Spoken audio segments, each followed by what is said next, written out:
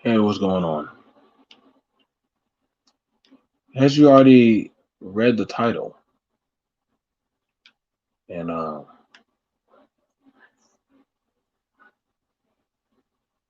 I put that up for a reason. As I look at the talking points of a lot of media sayers of the realm and all of that stuff, I can't lie to you. I'm kind of stoked. I'm kind of at peace with the stuff that's happening. What's going on? What's going on, Mo? What's going on, Mo? This is going to be a really good one, Mo. This is going to be a real good one. I hope. I listen. I am definitely for this one. I want all. I want all. I want everyone. I want them. I want everybody. Bring them all, Kelly. I want. I am definitely. I want the elation. I want the lockdown. I want the panic. I want everything we get. I want it. I want it. I've never been so turned on waiting for the end. It got me hot.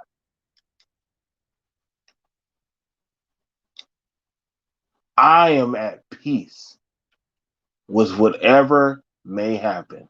And see, people are trying to tell themselves that, you know what, that maybe they're special or maybe something about them is going to save them. See, I know that. See, you'll say whatever you can or whatever you want to, pray or do whatever you can to hopefully want to not deal with what's happening. I am so turned on. Y'all share my stuff. Hang on, let me share this. I know I'm going to get censored. So let me go share it. Hang on, give me a second.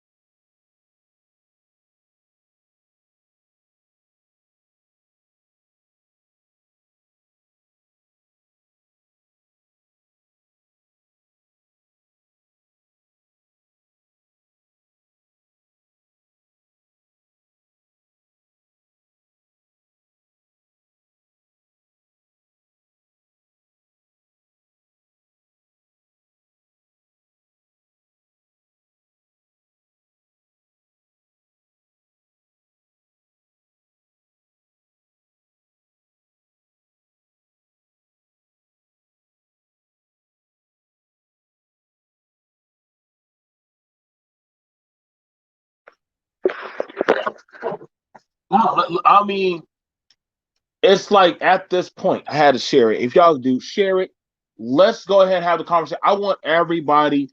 I don't care your gender, your race, your sex, your creed. I want everybody. This repertoire of caring for it doesn't even matter anymore. No. There is nobody coming this time. Oh, I this is honestly the soldier's death I have always dreamed upon. And I finally feel like we're definitely on that. We're definitely going there. And y'all like, oh no, BMT, you're over exaggerating. Oh, am I really? Because the way how they're trying to take it with food, what's going on, sweet Jenna? The way how they're taking it with food, the way how they're taking it with shutdowns, the way how they're taking it with a lot of stuff, ain't nobody above getting touched. Nobody's above being touched. And I like that because now the poor and the meek, nobody, they were so spot on. Whoever wrote that beautiful scripture, the meek shall inherit the earth. Oh, we're going to see the meek and the freaks and the weirdos and everything else. They're going to get it. And people are afraid. People are honestly afraid because they're afraid of what those people that they wrong are going to do. That's what it is. They're afraid of those that that literally they can't keep them under thumb and heel. What are they going to do? I'm at an elation of peace. You're not sorry, but the people out there in the world are not my problem. Man is inherently evil.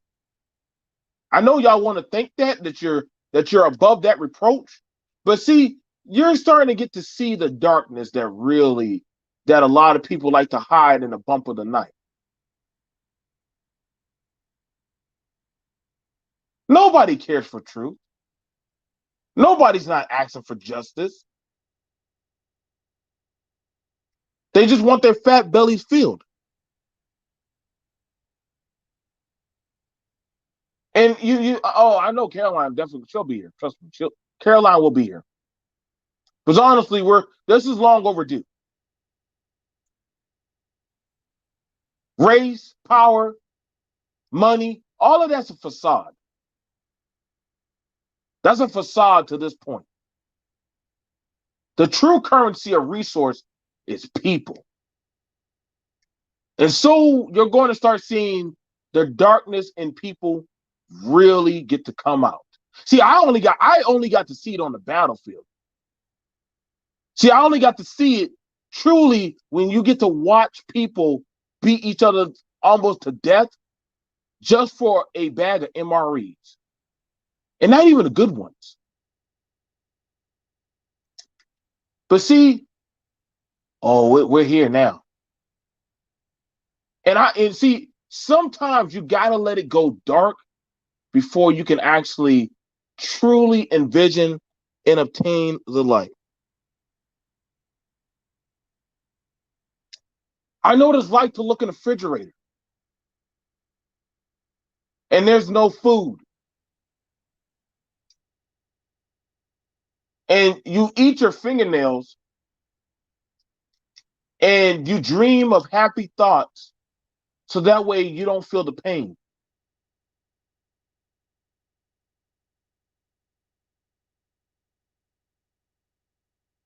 I know what it's like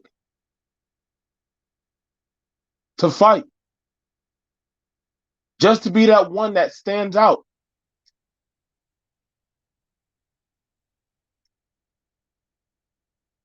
I've seen women sell their body just so that way their child would have some formula.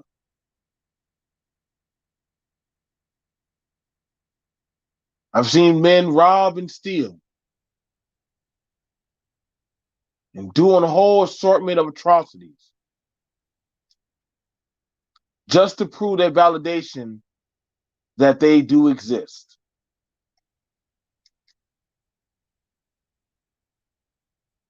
And you see, sooner than later, that's going to be your world just like it was my world. Oh, that racial stuff. Y'all worried about a racial war. That's small time compared to where we going now, baby. That ain't nothing. Y'all worried about divesting. You ain't got nowhere to divest now. The whole world is looking at a doggone lockdown. There's nowhere to go. A lot of y'all talking about what parties to join. Can we keep so-and-so in office? At this point now, we here. I don't know what you thought you were going. I like watching these little corny videos of men and women talk about sex and some fealty of loyalty in the home and everything. Those are cute little videos. They're very cute. They're very cute. Foolish but cute. And you see, the animals are worried about sex and breeding. Because see, that's normally what animals do. They worry about sex and breeding and stuff like that because they're no more than mindless beasts. Feed me, fuck me, breed with me, give me some trinkets, coins, and all that stuff. See, they're worried about the minuscule stuff. That's what animals do. You feed them, you let them fuck, and you let them die. And that's what they got them. That's what they got them pinged as.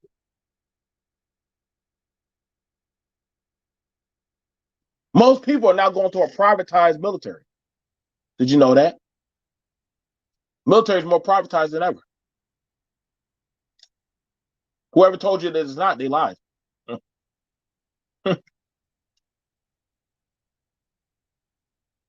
And there's no way to stop it.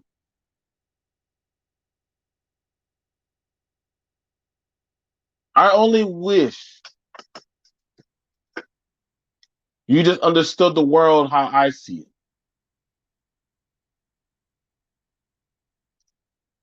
I mean, racism now it doesn't even matter. And you hear a lot of people saying that, I wish this person was gone, or I wish we got to handle this virus. No, man, this virus to me is a divine gift. I know y'all gonna think BMT is crazy, but I really think this this is not. This was sent to us for a reason. I'm so serious. Sometimes you need something to honestly put you on your butt to realize you're not the biggest apex in the world.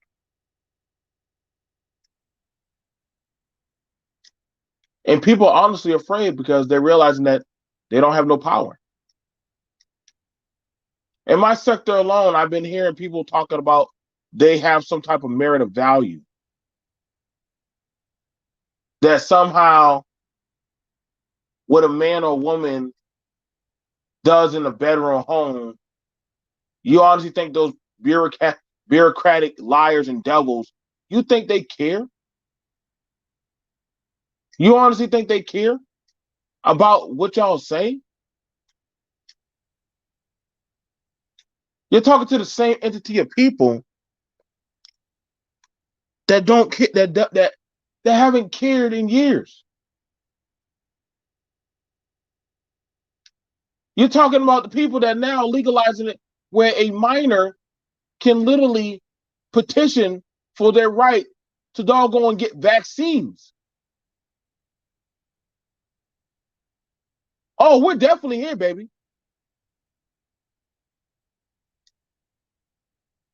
Whatever peace that you are trying to find, you should have found that long time ago. You think I care for the rights of certain people now? Nah, man, that's been done moved off the table. It's all about who got power. Who got power? The Pope done told you, hey man, hey, I approve of you being gay. I said, good job, Bill, good job, Billy. I don't know why y'all freaking out. The church been gay. Church been was gay. All them dang altar boys we done found out about. All them doggone girls, refugee girls that done ran away and got into all kind of foolishness and stuff. All the sex scandals that we done heard about the church. Now y'all all of a sudden y'all freak out about the Pope condoning sex. Like, man, get out of here, man. Now that didn't even blow my mind. I was like, about time. Good. I like it when people are just open about it. I think that's the most beautiful thing. Don't lie to me. Spit in my face. Say what you truly do feel. Tell me how you hate me. Don't lie to me. Just be real. I don't want you to accept me because you're forced to accept me. See that to me is a spit on my grave. I don't want that. No, no, no, no. I want you to hate me because you can. I ain't looking for you to like me. Not looking for you to accept me.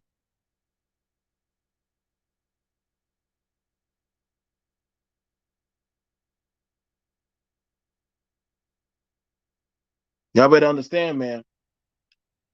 What's going to happen has already well been set in foot. And the key players, they're already being put in motion. You're hearing people argue about certain people coming into this country from their country.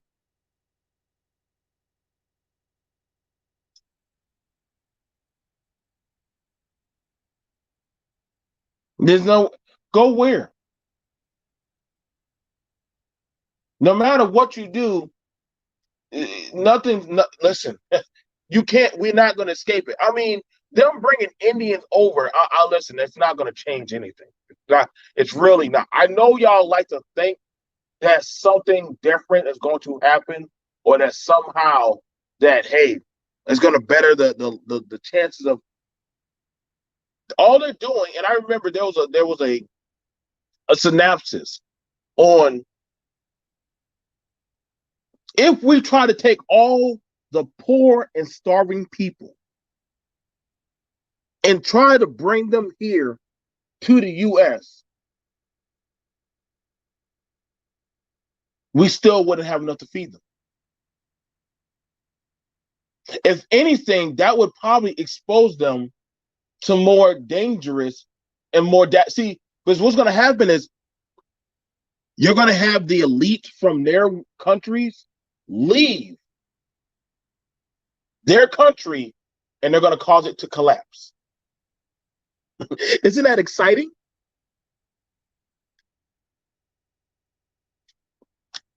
They're going to divest and leave their country and try to come over here.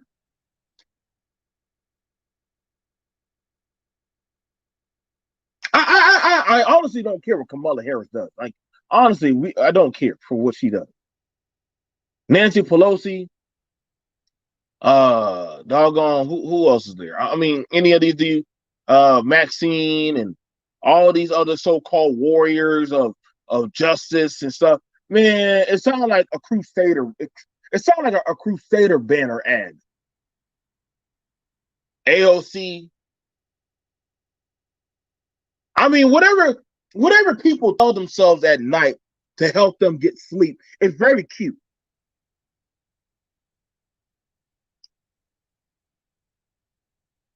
Oh, you're so right about that, Petra. It's a globalist reset.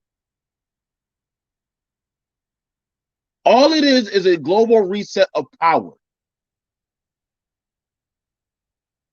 And who thinks that? I mean, literally, the the minuscule of of mom and pop stores. This lockdown around are going to collapse and probably die out.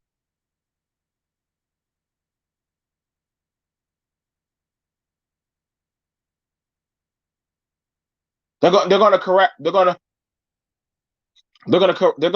to collapse and die out. And I get it. I said, okay, cool. All right, cool.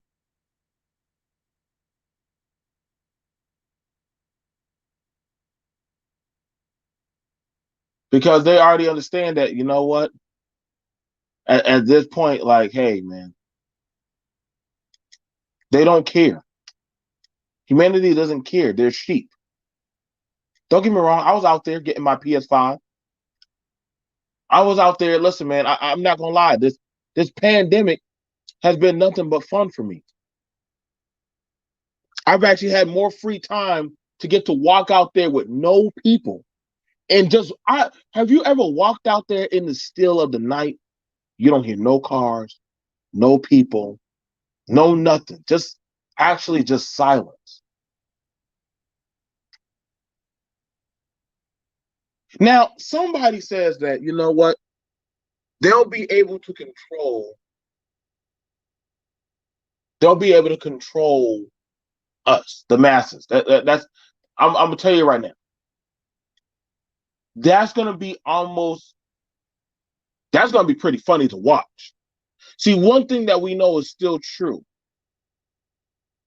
about about let's just say our kind. We don't do well when it comes to control. And see, we're going to see it where one force is going to reach another force. This is why I said, let it happen. Let it happen what's going to happen. Because, see, when you get enough of an extreme, this has been long overdue. Now, I don't want people to think, oh, BMT is inciting. I'm not inciting. I don't want people to make sure y'all put that in chat. BMT is not inciting. I'm only revealing to y'all how these things work of a re-terraforming of society. See, we're way over the deadline clock of the 200 mark. I'm surprised we lasted this long. It's pretty doggone amazing. But what you're going to start seeing from one soldier to another, you're going to start watching the survivalist bastard is going to start taking notice of the plays in the room. And you know what they're going to start doing? They're going to start being able to pick off the weak. And you're going to have people that are going to talk about, we should work together. We should be friends, my fellow man. Nah, no, no, no, no, no, no. See, by that time, talking is done. The talking is going to be done. It's all going to be about survival of the fittest at this point. And I'm actually I'm fine with that. Y'all think I'm joking? I knew very well what Donald was saying. The inner wolf in me understood him so well. It was not even funny. The anger and frustration all built up. The problems that we've been watching, the abuse of the system, the neglect of humanity. Oh, all of those things have been building up.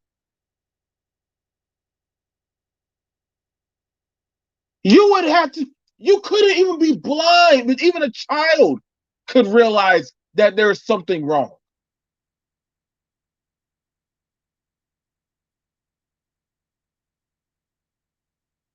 So you're going to definitely see it all come out, man. Let let society have their fill. Because I understand one thing is true. When you get tired of being tired, that's when you pick up a brick and you bust the bully upside the temple. And one thing is true about the American. One thing is true about us. We've never turned down a good fight. I'm so serious. Turning down a fight, it's innately not in us. All these people talking about money and all this little grandeur of stuff, it's not going to matter.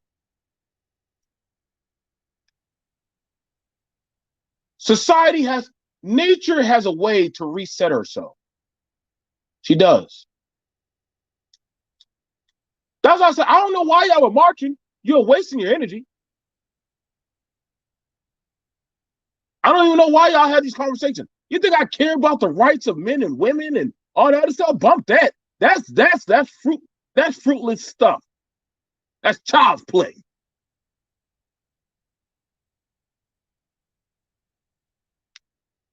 You're gonna see the reckoning.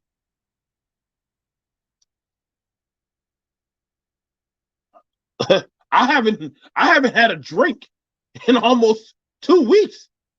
Who needs to drink when I'm having so much fun? Everybody's freaking out about about the president, not me. If anything, I was like, finally, I get my chaos. Finally, I get my damnation. Finally, I get everything. I see. I'm that type of conservative. I like the worst things to happen. See, I'm the type of guy. I like to see the kids touch the stove and burn their hand. See, I'm that weirdo. See, that's me. BMT is not the one to stop it.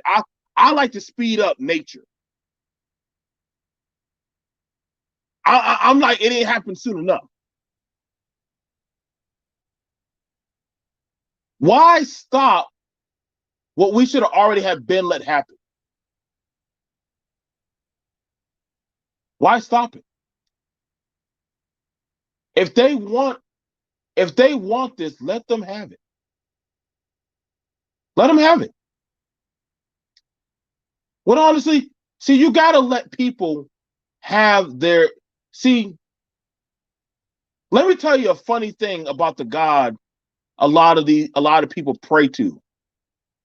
See, the God that a lot of these people pray to is the type of God, he doesn't mind when his children step out of line. What does he do? He lets them suffer. He says, I love you so much, I will let you have what you seek. And I'm saying, man, that is so beautiful. You'll let them do that? Yeah. You see, when you let them feel that type of pain, and then when they get back on the boat, you're like, we did it your way. Now we get to do it my way. And I want to see, now that we're doing it my way, we're not negotiating. Because I know you can't do jack shit without me. It's a fact. A lot of these people can't. A lot of these people are dependent on the system to feed them, clothe them, do for them. A lot of them are dependent on somebody coming to save them, teach them, preach to them, make them feel as if they have some significant port. I mean, honestly, if they would honestly turn off YouTube or turn off the internet for just one hour, this world would be in a panic. You saw people were freaking out that YouTube was off. I didn't even notice. I did not even notice that YouTube was off. I didn't even notice. I was so busy with my own life, I didn't even notice. Everybody went, oh, it's a conspiracy. The white coming in. I was like, that was a good one. That was beautiful. What they just proved to you is that I can play God with you at any time. See, that's how I would honestly challenge you. I would challenge y'all. When's the last time y'all went without the internet? When's the last time y'all went without any type of connectivity to the world?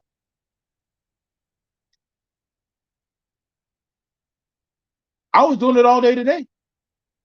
before I got back on, before I did a live. Heck, I was. You know what's crazy? I have yet played my Xbox. I have yet played that thing. I haven't played it yet. I'm literally making a bucket list of things I want to do during the lockdown. Isn't that so fun? I'm literally making a bucket list of things I want to do for the lockdown. ah, I'm so I'm so stoked. I am fine with whatever may happen or may come. Like I want everything to happen. I want I want everything. See, you only can take it serious is when you see everything go to crap. See, the only way you actually could probably kill off this type of thing is you would have to just go to the worst. You know what I'm saying? Like all the talking points about F family, damn, damn the man, damn the woman. I don't care for these people. All this stuff, yo, man. I am so stoked. Listen, you might want to make peace with those loved ones that you had so much smoke for. And if you literally say you don't need them, make sure you're able to swap. See, I want to make sure you can take that rag and bite down on it. So whatever comes, you make sure you hold that straight forward.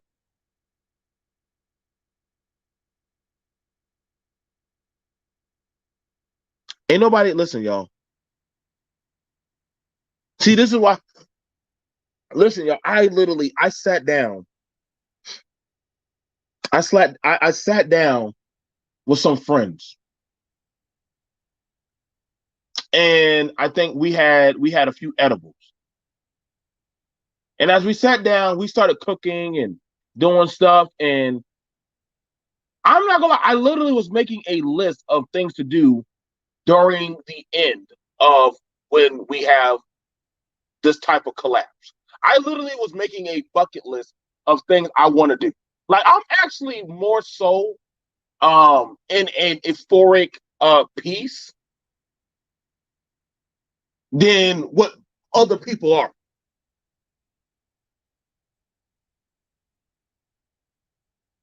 Like honestly, I don't know why people are freaking out. I honestly think that literally this probably might be the best thing that we need.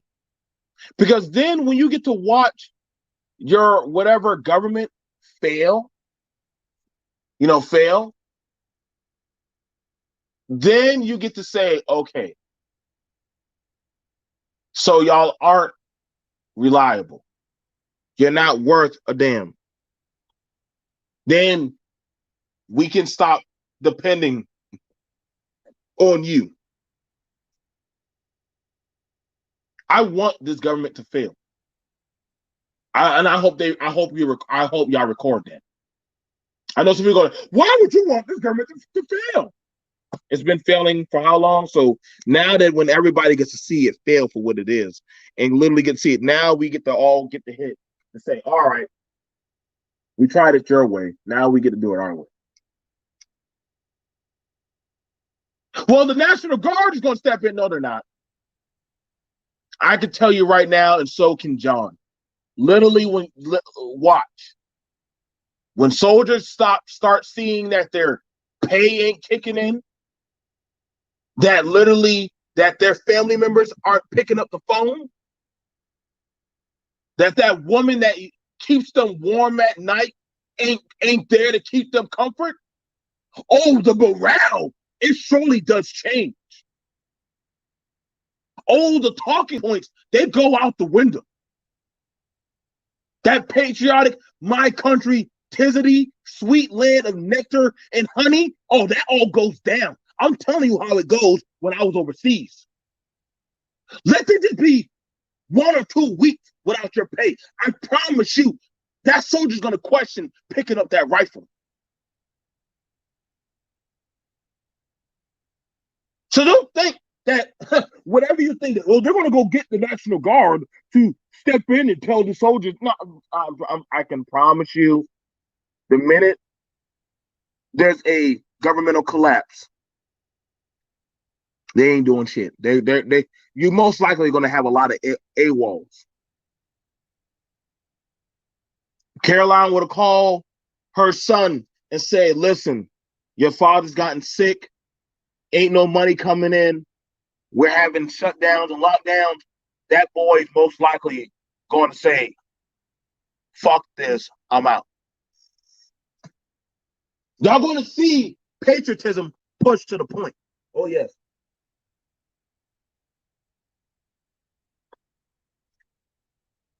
Y'all going to see the ugly and the anger in men. Y'all going to see that. Believe that.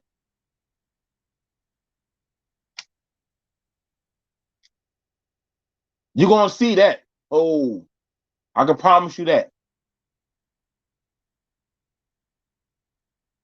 There's one thing very familiar is that when people get angry, they turn the anger on whatever that they feel is what's causing the problem.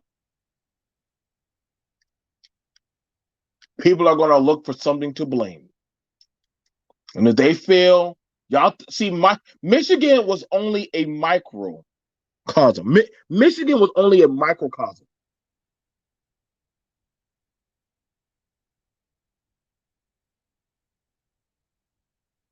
They were just only enacting what they were feeling.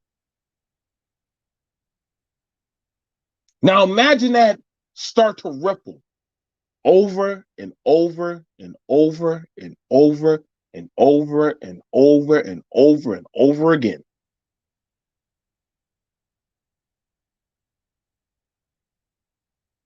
I'm trying to tell you right now, they'll you'll see it. You will see it. Ladies, I'm telling you right now, there is no shame in going back to your men and saying, "I love you. I'm sorry." Fellas, there's no shame in telling these ladies that, "Hey, I'm sorry." You see, whatever is coming with how people are trying to see right now, we're watching people are trying to jumpstart society. They're trying. But see, no matter how much they try to keep this heartbeat going, they know that it's not starting back up. They know it's not coming.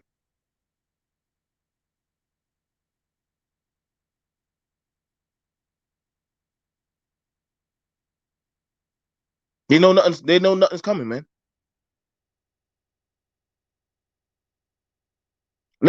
Everybody swears that somehow that everybody going to get back on their knees and serve and be it. I'm telling you right now, if ever there was a time to start making peace, you should already start doing it now. There's no shame.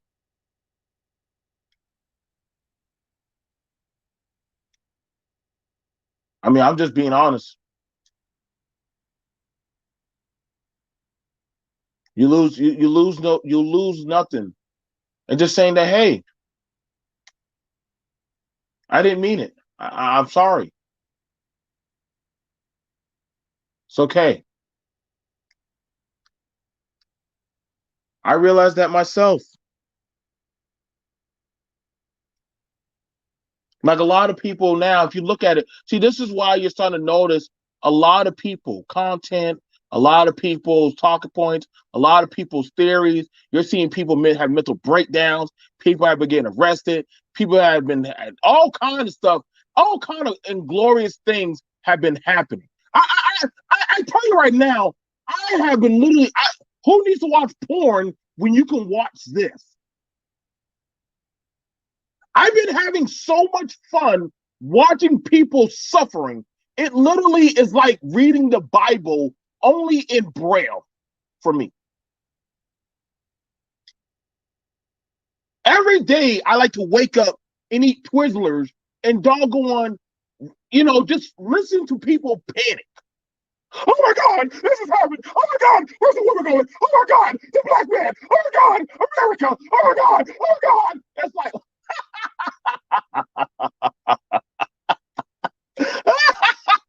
I'm just having so much fun.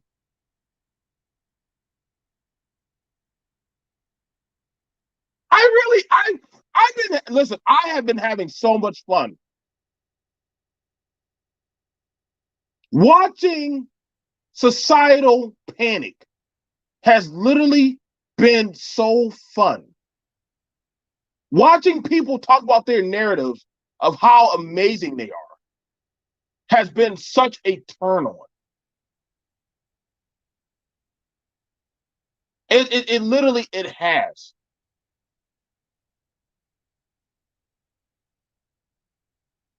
I was like, man, you can't pay. This is something like honestly, the fact that people think that the higher ups actually give a shit about your problem. When literally, shout out to one of them, they said, we're broke. We broke.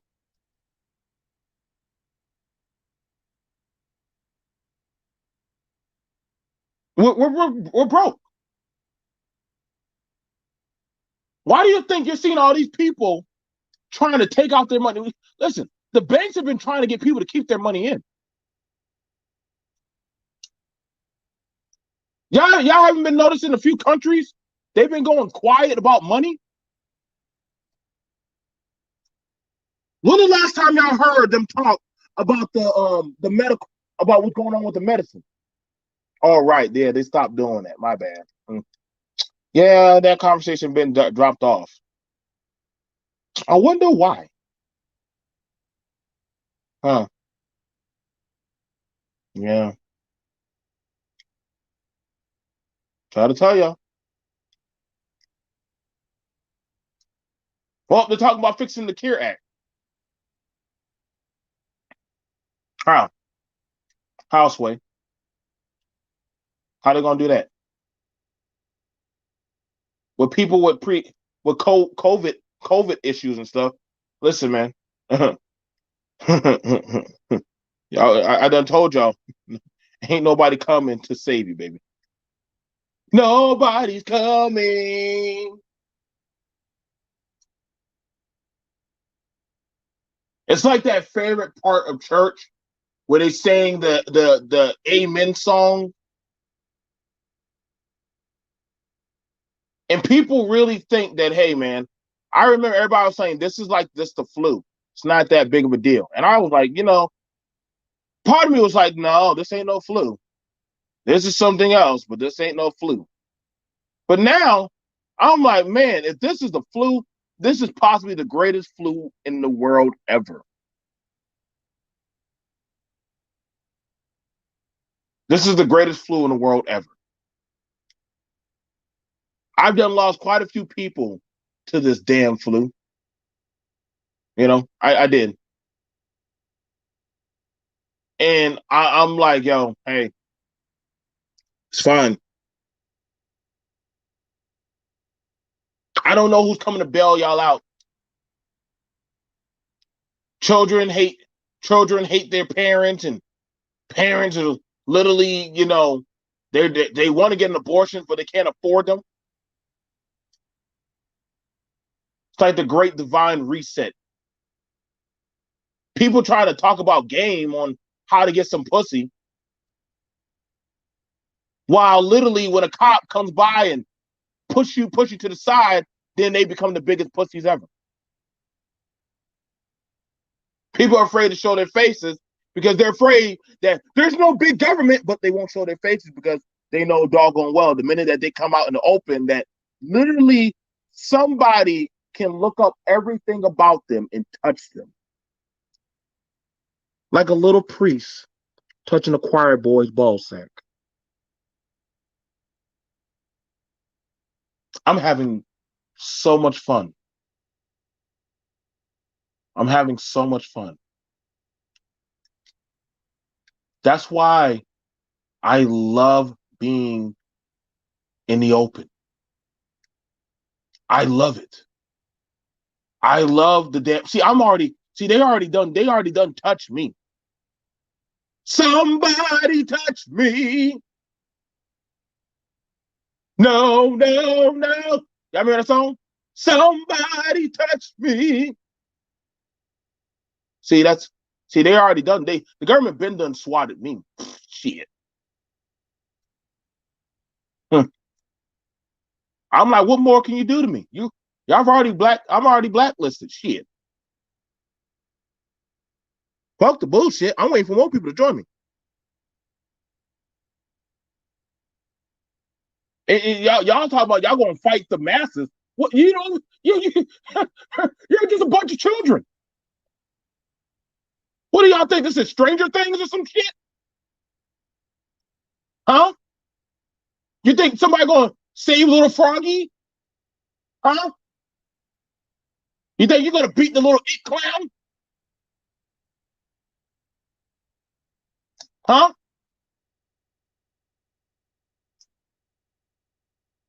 You know, we had a notable saying that we used to say, trailer trash poor is just like nigger trash. Ain't nothing different. You're both two pieces of trash in the eyes of society. Uh-oh. Don't worry. If they're gonna flag me for this, they'll probably will. Y'all didn't know that, huh? Oh, you thought you was special. You trailer trash and Negro trash kind of go hand in hand with goddamn wetback trash, you know. Because poor is poor at the end of the day. And don't worry, ain't that many people above that. Oh, I make 70K. I make 80K. I make 100 million. And I'm like, well, dang, why are you here on YouTube, dude? How do you have that much time to be here when literally even the richest men in the world are right now trying to figure out how to keep their stocks?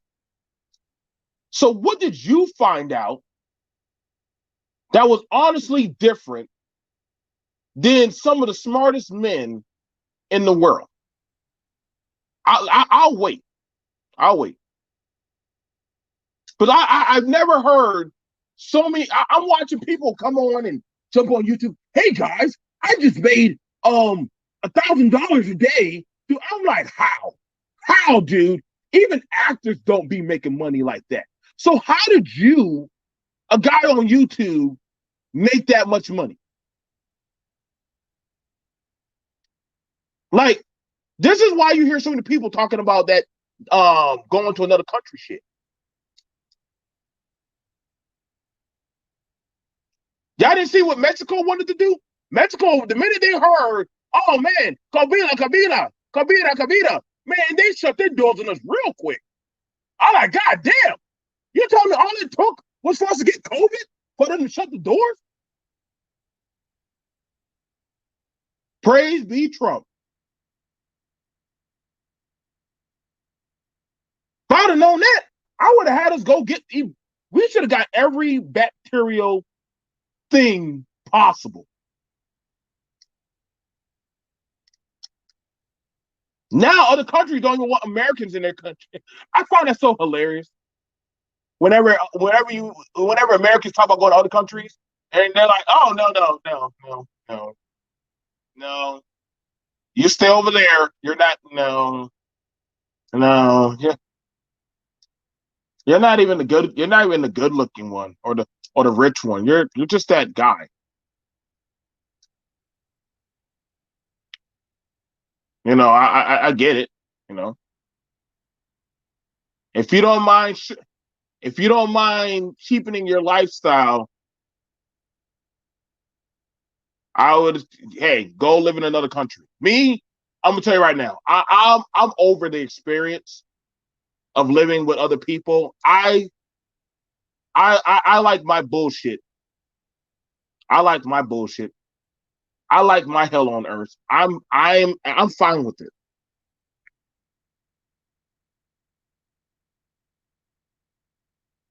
I am so fine with it.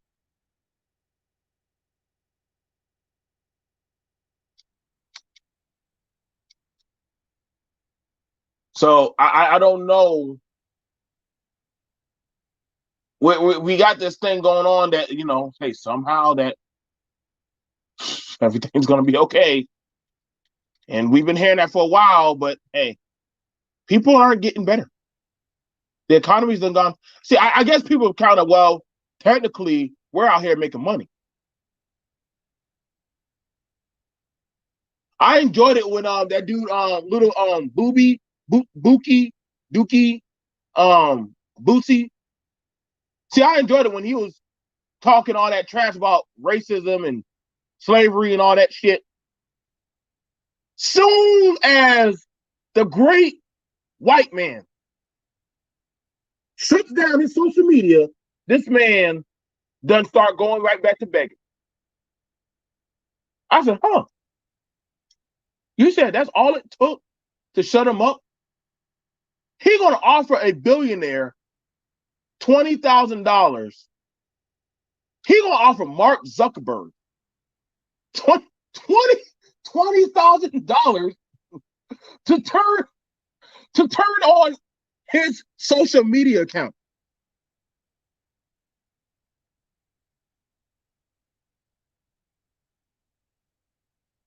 And I was like, wait, how do you what can you offer a man that has everything?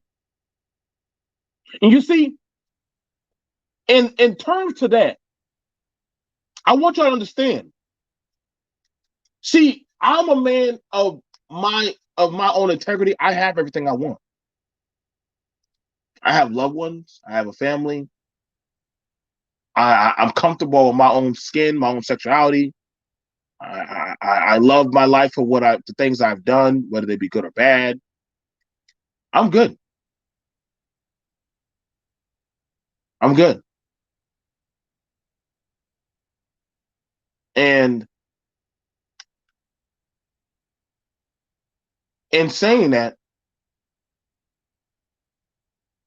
I would have to tell y'all that honestly, when a man or a woman has everything that they want and they're in a peace,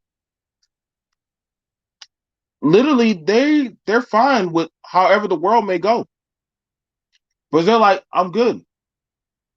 I'm good.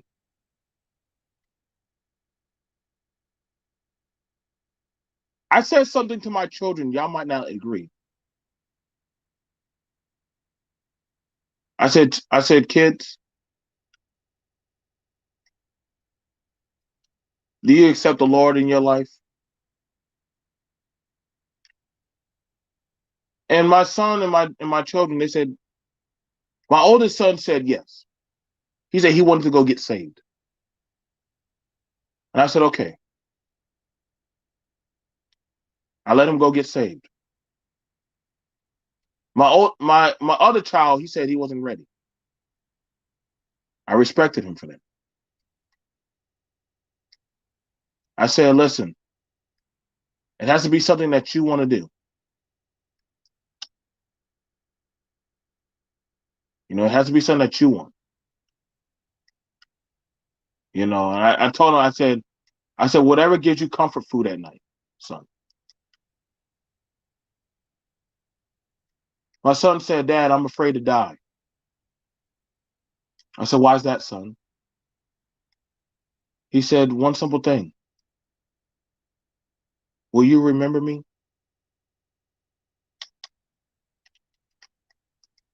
And I held him and I kissed him on his head. And I said, son, I do love you.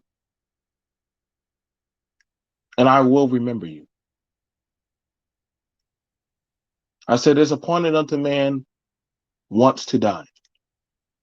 Now, this is a young man that literally is exploring and on the concept of death. See, that's the literally. See, that's the thing about it. Mankind is realizing the futility of his immortality. Now we're seeing that we can be touched.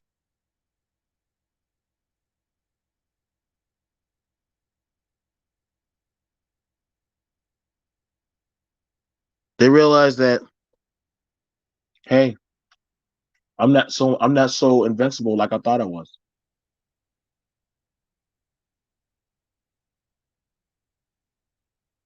And I'm like, it's okay. It's okay that you're not invincible.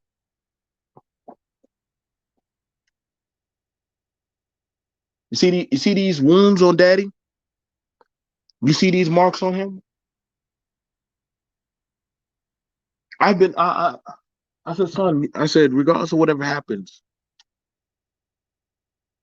you see, some people are afraid to go out on their own or go out alone.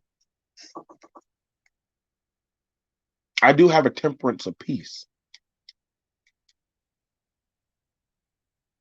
And whatever society or humanity is going to do, they're going to do it. There's always been a global reset. There's always been some type of global reset. When an empire falls, there has to be a reset. I know some people don't like that. That's not true. Yes, it is.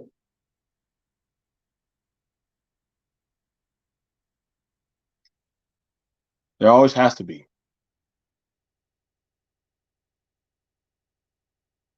And regardless of what, it's how you choose to live that moment. It's how you choose to live that moment. It's how you choose to have that, you know, that last say of peace.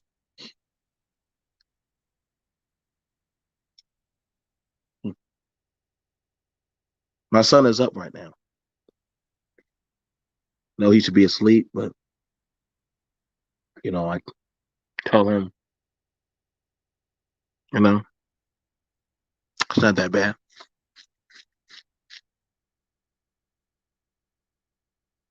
I tell that to all the people that I deal with.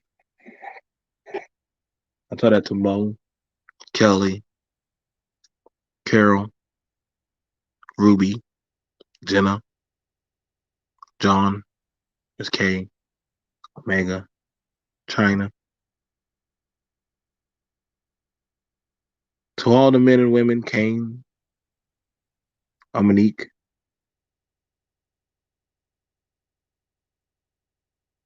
Action Potential. Be at peace. Be at peace.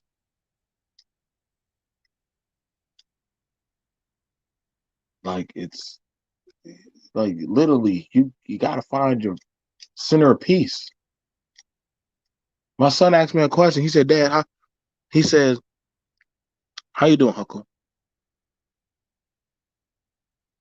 How do you find peace? Daddy, aren't you scared? Aren't you afraid? I said, son, I can't stop what may happen. I can't stop that, son.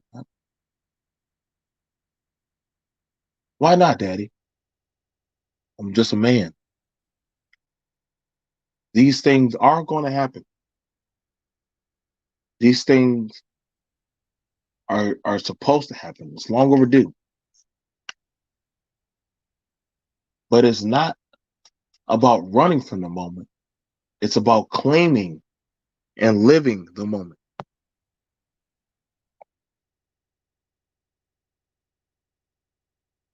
And literally when and literally and literally when you learn how to claim the moment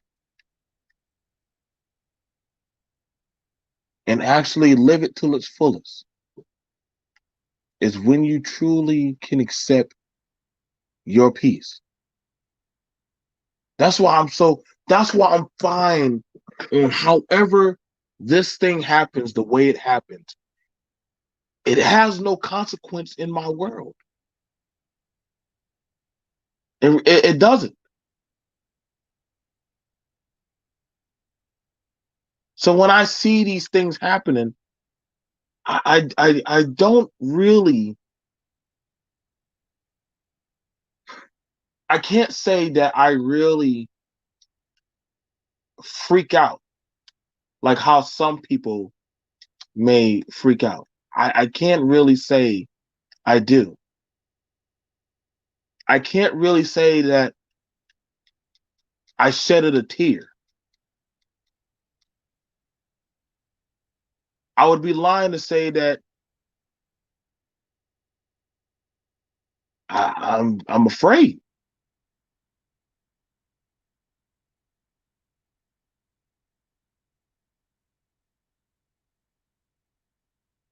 Like I get that, yo, things happen all the time, B. People are going to die in December. People are going to die in November. People are going to die in 2021.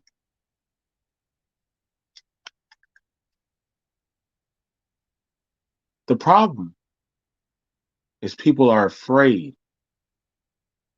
because they feel like they haven't hit their things in life that they feel like they should have achieved.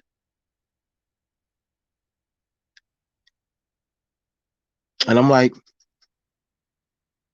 I get it. I do. I really do. But we got to go through it. It's like going through chemo. The chemo process is hard. It's hard. It's very. I remember watching my grandma go through her chemotherapy for dealing with breast cancer.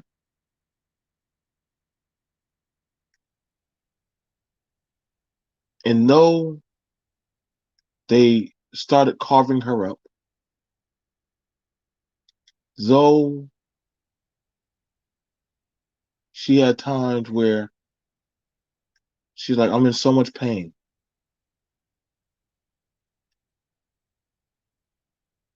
After a while, she was like, I'm at peace. And I'm like, I asked her one time, I said, Grandma, how you're dying?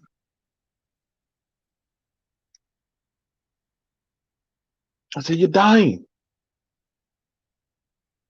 How are you? Where do you find peace in death? Where do you find peace?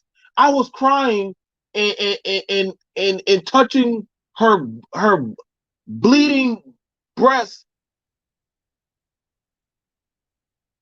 and I was crying and her blood was seeping through her shirt, and she was like, "Hush,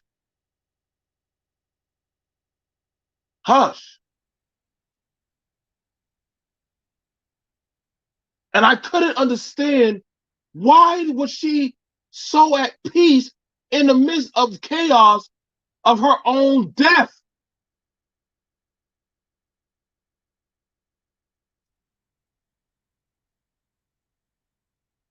She said, because I understand. She said, I understand, son.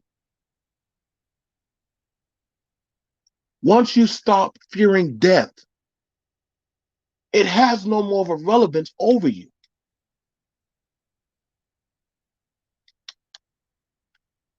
Don't fear the man that can take your life. You see, that's when the human becomes the most terrifying creature. When he's not afraid to die.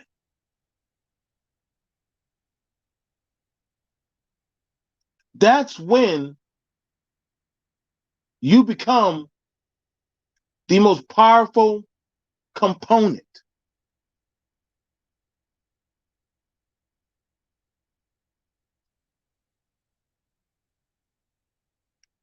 When you stop being afraid,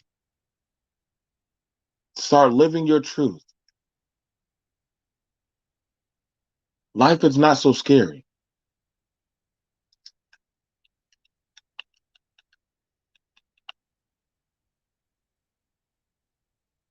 That was something I had to understand that. Now I've had my failures. I do.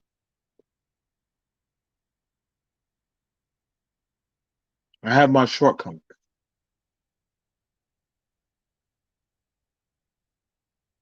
I have my days where I just want to fall my face flat on the ground.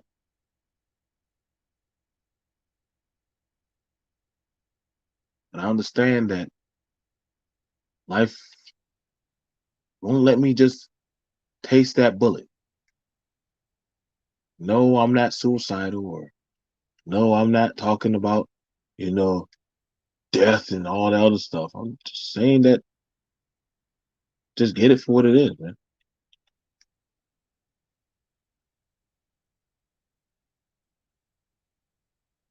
I do.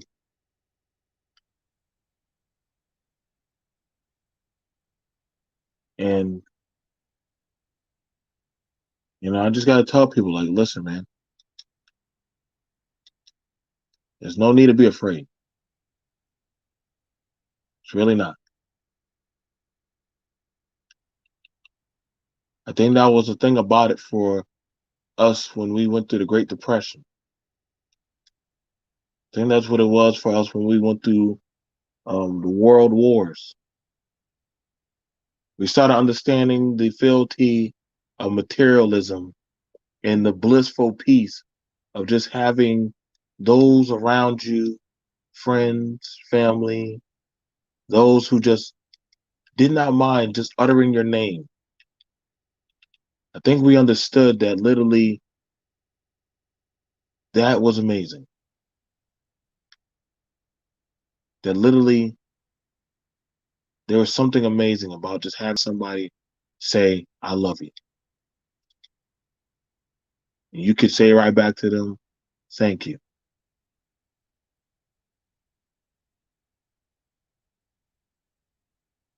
And because that you're in that tranquil state, because everybody gonna try to start telling you about all these MK Ultra and all this other stuff, and they can give you the information. See, this is like the person. See, it's like the people that will tell you, okay, so you know the information. Now what? Now what? You know, there was a paper that was given to me one time, and in the paper it said, if you can know the exact time you would die, would you want it? And I was like, no. Why would I want it?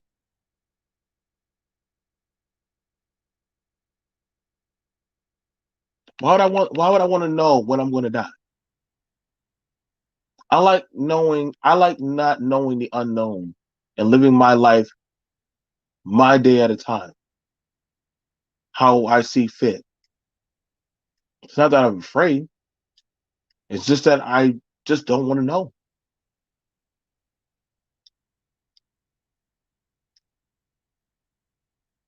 So I can open up the panel. Don't want to be a piggy. You know me, I just been in my own world. Huh.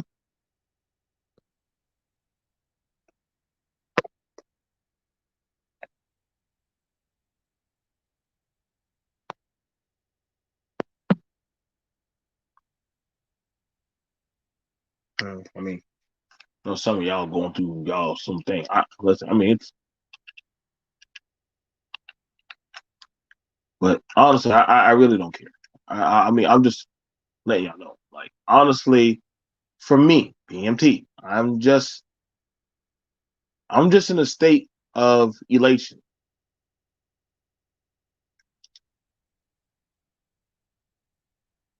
Like, I'm just in a state of elation. Like,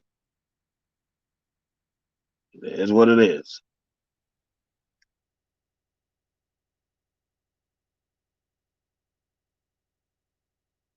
So, Just never was that big of a deal.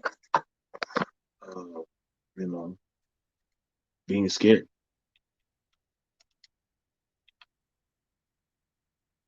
At first, I was nervous, but now I'm kind of like, huh, okay, cool.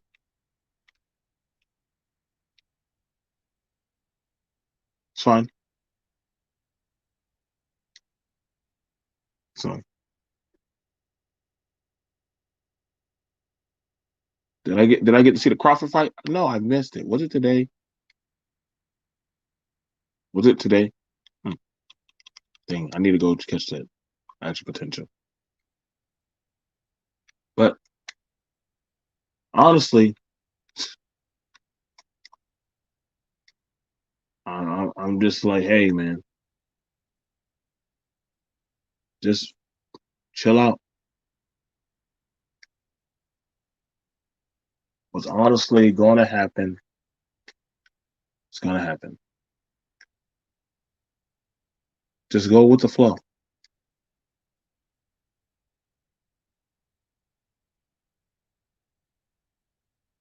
I have hydrocoat. I have hydrocophilus, spinophilia, a clubfoot, and a autoimmune disease, and I'm still here because of Jesus. God bless you, baby girl. God bless you.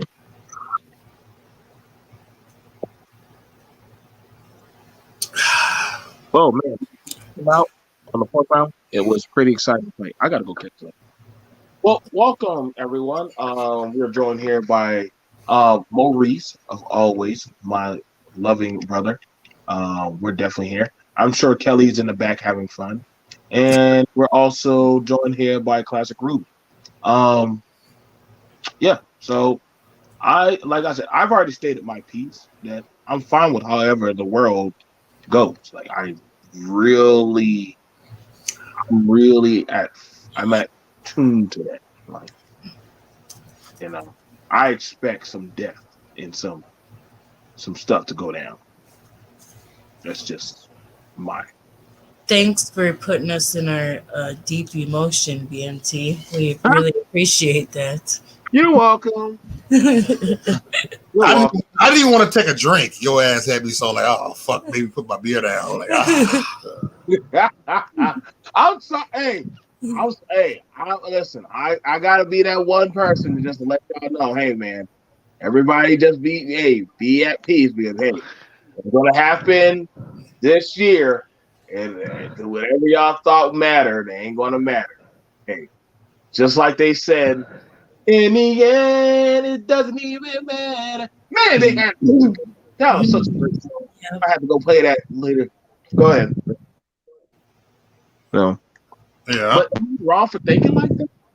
I'm like I said, I've already done have my near death experiences, so don't mind me. Weirdos like me, this is just kind of a Tuesday, so this is kind of a normal day for me. So, yes, and I'm okay with what's happening right now, man. Actually, it's crazy, right? Since election day, my platform has actually grown. It's crazy. I've been watching. Like, wow, man. I've been getting more followers, subscribers. It's just like, wow. And now people like actually leaning on me coming in. I'm talking a lot of conservatives and said, man, what are we going to do, Mo? Because I ain't gonna lie, I had isolated myself for like about a day and a half. I said, you know what? I can't let the people down. So I went back and told them, you know what? Life goes on. This life is not fair. And it is what it is. And Trump came in office to expose the globalists, to expose people. And we got to go ahead and do our part. And I told them to get their ass up. And I've been encouraging people. People are coming up. It's like, whoa, man. It's just been growing, man. It's actually it's like a blessing, though. You know. See, things work out for the things work out for a reason. Yeah. You know? Well, okay. I have a question. Yes. And I mentioned it on our news show tonight. It's not for you, BMT. It's for Mo, since he's here. Hey, Mo. What up, how you doing? Pretty good. Good to see you. It's been a minute. Yes, I know. It's funny you said that, and I'm like, like, you can ask Kelly. I'm here, like, I've been there for like a lot of the night shows in the last few weeks. But then I know, because you're like always caught up in the discussion, because I show up at like 3:00 in the morning my time. So oh yeah, when I fall asleep. yeah. Actually, honestly, you probably are asleep. Because Kelly's the one who's like, okay, I'm going to the store. I'll be back in a second. So Well, almost 13-hour panels I've been doing. 10-hour panels. I fall asleep. She take over the second half. Yeah, exactly. And I show up in the middle of the night. But okay. So, I mean, obviously politically, I hyper disagree with you, but I would like to know, because I played a little clip of it on my show, because we were talking about just kind of the Million Mega March, and then I was like, well, here's what a conservative feels about this march, and then here's what the Democrats feel about it, and played the pancakes and whatnot that they were doing to mess with the tag. So I guess my question is, why do you feel, because you said it, right? I mean, I'm not like extrapolating for people who haven't seen the video. I'm not an asshole. But why do you feel that the Million Mega March is more important than the Million Man March? I mean, I understand why maybe white people would say that. And this, to me, it does come down to a race thing, because regardless of what your political ideations are, I don't understand why you think it's more important than the Million Man March. Okay, because I remember when the Million Man March first came out, I had my coworkers, some big old pro-blacks, like, hey, man, I'm catching the bus down there. I'm going down there. And you going down there? I said, I really don't give a damn about them Jesse Jackasses and them Al Sharpers and them Farrakhans. They talk out their asses. I really didn't give a damn about. I mean, I thought a lot of the black community was fake. I felt that way, especially the speakers out there. I wasn't feeling what they were saying. That's way before Trump. To me, it wasn't that important. To me, it was. It may be important to them, but to me, the reason why I feel it's more important. But like, how old were you then? Like, you're not that old to me. I'm like, weren't you like maximum like 20 years old? Like, I remember in what year? What year was that? Because I remember it had to be 23 years old. It's like 1995. Okay, I was 23 years old. I was 23. I'm 48 now. Don't let her age shame you, Mo. No, I just, because he, like, the way he was speaking about it, I'm like, well, okay, to be fair, at 15, I gave a shit about all of this stuff a lot less than I care about it at 36, right? So I'm like, well, how old were you in 1995? Like, how invested were you already in, politics and, identity and all of that stuff? So that was one of the questions I wanted to know. And I did actually even say it on my show, but sorry, please continue. Because I actually really want to know and understand. Because I really never gave a damn about them Jesse Jackasses and them Al Sharper. I thought they were all crooks. I even saw the speakers. I really wasn't feeling them. I really wasn't like, And people like, do you vote? No, I don't care about none of that. I really didn't care because I didn't feel them. I didn't feel that they were really for black people. I felt they were identity politics. I just felt they wasn't for me. It was just something that I ignored. I didn't care about.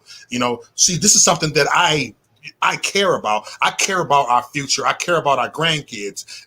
Not shitting on a million. I mean, fuck it, I am shitting on a Million Man March. But but this is fighting for our country. To me, this is more important than that. If you rewind, yes, everybody stood up. They feel like with somebody, but no, we gonna lose our country. God damn it, we gonna if we don't stand up, who will?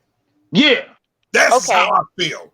So okay, and I get that, right? But like, I mean, as far as what I've heard you say, at least, as far as things that are like important to you in your belief systems, I feel like the message overall, like, for African American people, I hate that term. I think it's stupid. So I'm just going to say black from now on. But for black people, wanting to improve the condition of black people, for, instilling the sense of personal responsibility and accountability. It's not on everyone else to fix us. It's on us to fix us. It's on us to develop that sense of self-pride and self-worth, and to work on ourselves, our families, our community. So I mean, I don't know. Like, it doesn't seem like it would be something you would necessarily disagree with, based on, what your belief systems are now. Mhm. But also, I mean, and maybe this isn't all that important to you, but like to me, like I understand that overall, if the overall country, let's say, you know, shatters and dies, okay, that's a terrible thing. But like to me, it would be just as equally terrible for me if Black people died off because I'm Black people. So then I become an endangered species.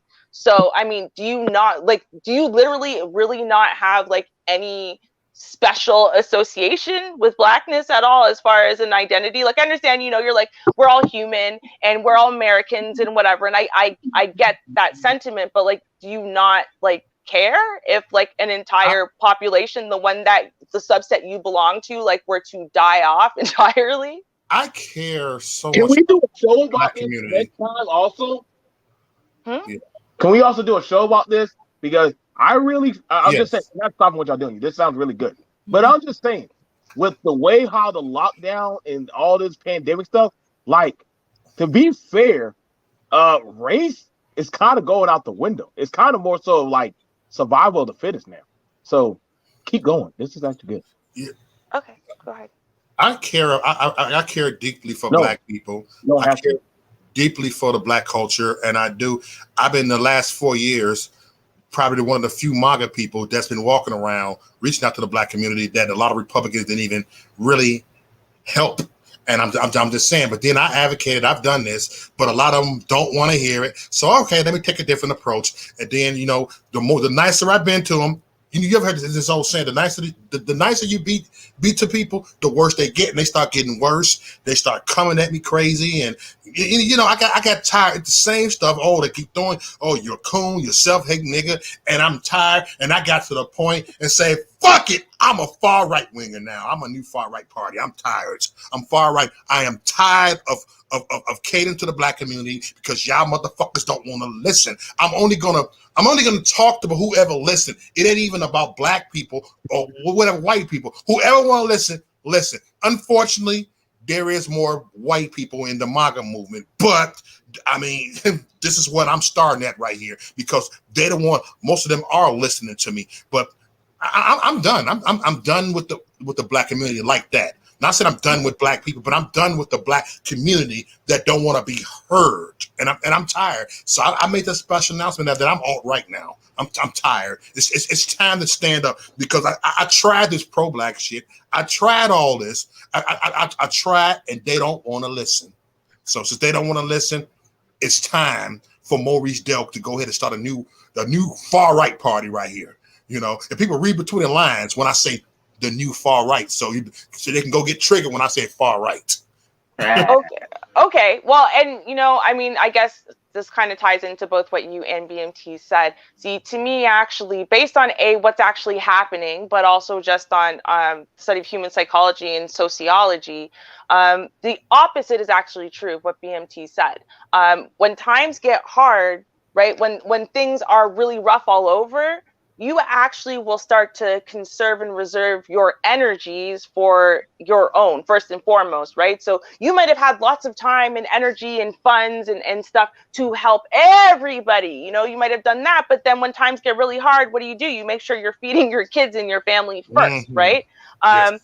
So when resources get limited, our circle of concern shrinks. So now that being said, right, the second thing is that we do have to realize, like, okay, there's racism, but then there's just which is, you know, drawing negative connotations, but there are natural ways our brains just stereotype people because it's made to do that. Our brains are naturally made to do that. So we're actually naturally made to like and to trust, automatically want to take care of, automatically people who we recognize, i.e. people who look more like us, people who look more like our families, so on and so forth. So the harder times are, the more likely it is that you are going to fall back on that natural instinct. And if you got to say one person between, you know, 3 different people and all 3 are from different ethnicities, you're going to pick the one that looks most like you.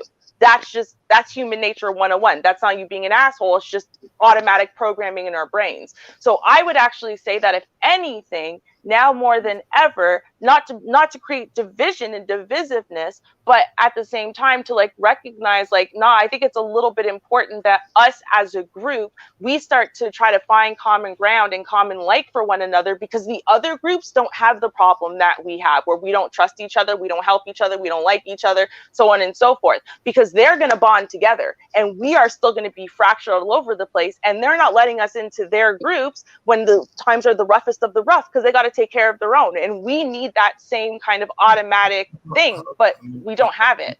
No. I think that's a little. I just want to say one thing. I think that's a little overrated when you know, the statement that you made when it comes to white people in an aspect that, you know, it's not like we don't get thrown out of the party. It's more of a money thing than it's a you look like me thing. You know what I mean? Like, that's socialization, though. I'm not talking about socialization, because if they take away money, right? It's like if they take away this whole entire society we've got, where you can capitalize and profit and big tobacco and big this and big that, and shit's at the roughest it's ever been, then what you're using are your natural instincts. So I'm not talking about how we've been socialized. I'm not talking about capitalism. I'm talking about our natural innate human instincts for, you know, grouping ourselves and survival. Right? Because you think about it, 10,000 years ago, you were very unlikely to see people who didn't look like you. And if you did see people who didn't look like you in your tribe, they were probably there to rob and kill everyone, so that way their tribe could benefit from that. So it was a natural instinct for you to look at notice that this person doesn't come from your tribe, and then to be like, nah, I'm not helping you. I'm gonna attack you, or I'm gonna trap you, or whatever, because you must mean us no good. Right? So, I mean, I'm just saying this is how we evolved. We didn't evolve out of these natural instincts. We're socialized out of them. We're socialized out of saying, hey, just because this person doesn't look like you doesn't mean they're not part of your tribe. But it's still built in there. but how do we call that when there's so many biracials? I mean, how would we divide that down the middle? That's the that's the problem. You And if know, you ask biracial people, you can ask them. I mean, as a light-skinned person who's not biracial, I can tell you I have that issue where I'm not accepted by white people. White people don't look at me and think my mama must be white, but black people do. And both groups don't necessarily accept me. I have people in my own community, in my own family, that reject me because they assume I must be half white, and they reject me. Like, I'm not part of the group. They have to get to know me to say, oh, you're right, you are Jamaican. Okay, come on in. Right? It's not an automatic thing. Their automatic instinct is be like, oh, good, one of our girls. Whereas in my best friend, oh yeah, she's right in. My mom, oh, she's right in. Me? No. So white people treat me good. Oh my God. White people treat me good. I keep me a lot of white friends. Of course they treat you good. That's all. I'm not talking about treating. I'm talking about just because they think that you're a great person, you're a nice person. Hey, I got to know you. You're cool. You're my friend. You're my best friend. One of my best friends is white. But what I'm saying is, it's that automatic group membership. I look at you, and you and me, we the same folk. You know, maybe we have cousins in common. You know what I mean? Oh, we must have a culture in common. We must have a language in common. That's what I'm talking about. Right. I agree with that. First off, shout out to all y'all on the panel. What's up, BMT? How you doing, bro? Hey, what's going on, Zach? Hey, what's going on? Who the Z? What's his name? Yeah, that's Z. That's Yeah, Mike. Okay. Hey, Z. Oh, that's Mike. That's you simple. doing? How you doing? Oh, How that's you doing? good, man. Get your little cracker. What up, man? Come on, brother. You can't cut me out like that. You can't do me like that. You try to Can't come do on me like that. Yeah, I'm just coming through, man. You know, I'm just getting off work, and you know, I see BMT going live, so I had to come through, show my support. I mean, I heard a little bit of it, but not a lot. So This gonna be a good one. This gonna be right now. We're now going into the communal side, and just so pretty much the premise is this. So right now we're going into a terraforming state right now of pretty much the lockdown, and pretty much a lot of people they're now getting forced into decision making of who they want to roll with, who they want to be with, who they want to love with, mate with, or just actually how they want to die. Literally, this is it. Now, my speculation is I'm fine with it because honestly, all the talking points I'm watching, all the remedial conversations and stuff. See, they're losing their elasticity because honestly, when the lockdown happens, then you truly get to see the true nature of man. See, Yeah. man inherently is evil in my book. I'm just being honest. I'm just No, telling you. no, I'm just no. being But you know what, BMT? Not to cut you off, brother. I get what you're saying. I just got out of work, so it's raining over here. But I agree with you. This is gonna separate boys from men as far as black men. If it comes honest. to vaccinations and if it comes to everything is shut down, literally, what are you niggas gonna do? You see what I'm saying? So because of that, I don't feel bad for these niggas. I really don't. I want to see who can really compete, who can really have things in order, and who's just talking shit. Let's be honest. I agree. I agree. You're Wait. going. Hold on. So see, because to me, oftentimes, right, people who don't have their shit together, there might not be independent entities. So, hey, I want this person to fail because they talk a lot of shit trying to front for the gram or whatever. But hey, that means their kids starve and are homeless and are going without boots in the winter while they're homeless in a tent. That's what you're hoping for? No, no, no, no, no, Ruby, you don't understand me. Who said Let me make yeah? myself. Hold on, wait. Let me make myself clear. I get what BMT talking about because we have these conversations all the time. He had too many panels where he broke this shit down pretty much months ago, to be honest. But people miss it. Ain't that a nigga for you, right? Right? Okay. So the thing is, I feel like a lot of people have this in the box type of mentality where they think a certain way and I gotta be black and I gotta be real and down and I'm this and that. That's bullshit. It's all about tangibles. It's all about outcomes. It's all about you doing what you have to do for you and your family, for you and your priorities. Be responsible. If you're not doing that, you're just the average nigga. Period. It might hurt, but that's the truth. I'm sorry. That's the truth. Now, Okay. so let me ask Carol. You know, we have Carol. But Welcome to the wait. Can I Ruby. just ask one question really fast though? It's already the Please. Ruby show. It's already the I know, Ruby. just one question. I promise. One question. I just Fine. want to follow up. Okay. So the question is though, them having their real lives all kinds of fucked up from this point, how the hell does that change their social status on the gram or on YouTube or whatever? Because if they're lying now, they're just gonna keep lying. It's not like you're gonna see them suffer. It's not like you're gonna see their kids starving. It's not like you're gonna see the evidence of any of that. You don't see it now. They're fronting. So what difference does No, that actually make? no, Ruby. I get where you're coming from. I get what you're saying, but unfortunately, black, so-called black people, not all of us are the same. Let's be real.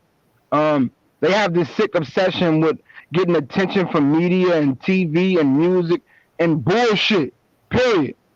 And because of that, this is what you see.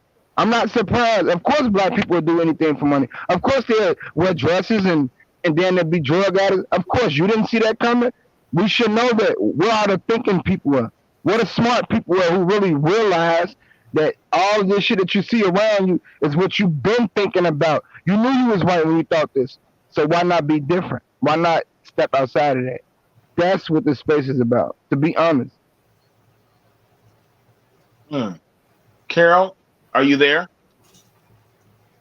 I'm here. Well, here we are, dear. We're finally here, and Yeah, I'm excited. Why? What's wrong? This is what we've been talking about all these times. We it had a lot of is. I conversations. mean, this is like the culmination of, what we were trying to sit down and talk to people about and try to bridge that gap between, you know, one side versus the other and help everybody to see that it's not about sides, it's about survival. Period. It's about people understanding that we are not the enemy, you are not the enemy.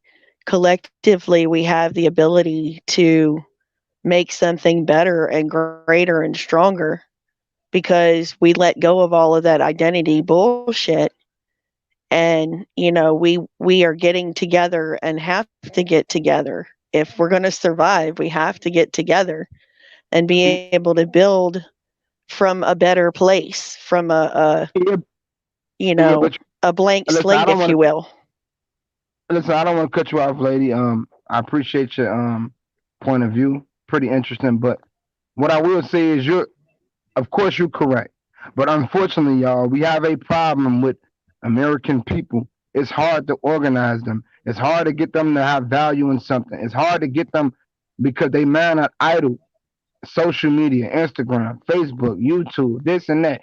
Going like the only thing we can do is meet intellectual people who can compete. We're talking about people with high IQs. I'm sorry. And that might be difficult. It might be 13% of us. You're not going to save everybody in this. It's over with. America is done. These people love lust and vanity too much. Literally. Look how people act on the internet. Look how they talk. Look what they look at their values. They don't even care about nothing. Average people who really just say, "Oh, I don't give a fuck. It is what it is." Those type of people. And some of them got jobs. Some of them go to. It doesn't mean nothing. The whole thing is, this country is pretty much a wake up call because you had people before us who would have had this issue in check. This is why we have the laws we have now because those people were organized. They were smart enough to have value on certain things that they all believe in, certain things that they all stood for, and those are conservative value. It sounds crazy, but it's true. That's the point. Mhm. Yeah, but okay, let's talk a little bit about the identity thing, right? Because there's just the reality of again the way the human psyche and sociology works, and then there's socially constructed identities of race, and particular traits that are slapped on those identities. Um, for the most part, right, all of these different groups and subgroups did not slap themselves with these identities and are not, forcing themselves into negative corners with those identities. That isn't the way that began. So at the end of the day, what it comes down to, I guess, is that we can say, oh, well, we need to get over that and try to work together and whatever. But ultimately, what it comes down to is the very powerful, oftentimes very influential groups that wanted those identities to be slapped on these different groups don't want that to go away. And so when the smaller, less powerful groups say, okay, yeah, sure, we're all going to work together, then what ends up happening is that's exactly what they do. And they contribute equally. They put their all into it. And they think that, hey, yeah, everything's changing now. And then you know what? At the last second, they're going to be booted out, kicked to the curb, screwed over, something like that. So that way, those more powerful, more influential people who wanted those negative identities to begin with get to benefit. And that's what ends up happening invariably. So it comes Well, down to not changing this on a little people level. It comes down to changing it on a bigger people level. hold on, Ruby. You said something interesting. I get what you're saying. However, at the same time, if you understand nature of human beings, okay, all groups work in the best interest of their people. That's just proven fact. Ain't you gonna take care of your children? Ain't you gonna do what you have to do for you being a woman for your children? Of course you will. So with that being said, we shouldn't be surprised that the dominant society has the narrative. They have the influential power behind them to pretty much control society in a narrative. And this is why you go on Facebook, this is why you go on Instagram, this is why you look around and you see shit on the information highway and you think the way you do, but you don't have to. The whole thing is we dealing with genes at this point. Let me break this down. This is why the manosphere told these women to stop procreating with low IQ men because you're gonna have a bunch of kids that pretty much represents chaos. What you see, you just seen Lil Von lose his life, the little rapper dude. He from Chicago, I'm in Chicago, threw his life down the drain for nothing. And guess what? The whole world is watching it. Procreate with decent, you know what I'm saying, consistent, legitimate men.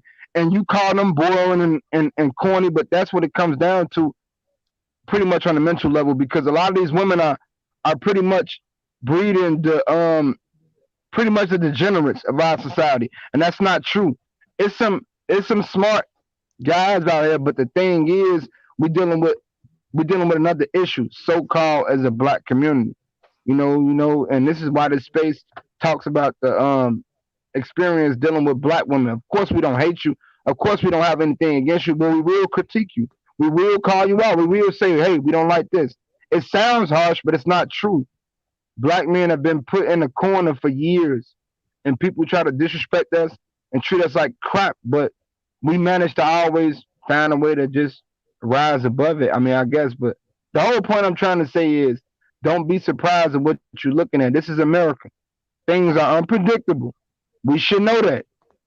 Okay? So you shouldn't be surprised, to be literally. Ruby's not scared, I think. She's fine about it. Interest and working towards the detriment of others. Those are actually two separate things. And they aren't like mutually exchangeable. Like as in they are literally different. So that's the first thing I wanted to say. The second thing, I think it comes down to, and you keep mentioning IQ. So I want to clarify something about IQ. There's Please only enlighten me. okay. Please There's only one part of IQ. So let's say there's two major parts of IQ. Okay, only one of those parts is actually we'll say even remotely related to genetics and what's passed down to you, right? And that is your fluid intelligence. That is your ability. How quickly do you pick up new concepts, learn new concepts, your working memory as far as how easy is it naturally for you to work new things in your head, associate those things, put them into, the boxes that they're supposed to be in. Thoughts. Well, it's not about thoughts. It's not about compartmentalizing thoughts. It's about your ability. Because how can you hold even on? Hold on. Okay. Literally, I've done a course on this. This is part of like my area of study. So I very deeply understand. Even better. Great. Wow. Yeah, so I understand IQ really well. So your fluid intelligence, like, so for example, if someone says some sentence, right? Like, let's say 2 + 2 is 4. Yes, RBI, that's right. I'm talking to you. So let's say someone says 2 + I don't know how to do it. Don't get RBI started. Don't get I know. But okay, let's say if someone says 2 + 2 is 4, right? And one person on the panel automatically understands, yeah, I get it. Okay, so the mathematical equation, 2 and then 2, okay, you got 2 and that, yes, and that equals 4. I got it. And then there's another person who goes, wait, can you say that again a little more slowly? Okay, wait, 2, and then what? And then plus, okay, and then 2. And you have to say it slower to them, and then they pause for a while, and they have to think about it before they go, okay, I got it. That pause versus someone who gets it so quickly, that's your fluid intelligence. Okay. Now, God. Okay, God. So it's you picking up new information and how you work with that. The second part of your intelligence, though, is what you already have learned, right? So that is the categorization. You can learn to categorize things properly. You can learn all kinds of different mathematics and English and this and that and blah blah blah blah blah. That isn't genetic, right? The reason why a lot of our children, are test low, let's say, it's not Black children, it's children in poverty. And why is that? Well, that's not because genetically they're poor in IQ. It's because they don't know. It's because they haven't learned. It's because their schools are subpar. So, when we're talking about procreating with low IQ people, most people don't actually have an accurate read of their IQ because most people have not actually had, when we're talking about the low IQ ones, they haven't actually had a proper education for us to be accurately measuring them. Okay, hold on. You said a lot, Ruby. I agree with you again. Fair enough. Okay. Now, the whole thing is, I think that, upbringing and how you was raised as kids means a lot, pretty much in your development as an adult. Let's be honest. So you said a lot of things, but you have to take into account that you're in America. Okay? We all know what America is about, especially from our grandfathers and fathers. So we shouldn't be surprised about this shit. That's the point. It's certain things people shouldn't be. I didn't know that. I'm just saying this, and I'm just all that talking real critical like you're smart. It means nothing. At the end of the day, you cannot cause and effect change in your life. Not when you got the damn government who say this is law. What you gonna do? You think your little good talking point's gonna work? It's not gonna work. The only way out is people have to come together, pretty much for a real cause. And it's hard to do that when people mind is pretty much idle. Everybody believes in so much shit. Like, I'm gonna be honest with you. I look at people different. If you still celebrating Christmas and putting trees in your house, you fucking brainwashed. That's just me. But most people would say, "Oh, it's Christmas. It's America." I will never celebrate no ignorant shit like that. I don't want to cuss, but I'm just being realistic. If you still celebrating Thanksgiving, if you still eat pork, if you're still a dumb, ignorant person who still believe in the idea of America, you lost. You don't know nothing. I'm sorry. That's the truth. So when you say the idea of America, what do you mean? I mean that we all know what America is about, right? We all heard the stories. Like, come on, like, this is America. I'm not gonna say all the white people keeping me down. That's not what I'm about. I'm just saying you shouldn't be surprised. This is a corporation. This is not a country or a republic. You people didn't figure that out. This is not a republic. This is not a country. This is a corporation. This is a business you living under, literally. And you people are being put in a monopoly to the point you got to go to work, you got to have a bank account, you got to get a license. You got all this shit is. What are you talking about? Like, okay, so wait. You're not. You didn't really address it though. So what like the stupid idea of America? What is the stupid idea? Like, what is the thing that you're stupid for believing? What's the stupid idea of America? Listen, the whole idea of America, to me, I'm not gonna say for y'all because I'm not in your brain. I can't speak for y'all. My thing is, we all know better, y'all. We all want to have. No better than what? You're not telling us what everyone should know better. That's what we're asking you. What is the stupid part? That's the problem. Some women trying to tell me how to explain myself. Really? You have that much disrespect for me. Fix that real quick. Thank you. Oh my God, this is hilarious. Everything is funny to you. Nothing matters to a fool. But anyway, I'm just saying. That's exactly what it must be. I'm just saying. But anyway, the whole thing is the fact that y'all people, not even y'all. So let me go ahead and take it over to Brother Speak. Are you there? Yeah, I'm here. Can you hear me? Go ahead, Brother Speak. Go ahead, brother. Yeah, there's a lot of stuff being talked about. You sound far away. Oh, I'm on my headphones. I'm at work actually. So let me try something right quick. Hold on. Y'all go to somebody else actually. Well, in hearing everything, and so far hearing the stuff that I'm hearing, and everybody has a right to believe what they believe, but I'm still in a definitive stance that literally these things are coming on the head. Now I heard from different sides that there's going to be a race war for whatever reason. There's going to be a race war, and some other people are saying that it's going to be a class war. Some people are saying that, hey, there's nothing going to happen, we'll be fine. Others are saying that this is a good thing. I am just enjoying the chaos for what it is. I am, because honestly, I understand that the fragile mentality of trying to hold on to think that something about us is going to change the reasoning of why people are doing what they're doing. It's very entertaining, very entertaining. So I'm just, like I said, I'm taking in the elation of stuff that is happening, and trying to understand that, hey, what's the end game? What are we honestly gaining from this? You know what I'm saying? Ruby says that, hey, that that we might come back together as a race. We might be able to do that. Can you hear me now? Much better. Go ahead. Yeah, I had to take the my earpiece off. Yeah,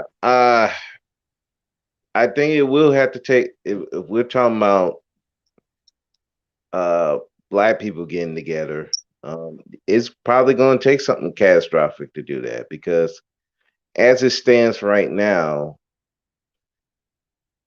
we don't see the value of coming together.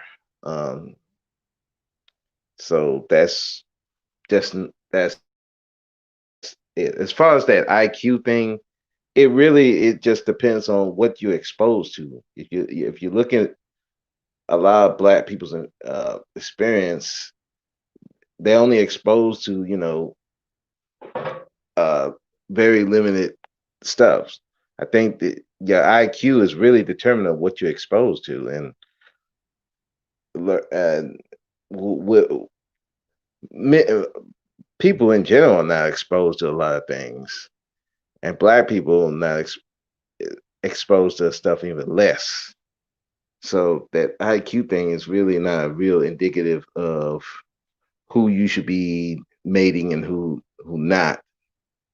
I think it just comes down to if if we're going to make a difference for black people, it's going to have to come into you need to get rid of the people that are not benefit to the overall race.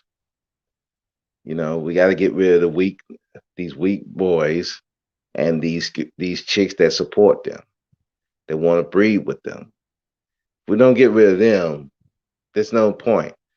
Now, as far as getting with the white people, um, it's a power imbalance. I hate to say that the average white person will probably have more power economically, socially, politically than the average black person. So until black people are on equal footing, coming together is not going to benefit black people because you're still going to have that power imbalance. So, I mean, that's just to me that would be I think for black people to do better, we're gonna have to fix our own mess first without outside help before we can do any of that.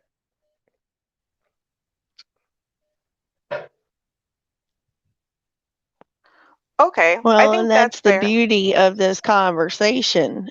It is, Mhm. and it is fair because, you know, the majority of us, and I say us meaning the white folks, want all of that positivity, all of that balance back for you guys because it is going to level everybody up collectively. Okay, that's been something that's been lacking Yeah, so much in this world, in this country particularly, is the fact that there's been so much of an imbalance, not just of power, but of the family unit, of the dichotomy between the males and females, the dichotomy between money and resources, and meeting of minds and meeting of hearts all the way around the board. And it's a imbalance that's been playing out for decades upon decades upon decades. And yeah. for everybody to be able to unite for the people in the country, the melanated folks, my brothers and sisters out there, to be able to lay the bullshit aside and come back together collectively is going to be where that power becomes, and I mean becomes fully, is recognized, and it's going to bring so much more peace and contentment to everything, because the discordance in what's going on right now in the communities is the root of the problem. Right. Now, Where we may have been the cause, you guys have to do the work at this point to level up. And you've got, just so that anybody and everybody's out there understands, you've got millions and millions of us out there that want that collective balance to come back. We want it for you and we need it for you because it's going to help everybody. now, and shot. Hey, Josh, what's going on? This is the open panel for everyone: race, color, creed, gender, and sexuality. This is the Ruby Show. This is not the BMT show. Now it's now over to the Ruby Show. You're Now, so ignorant. Um, so we so can send all our complaints to Ruby then. yes, please. Um, literally, I told her all she has to do when she comes up, sit on her couch, smoke her little her vape, and I I know I can get look cute today too. I'm just saying. I could get you all I can get you all the miscreants and people that could sit down with you for the Ruby Show, and literally you can have your own segment of synapses on the Ruby Show. So Hey, I'll do it. Hey, you got a bunch of people who need a you would little therapize, some amateur therapizing. I'm down. Let's do you it. wouldn't last long. You'll be passing me over the mic by before season one. Ruby, But, I will cuss your ass out. And I'm just messing with you. but don't worry. Hey, stand by. You might. You might. You know what? Here's the thing, though. Here's the thing. My experience, my whole life experience is this. This is why I went into the field I did. If I go and I sit on like a porch, a patio, at a bar, anywhere, if I sit by myself for about 15 minutes, some random person I don't know is going to sit next to me. And within 15 minutes from there, they're telling me their life story or a current problem or something. And I'm very good at listening and picking up on the right things to ask questions about and whatever to kind of help them sort through it. And I've gotten a lot of thank yous in my life. So at the end of the day, yeah, I might originally get cussed out because people sometimes don't like the truth. But eventually they think about it and they come back and they go, damn, you were right. So I'm all right with that. So we'll be trying to find some hour block segment for the Ruby Show. We can bring all the miscreants and of all races, colors, and creeds together. And we'll hopefully do that. And I will bring that one angry black woman back on. Oh God. Oh no! Please don't. Please. You cannot turn down No. you cannot turn down clients, Ruby, for the couch. That's your job. The fuck I can't. You gotta heal the her, fuck man. I can't. Heal her for being angry. Heal her. Like no, I said, no, because she don't like women. She doesn't like women, and there's nothing I could say because she doesn't want to hear from me. How'd you get that synopsis if you don't like women? You can't just diagnose her without diagnosing her. I can, because I literally cannot say 2 words to her without her coming for me. But you know what? Here's the thing. I'm not trying to, if y'all notice, I don't sit here and tell everyone their personal problems and, psychologize them. You have to want that kind of help. So if they show up on the show and they say, hey, listen, that's the show, I'm going to come with the problem and Ruby's going to help me try to solve it or identify it or whatever, that's one thing. I'm not sitting there identifying all the people on the panel. You know what? I actually think you might be a little bit bipolar. Tell me more about that. I'm not about that. People don't want that shit. So, well, I'll bring as many people as I can. They're going to be very in a very dark place. So I got to go back to the dark web tomorrow night. So I'll be. Right. I've actually been doing shows in the dark web.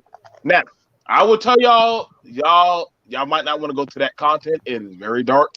And it is danger, Will Robinson. Danger. Mm-hmm. Yep. So it can't be any worse than this out here right now. Oh, it's a hell of a lot worse. Oh, it's worse than Saw and anything you can imagine. It's worse. Trust me. They fuck you, non-swirl group. Whatever your name is, non-swirl zone. Fuck you. Much love to you, bro. And then much love to you.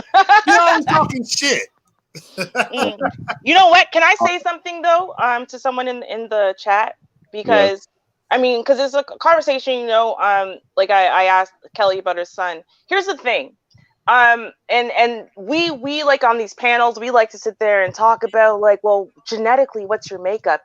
What percentage of white and black and this and that and whatever. But here's the thing. That's your genes, right? And we can talk about your genotype all we want, but the reality is, in society, no one gives a fuck about your genotype, right? They care about your phenotype. What do you present as? No, no one does. Literally, no one does. I'm talking about your experience when you walk into a store, when you're confronted by the police, when you walk into a classroom. They are judging you on your phenotype, what you look like, what you present as. So if you identify with something that your phenotype doesn't identify you as, you're just going to look crazy, right? And this is why what it comes down to is people, for the most part, except for crazy ass people, right? People don't identify as something they don't look like. Right? People identify something they look like. That's why, for example, so here in Canada, right, the majority here in Ontario of Black people are Jamaican.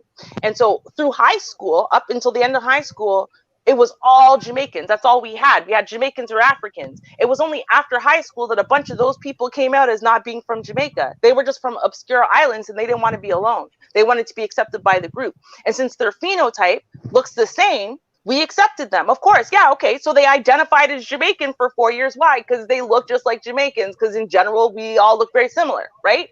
That's what I'm talking about. So you can identify as something if you are, let's say, biracial, but you have dark skin and a wide nose and thicker lips and whatever, and 4C hair.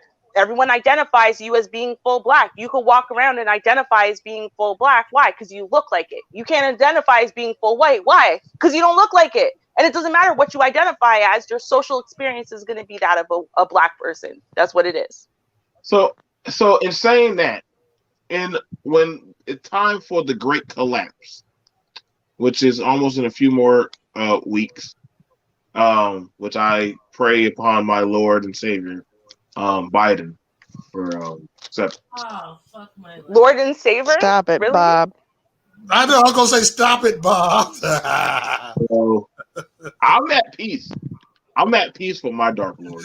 So I'm already. I'm He's trolling on his own channel. I'm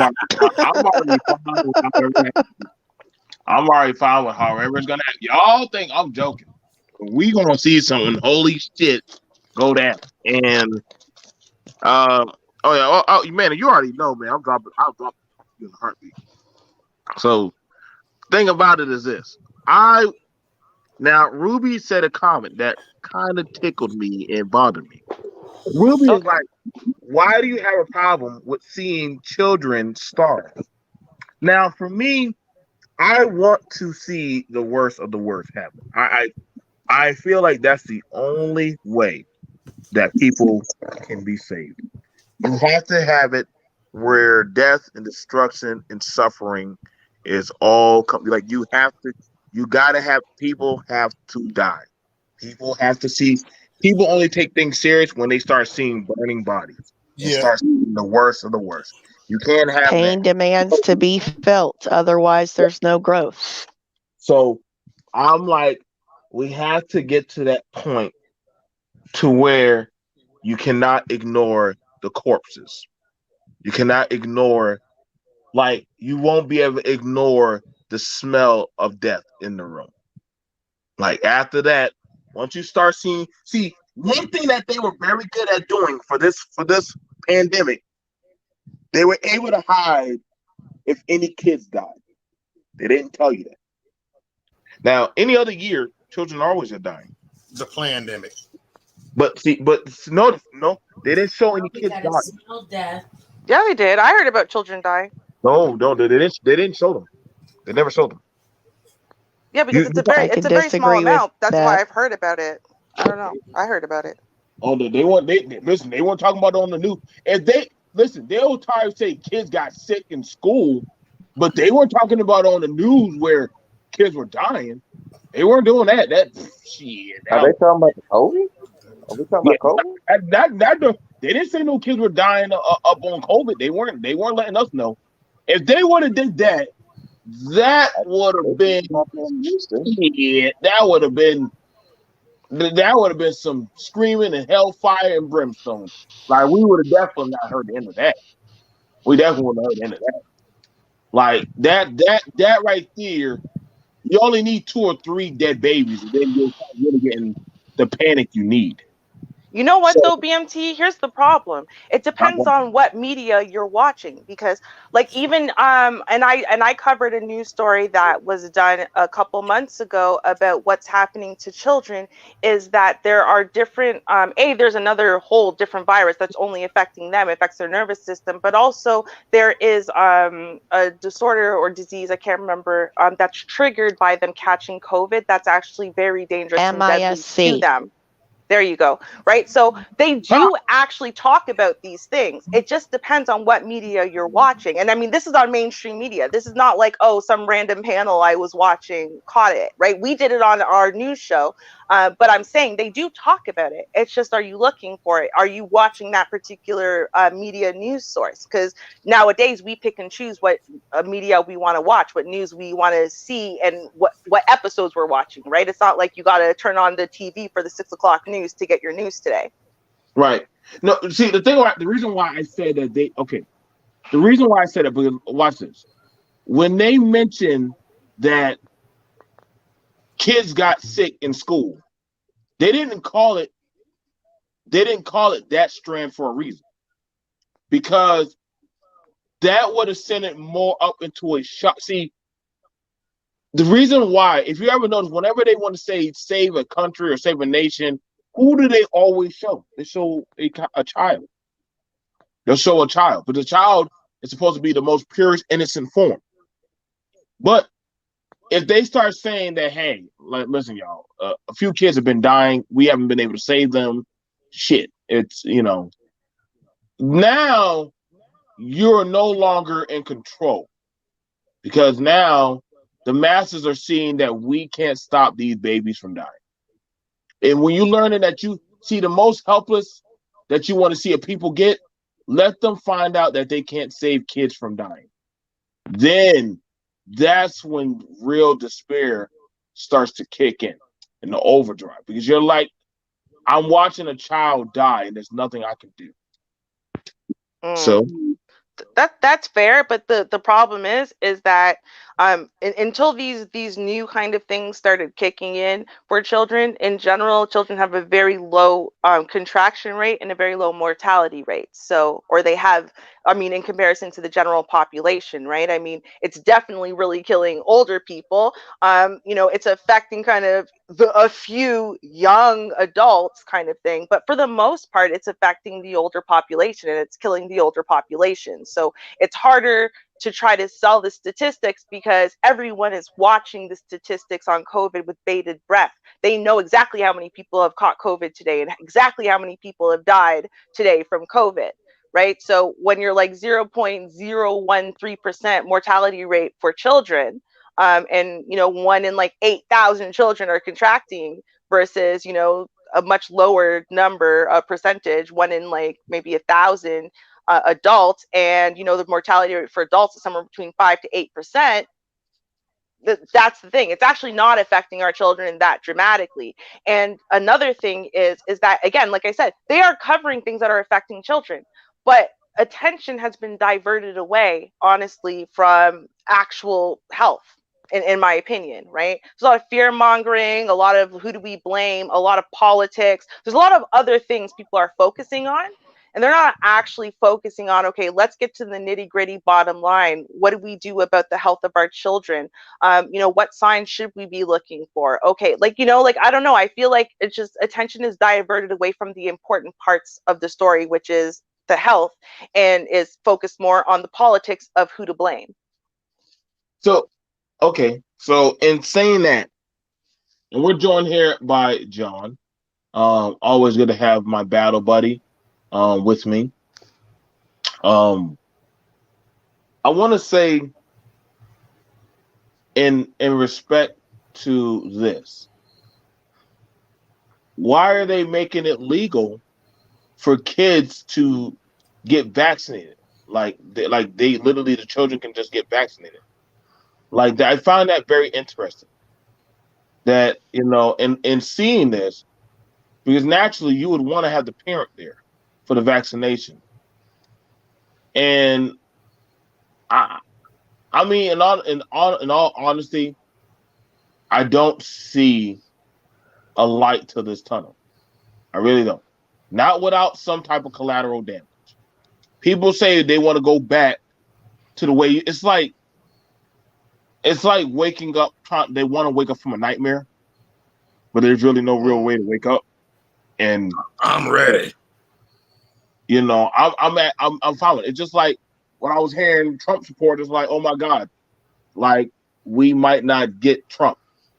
And I sat there elated and horny as fuck, knowing that guess what? Welcome to my hell. So now but you know, Sunday BMT, I think it's different for you and I because we've been overseas and we've seen this picture before, kind of thing. Yes. You know what I mean? Where some of these people that have never left the United States, they've never seen this. They don't know what's coming. Where we've seen this picture before. I think that's why for a good, but I've talked to a few of our brethren, John, and they're fine. They're if anything, we're actually more. I don't know why we're comfortable because nobody should feel comfortable. But I cannot tell y'all why I'm at a center of peace. I shouldn't feel comfortable, but I can't help but just waiting for like the worst to come. But Could it be because you can see it coming now and before you couldn't? Well, yeah, it's kind of more easier to read. Like everything I talked about is happening, and I get that some people say, well, we're going to come together. We're going to do kumbaya. I'm like, I ain't coming together. Right. I don't see that. I do not see the kumbaya there. Listen, man, I never saw any country, any group, any religion come together in a apocalyptic time of turmoil.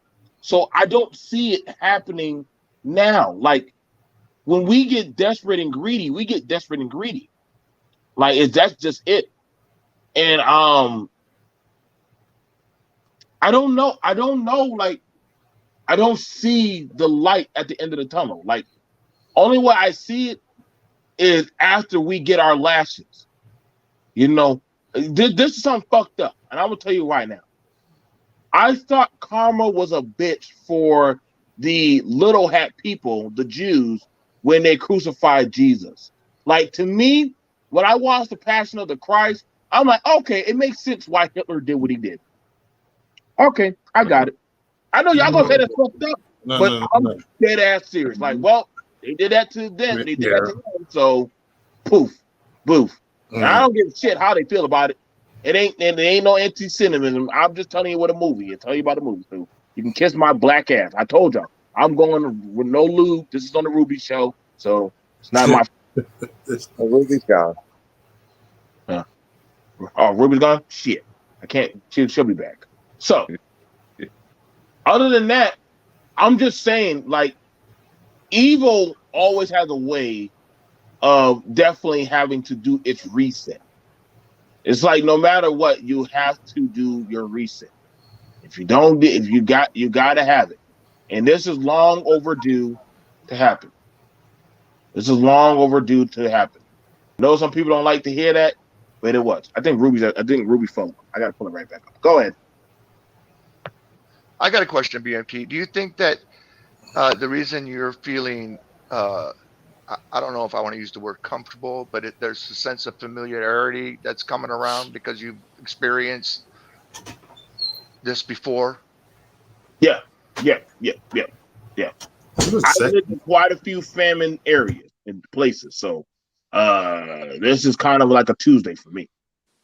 And knowing that, so for the U.S. right now, we actually have a shortage of food. But a lot of people didn't know that. Like we have a shortage of food. Regardless of what people are saying, like there's going to be some half-empty fridges. There's going to be a lot of different stuff. Jobs. Get ready for massive layoffs. That literally, there's no way possible that you're telling me that that they're going to be able to, fill in the gap and say, hey, we got if they're talking about doing stimulus checks, then literally that would mean they would have to put the U.S. on a one set income. But That see, is like, crazy. so Canada has handled COVID very differently than America has, obviously, right? Comedy.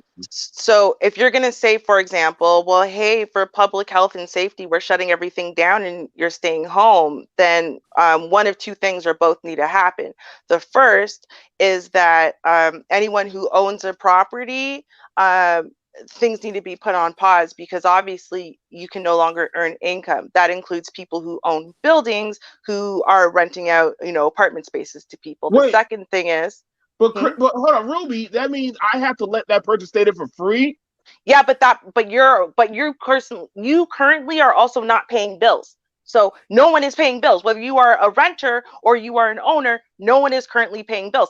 Actually, even like I remember my cell phone company at one point called me back when everything was completely locked down and kind of said, hey, so did you know your phone bill's behind? I'm like, yeah, COVID. And they're like, yeah, okay, well, we just wanted to let you know that your service won't be interrupted. So like, don't spend your last dime paying your cell phone bill, feed your kids and whatnot. Like that's what they called me to tell me, I swear to God.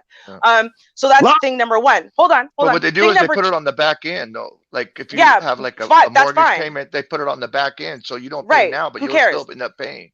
Yeah, but who cares? Because at the end of the day, currently no one can work. So it's very bad in a public pandemic where you've shut everything down because people can't be outside to catch this disease and pass it on, to then have a whole bunch of people who are homeless as a result of choices they didn't make. Number two, the second thing that they didn't give us a stimulus check. If you were gainfully employed before COVID, you got a regular check every 2 weeks for months. Everyone did. Right? So like my husband got a $1,500 every 2 weeks. What? That's what my husband got. Yeah. For months. People who were on welfare got an extra $150 or $200 so that way per month, so that way they could buy things that were required for contamination, because now you want to make sure you're sanitizing everything and blah, blah, blah. They take into account the fact that you don't have that as extra funds with your funding, and they made sure everyone could have that. So, we handled COVID very differently. So as a result, you don't have people who are rioting in the streets because, things are shut down because they aren't suffering and unable to feed their children. Yeah, but you know what? Our population is smaller, but still that means because our population is smaller, that also means our country earns less, right? So overall, it's checks and balances here. Checks and balances. It comes down to density or not. It comes down to populated cities, though. That was what I'm right, saying. but you also make a significantly larger amount of money. No, it doesn't, because you make more money. Not all those people are paying taxes. I hate to break the news, but not all those people pay taxes. Right. See, here's the thing, right? This is called making excuses. If you are going to, as a country, shut down your entire country over a pandemic, then you need to support your citizens. That's what it comes down to, period, point blank. Now, yes, if you own a home, that doesn't mean that, now you just don't owe the next 6 months worth of mortgage payments. Like you said, they tack it on to the back end, which, you know what? Most of the people I know, including us, were fine with that concept because, you know what? I don't mind paying my bills, but if you prevented me from going to work to earn that extra money to pay my goddamn bills, well then, hey, I think that I should not be homeless or have horrible credit because of a decision that wasn't mine to make. That's what it comes down to. You can't take decision out of your citizens' hands and force them to be unemployed and force them to not be able to bring money into their homes and then have their children starving and have them going homeless. That's ridiculous. That is not a solution to a problem, regardless of all the other bullshit you want to try to add in there.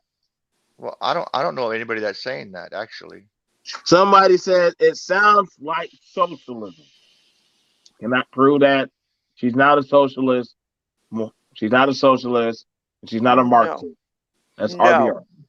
No, again, I did not make the choice to not go to work. I am not lazy sitting on my ass, and neither was anyone else. You forced us not to go to work and not to be able to earn money to get paid. right? You force that on people. That's not a choice that they made. That's not their poor decisions. That's not their poor planning. You force that on the general population. So if you're going to do that for public health and safety, then it is very stupid to then allow thousands, tens of thousands of people to then become homeless. So now what? So now you're just going to spread this disease that you were making people stay home to prevent spreading the disease because those people don't have a fucking home anymore. That is a problem. That's not good decision making. That is not managing a pandemic or a crisis. Now, question. And let me ask some we have KS up here. He joined. What's going on? Okay. CRU says also, what is wrong with socialism? Shit. Fuck. No. I don't know. I'm not for saving the weak. I'm just not. I'm just not for saving the weak. I'm just not. I'm just not. Call me selfish, but do y'all think that we should focus on saving people through the pandemic, or I mean, what's honestly y'all game plan? Like, let me know. I no, this is a no judgment call. Are you, some of y'all trying to save people for the lockdown, or help people, or every dog for himself? What's your thoughts? Uh, for me, it's more or less save the people that support me, and that's about it. Everybody else, oh well. Okay. It's funny that you brought that up because Kelly and I were just talking about this earlier. We the conversations that have happened in this stream this evening have been circles of conversations I've had all day today with my hubby and with Kelly and with Petra, with Jenna. I've had several times.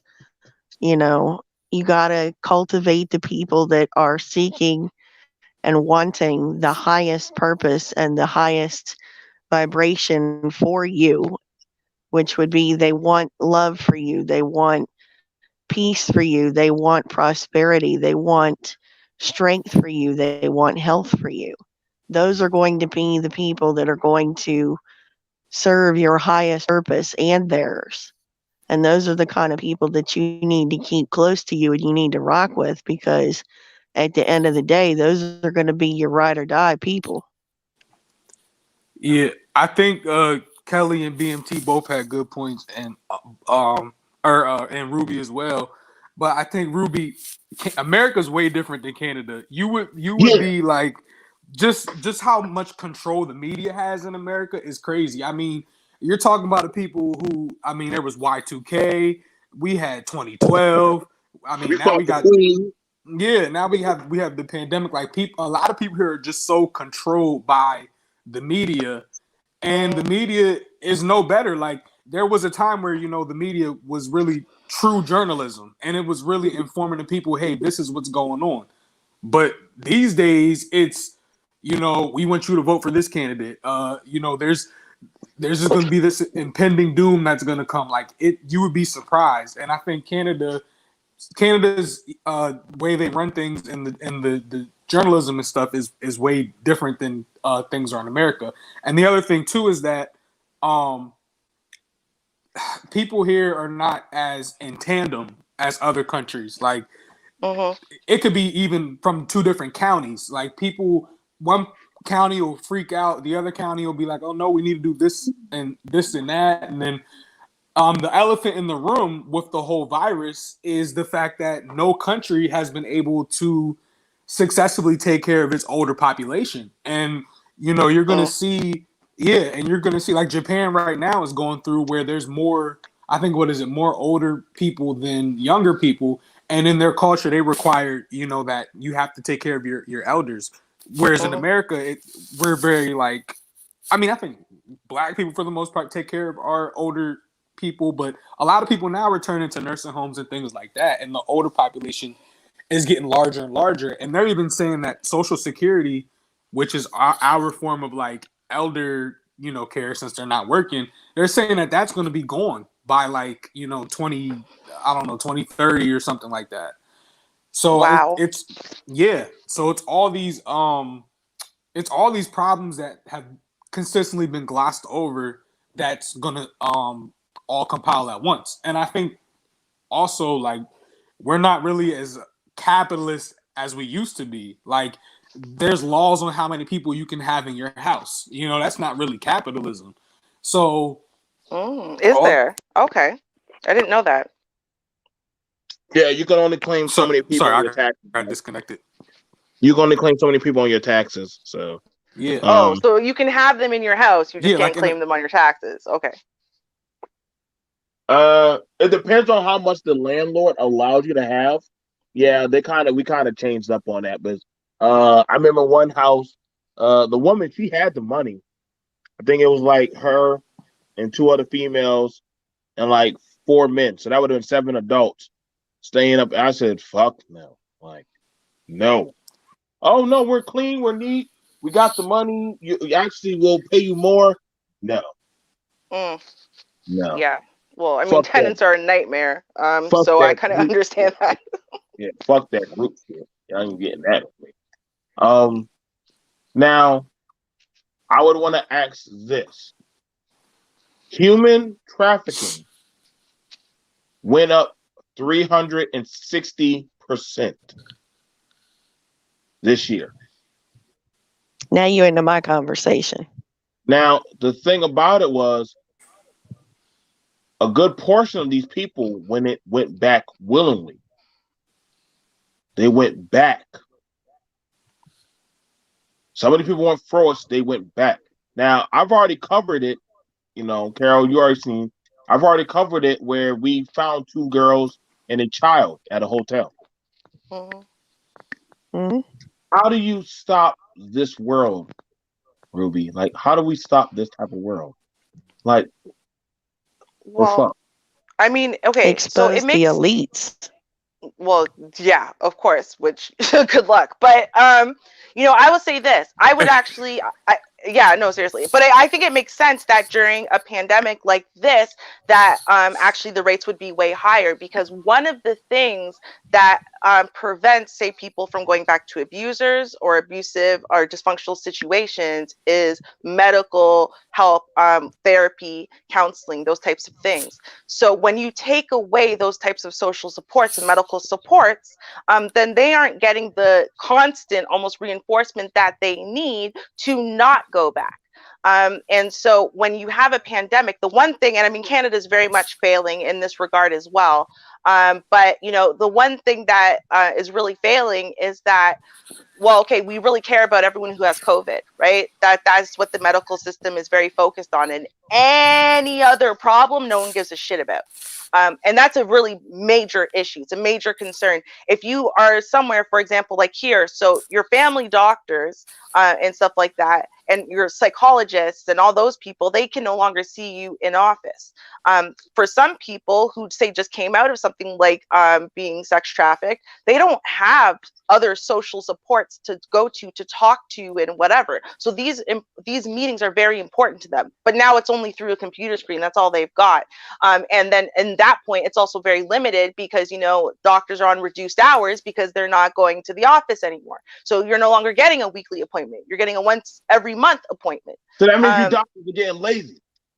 It's not that they're getting lazy. They're being restricted actually by, the government, by the decisions that are being forced on them. It's not because they want it to be like this. It's because that's the way it is now because of COVID, right? We're all trying to prevent COVID, the spread of COVID. So who cares what else you have? Who cares what else is wrong with you? And when the mental health sector is suffering the worst. So if other types of health issues are suffering, mental health is suffering the worst. And so what we've got to do is not drop the ball on mental health and other types of health just because there's a physical pandemic going on that involves basically a really bad common cold virus. So now I want to pass. Is Kelly there? Kelly there? She went back to the store to get more cigarettes. No. Probably. She always at the store for the cigarettes. And she smoke a pack a day, man. I'm letting y'all know that, man. She do. Hey, I don't hate, man. When I was smoking, I smoked 2.5 packs a day. 2.5. That was Yeah.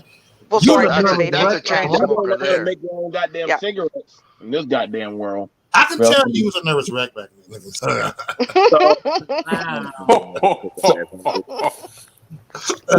Don't worry about him, Kelly. Don't worry about him. You'll get him later. So you brought up something very important. There's going to be a lot of cultural baby mixing. Or, as I was saying earlier, there will be more bastard shaming. There will be more, because people will be going back to their deviancy of their addictions. And Ruby's people will be failing society like they always have been with the psychology department. Do you honestly think that one, prison population, bastard babies, as well as addictions are going to start coming back on the rise? Well, I mean, I think they're already here. I don't really know. I guess I don't really know what you mean. You mean over like the next decade or like this year? No, not the next over decade. The pandemic? Oh, yes. Because your people already failed, Ruby. The psychology department already failed. So that means it's all up to my people. That's the report 101. I think it's already happening, and we're seeing it play out. Yep. Soldiers, the failures of psychology. I don't. Well, to be fair, they just legalized all illegal drugs, like in what the hell state was that? Oh wow, so y'all legalized Oregon. It's where I'm at. Oregon. That's John's state. Yeah. Good job. Yeah, but and magic mushrooms too. Dang. But that was for PTSD. Pieces of shit. The psychology department trying to get the mass media on drugs. But can I respond to that though? Because I think people hear and they take out proportion. Oh, Oregon decriminalized all drugs. The issue was the reason why they did that, which is something that a couple other countries implemented, was because drug usage is looked at as a criminal thing instead of a mental health thing. So when you just lock people up for using drugs, you're not really solving the problem. And I think that people hear legal and they think everyone's going to do it. Guns are legal, but that doesn't mean everyone goes out and gets a gun. Liquor's legal, but it's not legal. It's just decriminalized. Yeah, it's not illegal. Well, Ruby would have to answer this question. Isn't it something like 90% of people with mental health issues self-medicate with drugs? I'm pretty sure that's close to it. It's not 90%, but what you're probably looking at is about 90%, actually probably a little bit higher. So if you haven't had any form of treatment, about 90% self-medicate. It's not necessarily with drugs or alcohol, right? I mean, for example, people who tend to severely overeat, they're normally suffering from some type of psychological disorder, or people shopaholics, right, some type of obsessive other type of behavior. So or bulimics. Because they've been sexually abused.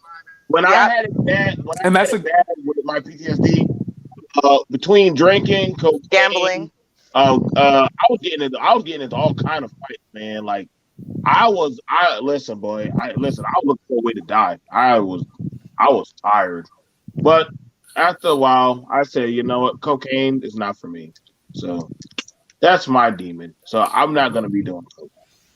But and that's the point. A lot of people who already use that stuff get their hands on it, like regardless if it's legal or not, or decriminalized or not. So it's not like people are just going to like, oh, it's decriminalized, I want to do heroin. It's usually more so going to affect the people who already use it, and that way, instead of diverting them to a prison, you divert them to a mental health or a rehab institution, something like that. Yeah, but see, they're already doing that. They've already decriminalized the use of drugs in general. So even if you show up and you're holding drugs and you're on drugs, the policy now, because of course it affects, a group of people they care about, honestly, which is, teen white kids from, upper classes. Now, when you show up, don't do that. No, but it's true. It's 150% true. Because what happened was they were over prescribing opioids for injuries and surgeries and stuff like that for like these little, kids who are sports stars and stuff. And then, a couple of years later, they've dropped out of school and, they're running around on heroin and stuff. So point is, though, is that now what you do is you show up to court, and if you agree to go to treatment, they will not give you a criminal record. They will not put you into jail. They send you to the treatment center, and as long as you complete treatment, your record's expunged. So that is a world of difference from the way they were treating drug addiction, when the majority of the drug addiction that they saw was crack and Black people. Let's be real. I mean, this is just the honest truth of the matter. Now, what I think personally is the reason why Oregon has stretched this to go past opioids is because, meth heads, for example, right? And, there are other drugs other than opioids that they felt, should be covered. But here's the thing. They could have just done that. They could have just said, hey, listen, if you're an addict, we're not going to charge you with criminal charges. Instead, we're going to get you help. They could have done that without decriminalizing or actually legalizing, which they actually did do in Oregon. So they've decriminalized in some other states, but they've actually legalized. At that point, right? Well, then what are you doing? So it's legal for you to have a certain amount, right? Like kind of like what they did with pot originally, where it's like, yeah, you can have like a dime bag on you and not go to prison for it. So why are they legalizing these drugs? Is it to benefit the addicts, or is there some other reason? That's all I want to know, because it doesn't, to me, it doesn't logically make sense. We spend a lot of money though on prison already, and I think majority of the nation, at least the citizens, don't want over incarceration and things like that. And I think it's interesting though. Oregon also, like when you look at the states where they did legalize marijuana first, a lot of it has high cost of living. So in like Colorado, they showed that it boosts the economy. Like with marijuana being sold and used, it boosts the economy, and marijuana is also used to get people off of harder drugs. So I think that has something to do with it. To be honest, that is a false narrative, because if your drug of choice is an opiate, there's nothing other than an opiate that is going to scratch that itch. So, for example, I have an ex who was a coke addict, like not crack, but coke. Don't do that to him, Ruby. Don't do that. But it's true. It's true. He was a cocaine addict. But here, hold on. He could do any other drug on the planet. It didn't change his need for another line of coke. And I mean, including crack, including heroin, including a whole bunch of drugs he never should have tried. But that's not his drug of choice. His drug of choice is coke, right? Or like, people who are addicted to benzos. It doesn't matter. You can give them a couple lines of coke. It doesn't do anything for them, right? So your drug of choice is your drug of choice. That goes to their blood chemistry, though. Whatever that particular breakdown of toxicology and that choice and that drug is, whatever their brain processes and their brain grabs hold of. Yeah, basically, their brain neurochemistry. Yeah, I get where you're saying with the they use the marijuana to get a lot of people off of harder drugs, because the only thing that we have all in common with that is that our bodies naturally have cannabinoid receptors, whereas they don't have opioid receptors. That's why that shit is so dangerous. Well, no, here's the thing, though. Sorry, just really quickly. Here's the thing. For addicts, it's actually very dangerous for them. So let's say you're a drug addict, not an alcoholic, right? It's actually very dangerous for them to smoke weed or to drink. Why? Because you can do one of those two things and forget that you're not supposed to do your drug of choice, because it lowers inhibition. So it's actually not good for addicts to be using any type of drug, really, that affects their neurochemistry in any way or lowers inhibitions in any way whatsoever, if they're trying to stay away from a drug. So that's why I said it is actually is a misconception. I did my third-year thesis on addiction specifically and how it's a multisensory process in the body. It's not just, oh, well, you smoke it and then that's it. So I do think, though, this is a problem. There are a lot of misconceptions about addiction. And so people will think that, and then they don't understand why they keep falling off the wagon. And that's why, like, you need to actually have your brain 100% crystal clear, because your brain, when you're an addict, becomes very good at tricking you to start a path of 25 behaviors that end with you doing the drug of your choice. And then, therefore falling off the wagon. So I do. Well, I wasn't saying marijuana is a cure. Felt, like, I always been in control when I was doing it. Well, I wasn't saying marijuana. It's still decriminal. It's still illegal in the state of Oregon, because I'm reading the law right here. Put that in your psychology book, Ruby. That I beat coke. Okay. I can do that. I mean, just because heroin is super addictive doesn't mean that everyone who's ever done heroin or crack or meth or whatever is an addict, right? Like, there are people who don't get addicted to these drugs. Sorry, I wasn't saying that marijuana is a cure. I wasn't saying marijuana is a cure for addicts, but my sister-in-law, she works at a halfway house for drug previous people who were using drugs like meth and heroin specifically, and they use marijuana more so to help with the symptoms of like people not eating, people losing their body mass and things like that. So I wasn't saying it was like a cure, but I was just saying that they use it to help, particularly with appetite and jitters and things like that. But here's the thing I want to ask you: why are people selling? Why is human trafficking skyrocketing since the pandemic? Why is it going up? So I didn't. Huh? Yeah, I actually didn't know that it was going up, because I know during the actual lockdown, I think crime altogether was like down. Like it was like historically down, murders and things like during the actual lockdown, not the pandemic as a whole, but yeah, during murders were down. Murders were down, but I do know that like it did lead to like higher spikes in suicides and stuff like that. With as far as sex trafficking, I think part of that's also internet. Like a lot of parents, it's not the same like 10, 20 years ago where you sit down, you play board games and read and watch TV. A lot of kids are on. I did see like a thing on the news. They just busted like what it was like 45 people or so for a child abuse ring, but a lot of that is people luring kids through the internet. So here's the thing about it. So I have a question, BMT, real fast on that. Go ahead, bro.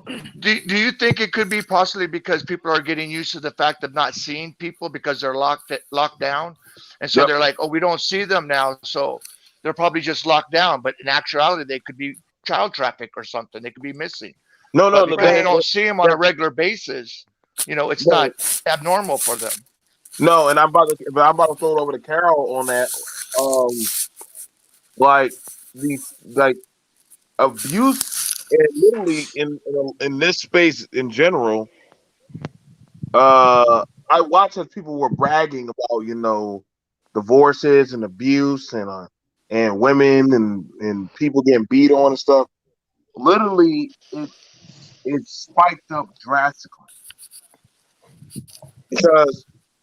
Normally, if me and Ruby were to get into a fight, I could just say, well, you just go and get out and go to that whore of yours.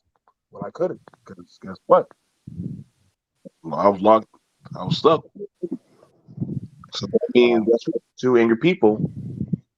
What? I mean, now we got to deal with each other. Well, and I think that's a big thing that puts anyone at risk for anything like that, whether it's that or rape or burglary or whatever, is isolation.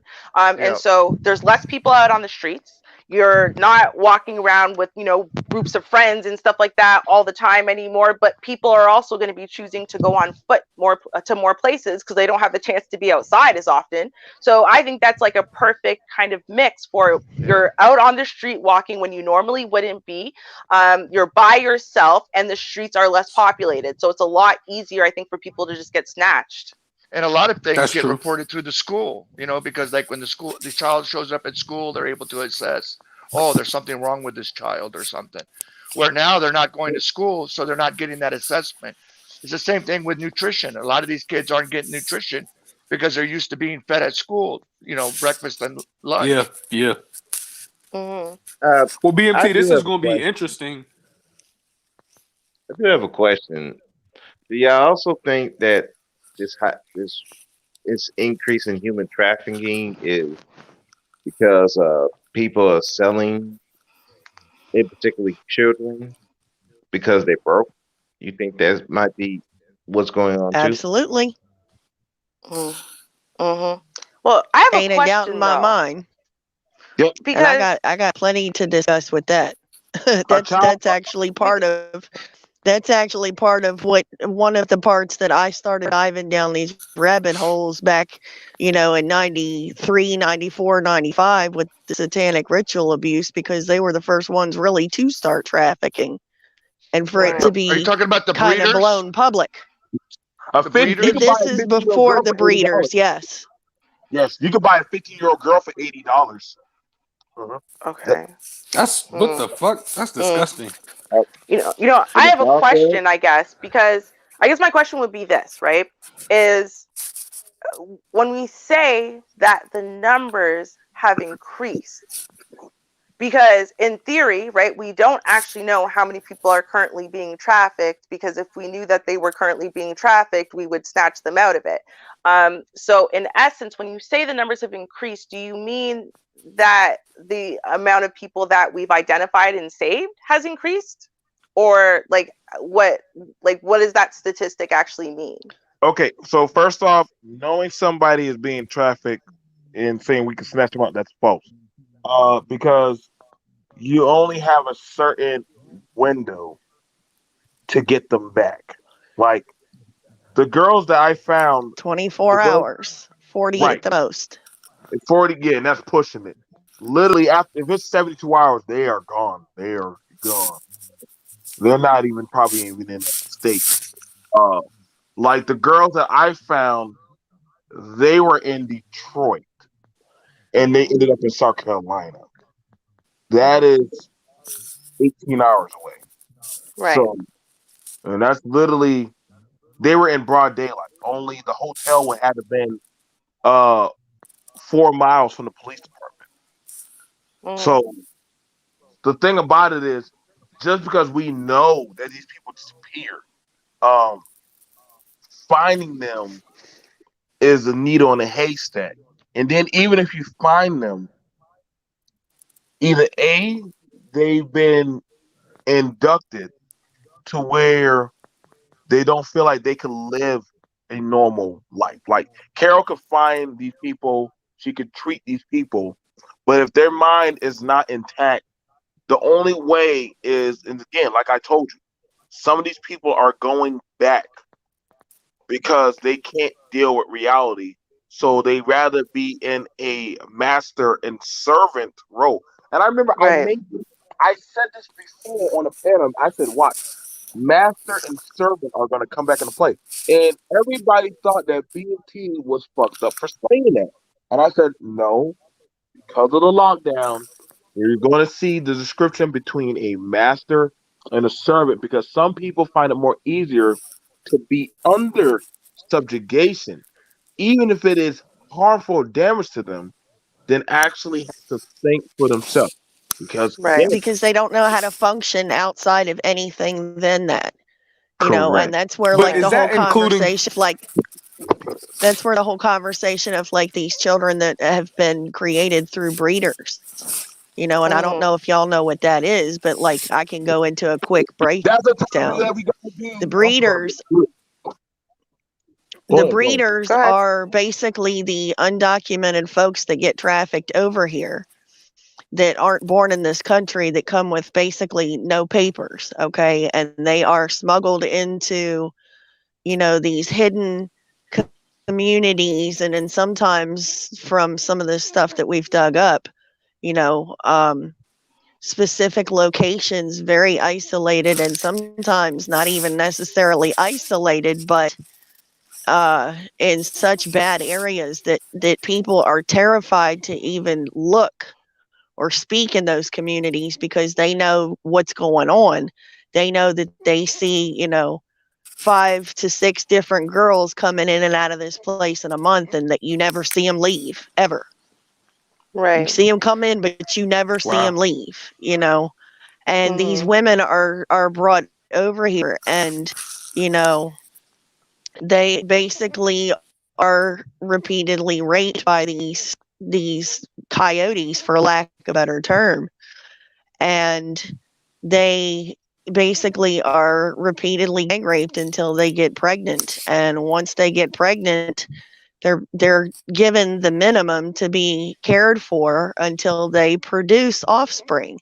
And once they produce offspring, if those offspring live, then you have an undocumented child that can basically disappear with nobody, knowing that that child even exists. And this Right. happens every single day in this country, all over, actually all over the world. And to The be Mhm. world, honest yeah. and to be frank with everybody, I'm going to break it down. And this is why this leveling up needs to happen, is because the majority of the women that are being trafficked are melanated women. They're black women, they're brown women, they're Middle Eastern women, they're Asian women, period. Not to Mhm. say that it doesn't happen to um, European women or white women or any other ethnicity per se, but it's predominantly melanated women. Right. And See, it you know, just, I mean, it's been happening so badly, and it's been happening so frequently. And that was one of the first things that, a lot of us that understand and overstand that this has been going on, particularly in these communities. One of the first things that we started telling people was, if you are listed as an organ donor, get the fuck off of that list. Anybody black men, black women, brown men, get the fuck off of those lists, because you are going to be targeted. Period. right. I think, and absolutely, like, I'm not trying to disagree with anything that either of you said. I guess my point is this, right? So, for example, with the undocumented people who then come here and then create more undocumented people, we there's no way that we know the number of those people, let alone the number of those people who have then multiplied and how many people that they've produced. From the second point, right, we can know someone's missing, right? But we have no idea why they're missing. So we don't know if they were snatched up off the streets to be raped and murdered, or just murdered, or to be kept as a sex slave inside of someone's home, or to be trafficked. Like, we don't actually know. So I guess that was my question when I was asking, and whatever other circumstances there are, right? What I'm Right. asking, I guess, ultimately is, how do you know that the number of human trafficking, as far, how do you know that that's gone up, when I don't think that there's no way we could ever possibly know how much or how many people are currently being trafficked. And that was the point I was making, is that if we had an actual count, well, there's 1,500,064. Well, that means we had to have counted them, which means we know where they are, where they're being trafficked, who they're being trafficked by, whatever. And we don't have that information. So I guess that's what I was asking, is how do we Yeah. know that the And number went that's up? Okay, so I have answers for that too. Hmm. But I'm going to let the other gentleman speak first. oh well, no, that's what I was asking BMT too, because I didn't see that. And I'm also saying, like, how do you know someone's not, like, how can you differentiate if someone's choosing to, like, be a part of a prostitution ring or something like that? Because right now a lot of people are pushing for, I guess they call it sex work, to be decriminalized. So then how do you know if it's just not, people, like, if it's a child, obviously, yeah, but if it's an adult, how do you know they're not just, like, they don't have any skills, they don't have any, that's all they do is they have sex for Can they, money. that's all they can do is lay on their back. See, I'm glad you asked that question. That's a good thing. First of all, that's Can I ask you a question right quick? no. See, that is the whole purpose of when you're a breeder. Breeder's child is intended to only be one thing, like Carol was telling you. It's only made to just have sex. Literally, it's down to its basic human level to just sexually perform. The 6-year-old child that I found, literally, that's what that child was there in that room to do. That's what the girls were there. That's what the girls were there to do. They were there to have sex, and if they get pregnant, they would make more babies, Yeah. and that's it. Even, Well, in Islam, they have the female genitalia mutilation where they cut the female so she can't enjoy the sex, but just perform. It's more of a function rather than an experience for them as far as sexually. Mm. like I said, so the thing So about it, they'll do that to women. I mean, I'm just saying, not just. I mean, as far as slaves or whatever, because it's not sex for them; it's a job, basically. now, That happens now, in Africa too. right, Yeah, and the in question, and Africa. you asked a good question. That? How do we know that these people are doing that willingly? Well, the thing about it is, a lot of women have been getting busted lately. A lot of people, men and women, have been getting busted lately. Uh, the thing about it is, they do not give up their handler. They don't give up their handler. They don't. They will never give up their handler. And the thing why is, one, they'll say, well, you could face some charges or you can do this. Okay, cool. So they'll wait and they'll do their time and they'll go right back to that life because they know if they don't show up, there are consequences. Versus they could always say, hey, somebody stole or kidnapped me. And literally that hardly happens because you keep getting moved around. The sex trade world is a very intricate weave that literally is older, almost, it's literally as old as time itself. And I try to tell people, literally, even in this space of YouTube right now, it has already been brought into the sex trade world. I knew that because I literally did a video where I remember I invited you. I made $500 in 1 hour. And I literally understand this world very, very, very well. And I'm telling y'all right now that because these people, see, when you have something to keep you busy, um, when you have somebody to keep you busy, when you have something to keep you off of that copacetic evil, see, if I can separate you from your therapist Ruby, you're weak. If I can get you away from your coping mechanism, Carol, you're going to succumb. See, this is why a lot of people they have to get them away from that source because when you go into lockdown, you're more susceptible. All your inner demons come back up. And most of the time, this is why a lot of people, and John will tell you, a lot of veterans, the VA was calling saying, yo, please pick up the phone. We have to know if you're alive. Like I said, 4 of my friends already died. They didn't they it was too much. They listened to the voices. It got to them. People got on drugs. Y'all, I mean, come on now. Only fans had to literally shut down the payment because there was so much sex trafficking on OnlyFans. They had to stop. And that's right there. Where now they now you can't just automatically get your money. And they actually have to do an investigation. They're actually doing some investigation. Because some of the women or some of the people on OnlyFans were minors. They were kids.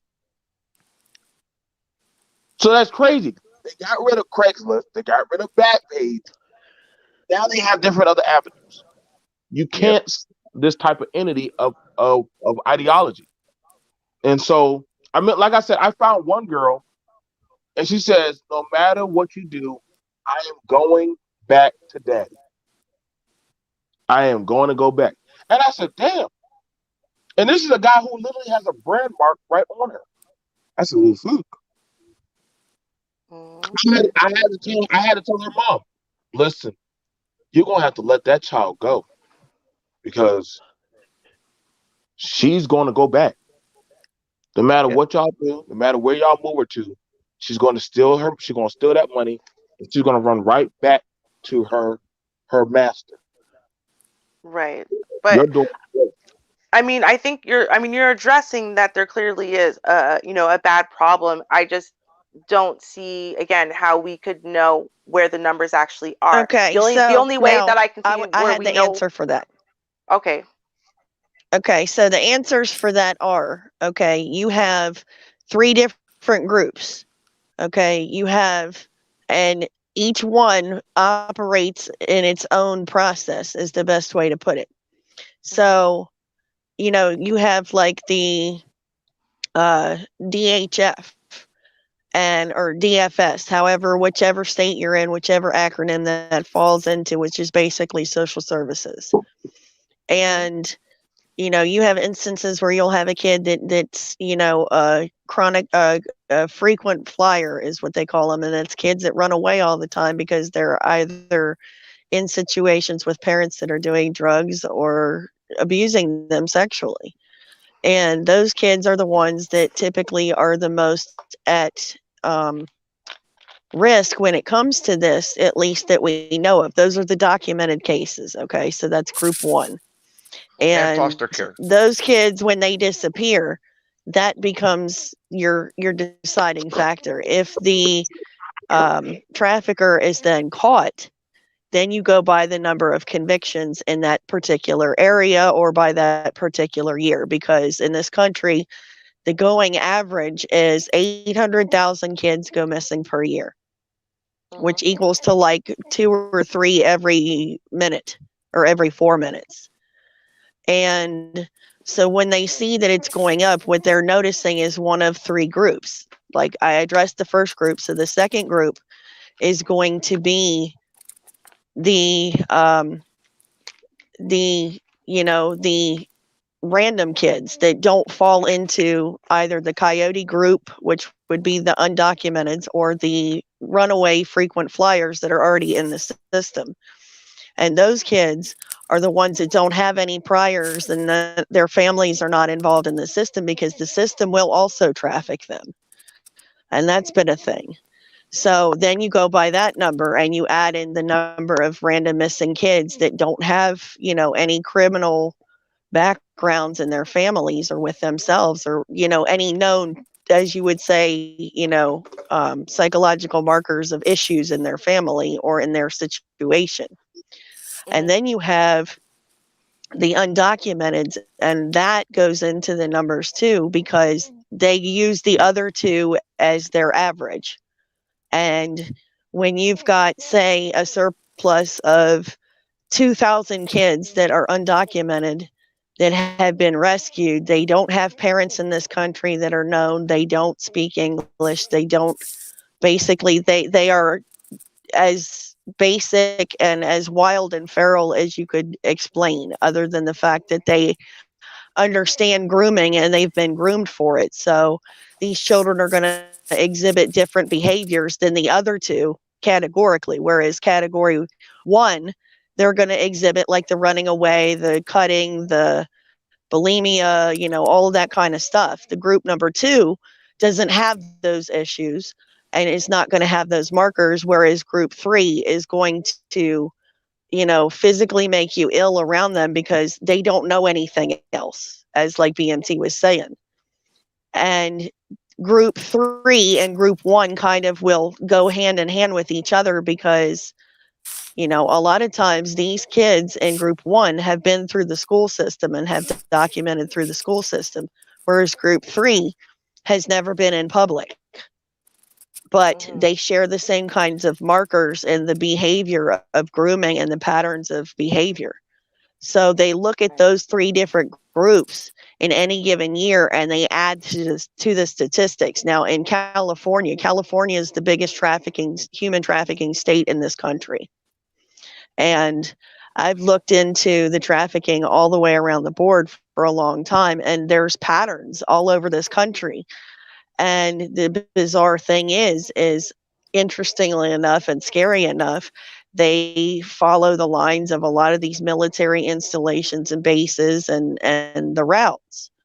So, they are ducking and weaving basically through the system, through the known system, and through these networks. And it's astonishing. This has been one of the biggest concerns in the prepper, the parent communities and things like that, is we know that these people are more desperate for these children now than they have ever been. So that's where you're going to start seeing an uptick in this, because parents need money, families need money, and we're not too far removed from the generations that they literally would sell their kids. It's not talked about in this country, but it's always existed. It existed back in the Depression. It existed before then. It continues to exist today. It's just one of those ugly things that gets swept under the rug. We'd rather talk about, the newest show on TV, or Tiger King, or fucking, Cardi B's WAP video, or, what happened over here with, the recent sports game. Everything gets thrown under the rug, when the sad reality is what happens today is going to affect our future exponentially. Yeah, Oh yeah, but no, I absolutely I agree don't. with But that. But I still agree with Ruby. Yeah, I still agree with yeah, Ruby though. I don't know if there's an increase. I think there's more. There's been more. Actually, there's been more busts. Like more people getting like the Jeffrey Epstein, and I think like even the past couple weeks they've caught a lot more people um, who've been trafficking like kids and things like that. But I don't know if there's Ruby's not saying it doesn't exist, but I think she's just saying she doesn't see like, okay, 2019, let's say there was 800,000, and now they're in 2020 they're saying it's 1.2 million, and then next year they'll say it's 1.7 million, and then on top of that the Okay, so to 800,000 break that down, missing doesn't in take in. 2017, on top of that 800,000, there were almost 600 cases that were new. The next year there was almost wait, hold 700 on. Wait, cases, and then wait. 2019. Here's the issue. Go ahead. Here's the issue.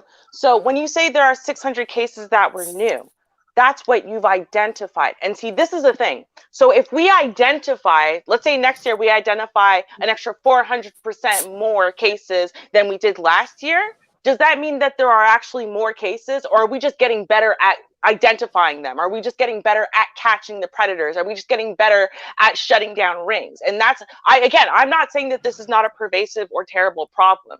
I'm just saying we don't actually have, like, it's like, for example, so identifying children who are clearly at-risk children.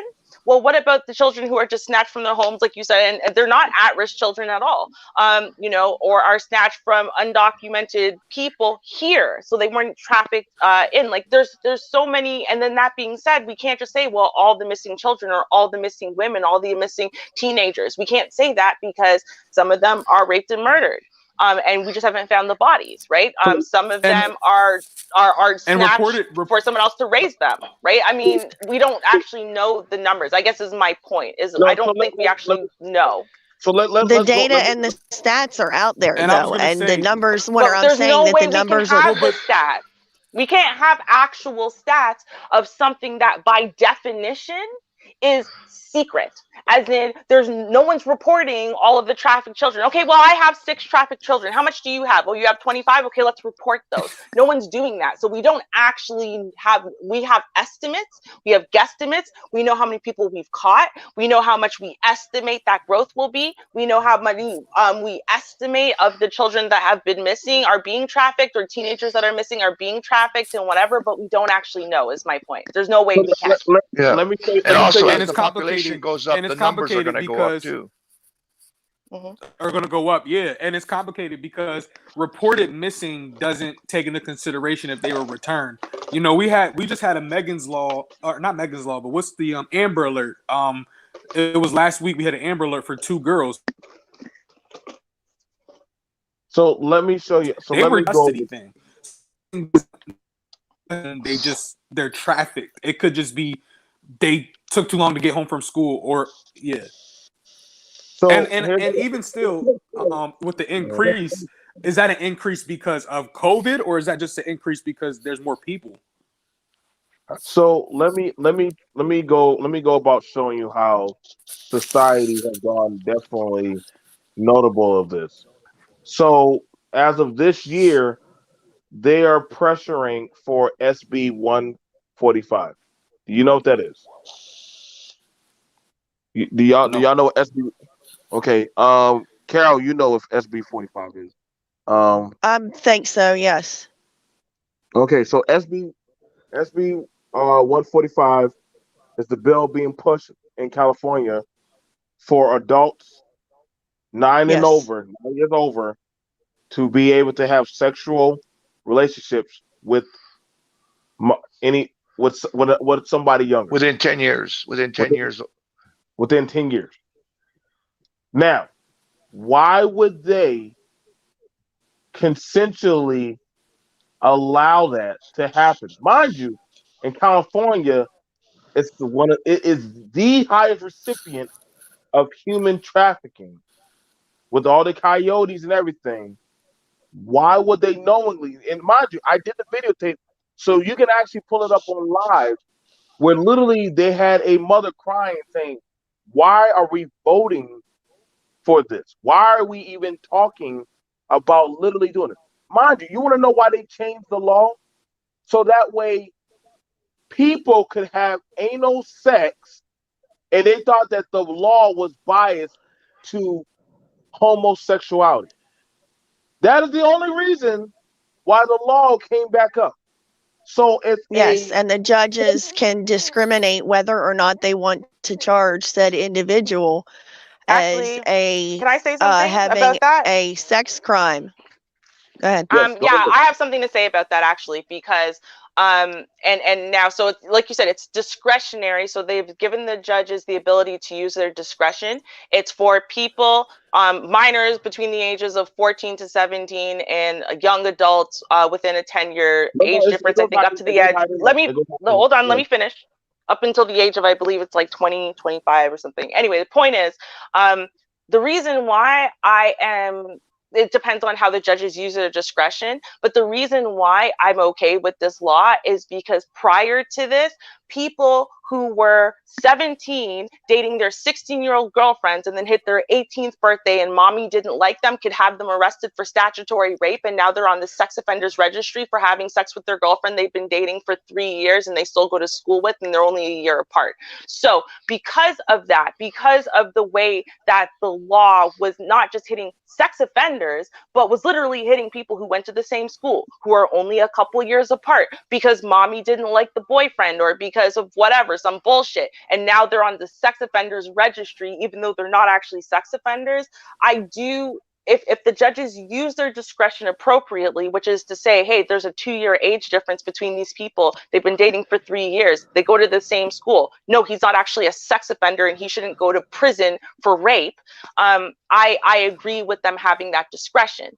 Now, if they're going to use that discretion between a 14-year-old and a 24-year-old, because they're saying there's a 10-year age difference, yes, I have an issue with that, because the 24-year-old going after a 14-year-old, someone who's barely hit puberty, yeah, okay, that person's a fucking predator, right? So I do think Predator. that, right, I do think that discretionary, I do think that they put in the discretionary word in there for a reason. And I do think that it probably does have something to do with the number of young men, or teenagers, really, because they're teenagers, 18, 19, maybe hitting 20-year-old boys, who have been put on the sex offenders registry because of something like that, where they're dating their girlfriend inside the school, and the second that they hit 18 and mama doesn't like them, boom, they're getting arrested at their home for statutory rape, and they're not rapists. So let's click at that.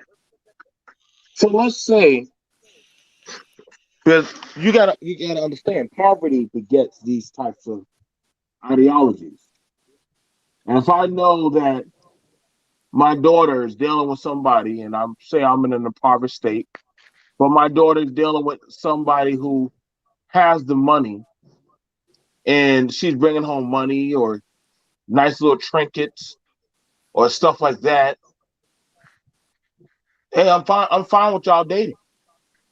Hell, shit, get his baby. So what then now? Because see, I mean, so long as I, the parent, am fine with it, then there shouldn't be a problem. Yeah, but that falls Yeah, but then you can then suddenly into the gray area of, the age of consent and what is the age of consent in that particular area. Because if they right. can But then you could also turn basically around have one the day and not like him. conversation, right? But You if could they turn can around and change your establish, mind. the That's not court fair. can even, well, and that's true, but the court can establish if there was a past or prior relationship prior to that age Now. of consent and the other No, party. now. Only now. Before this bill, no, they couldn't. So if you were, as long as the parent didn't say anything, you're cool. But the second that parent wants to report that person, because now I don't like you because you stopped buying my kid a gift because you lost your job, boom, now they're a sex offender in jail for rape. So see, that's the whole point of, you can use that as a weapon now against this young man, this teenager, who you didn't have a problem with. He's not a predator. They go to school together, but you decide you want to punish your daughter, you want to punish him, whatever it is. No, see, this is where, again, I think that sometimes, yes, we can look at the law, we can look at how it can be bastardized and abused and whatever, but we also have to recognize that when sometimes these blanket rules are punishing innocent kids. Because I'm sorry, an 18-year-old boy who's still in high school, who turned 18 in the 12th grade, is still a boy to me. So hold up. So I want you to understand that again, if that is a 22-year-old dating my 16-year-old daughter, but I'm living in an impoverished state, and we cannot pretend that some parents give their, hey, you know what? It's cool. You can date Ray Sean. He's, what I'm saying? He's taking care of you. He's treating you right. You know what? And also, he's being a man. Oh, right. My 6-year-old daughter gets pregnant by the 22-year-old. But I gave her consent. I'm not going to report him. You see, now we have That's a family thing then. Now, because now we have a situation where No, because the judge can pursue it. See what I'm saying? They can pursue it outside of the parents. If she has a baby and the hospital finds out, or the government finds out that he's 22 and she's 16 and the age of consent is 18, they can arrest him anyway, regardless of what the parents or the child says. Actually, I've seen that story. And they can arrest the parents. Yeah, they're required to report it. Yeah. Now, here's the news flash. Most people do not put themselves, that's that trafficking again. Because first of all, I gave out my daughter. I sold my daughter's ass for some doggone to get a bill paid. See, this is why I say I do this. I do this with a plus, because literally one girl said my mom told me to do this. My mom, mind you, she was 17. Her mom told her to do it. Now, she said, I just thought you were staying with your boyfriend. So again, it's hard to do shit when doggone if the parents are in on the system. They're in on the system. Again, these things, if they choose not to press charges, ain't shit happening. If they choose not to press charges, ain't shit happening. Key word, justice is blind. She's one blind bitch. She hasn't been working since forever. So no, unless they have a baby, because then they have proof. So even if the school finds out that this 50-year-old girl is fucking this 24-year-old dude, if the girl lies and the parents are cool with it and everyone's cool with it, there's nothing you can do, because you need proof. But if there's a baby, the baby is proof, and the state will take it out of your hands. And this is, again, now I'm not trying to protect the 14 to 24-year-old relationship, but like I said, there should be discretion, because the 18-year-old to 17-year-old, right, 19-year-old to 17-year-old, the 18 and 19-year-old kid who's dating the 17-year-old girl should not be treated like a rapist when the relationship is based on them liking each other and they have common mutual interests and whatever, because of course they're only a year or two different and girls mature faster than boys. We know that. So that they're not rapists, and they shouldn't be punished as rapists just because some people should be punished as rapists.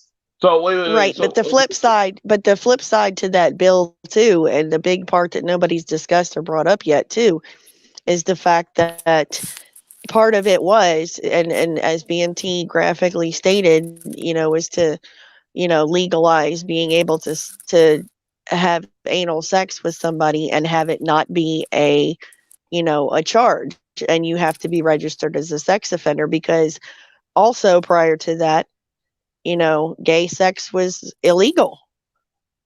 It was illegal. It always has been in California. And they wanted to promote the ability.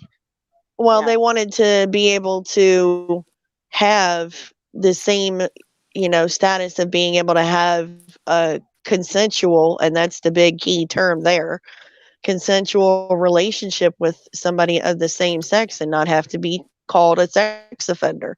As you all said, the moment they hit that certain age.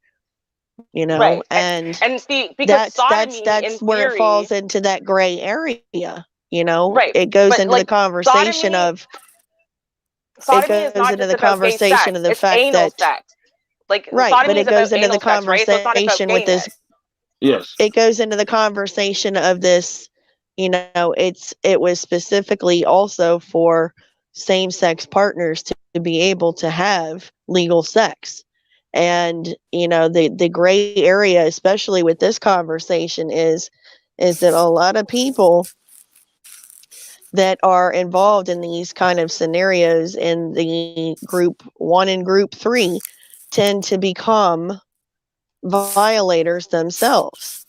And it's like a perpetuating sickness, No, but because see, it's still the same heterosexual shit. couples, Why do we do this? Why do we do this? but this is the thing, heterosexual couples can reproduce, whereas people of the same sex that have same-sex proclivities a lot of times were groomed or molested. Okay, no, and fuck all that. becomes No, a self-propagating, no. That's that becomes bullshit. it becomes a self-propagating scenario. Bullshit. No, bullshit. There I'm are sorry, people, listen. and it happens.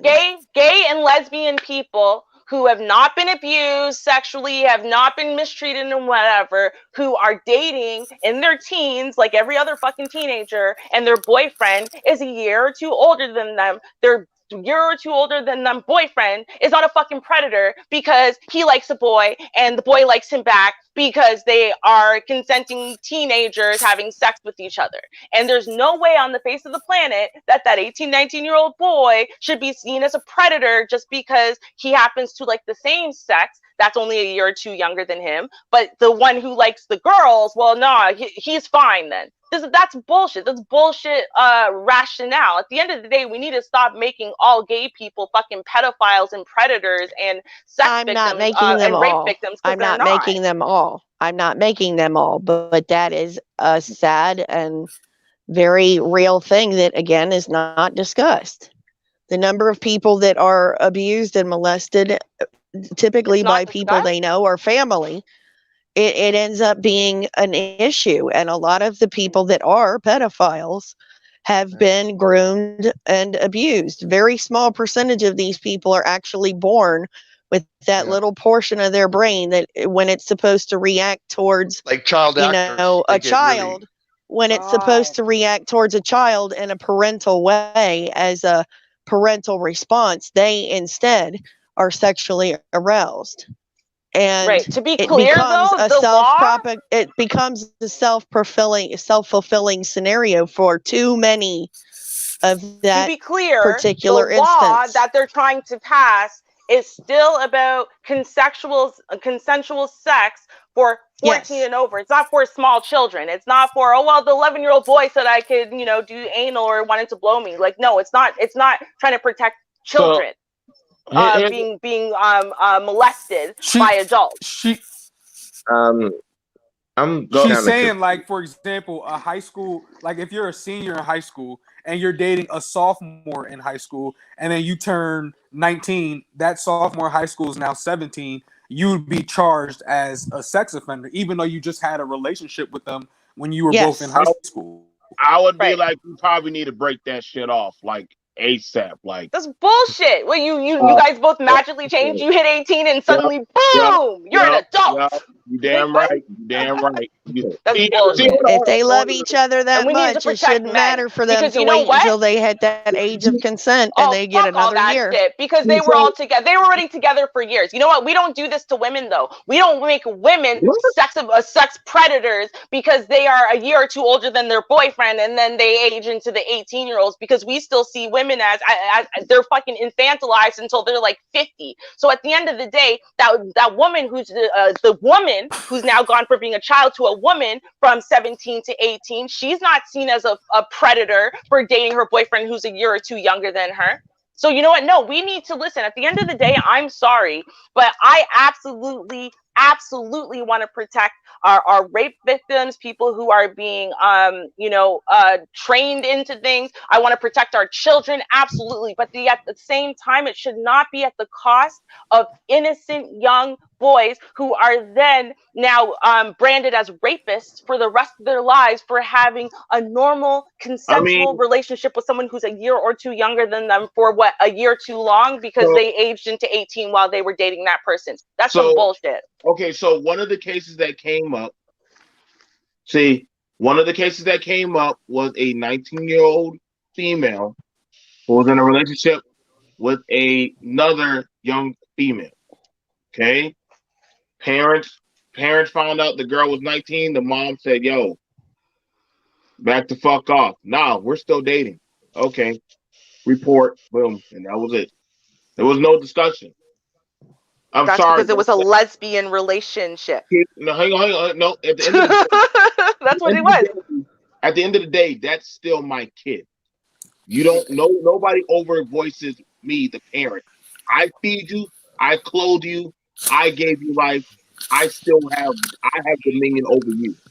If I tell you you're not dating, you're not dating. It's not. We're not. Great. We're Then not. you know what they need to do? What they need to do is have high schools and colleges that are separate for people under the age of 18 and ones that are over the age of 18. Because you know what? If y'all are going to college at the same time and you're, in your second year of college and kids are starting college at 17, and now because you go to the same school, you have a couple classes in common. That's how you met each other. You're going to the same places and whatever. And now you're a sex predator. No, that's some bullshit. Bullshit.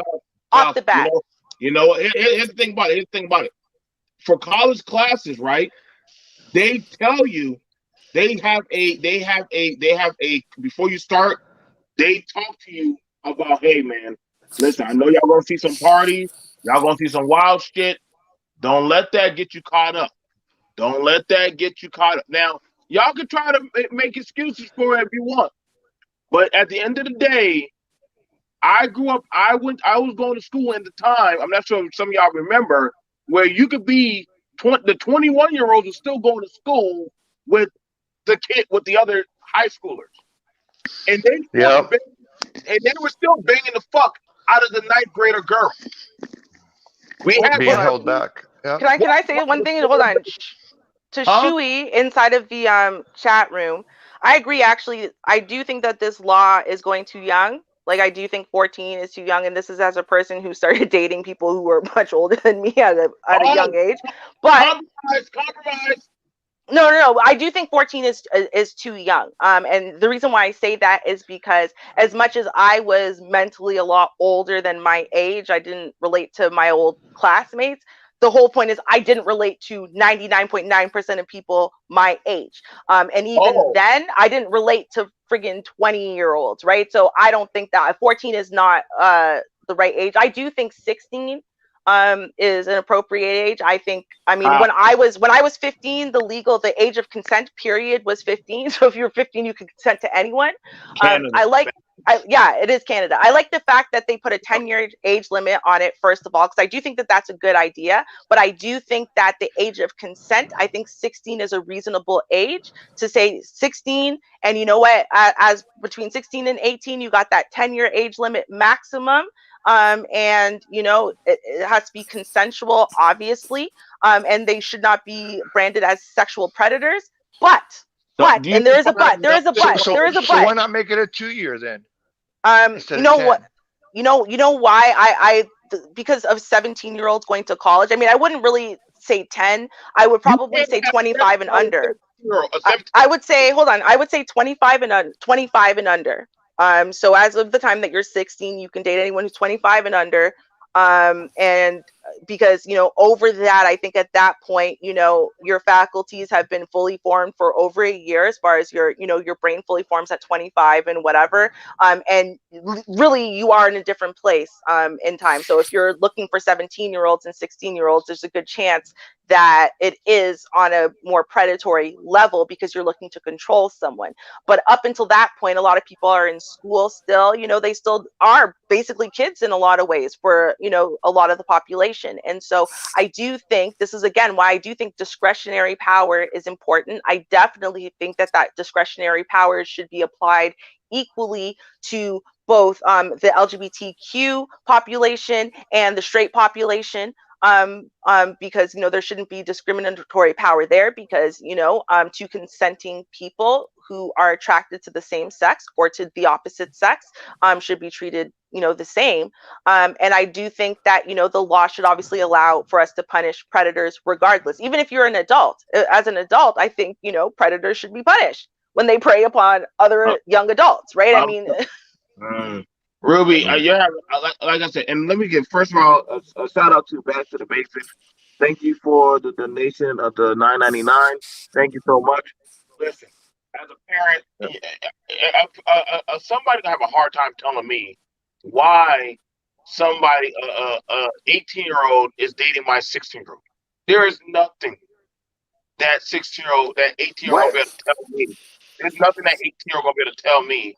Hey, like, we love each other. Dad, he's cool. I give zero fucks what you got to say. You're a kid. The fuck the 18-year-old got a comment with you. Like, what y'all talking about? The 18-year-old is also a kid.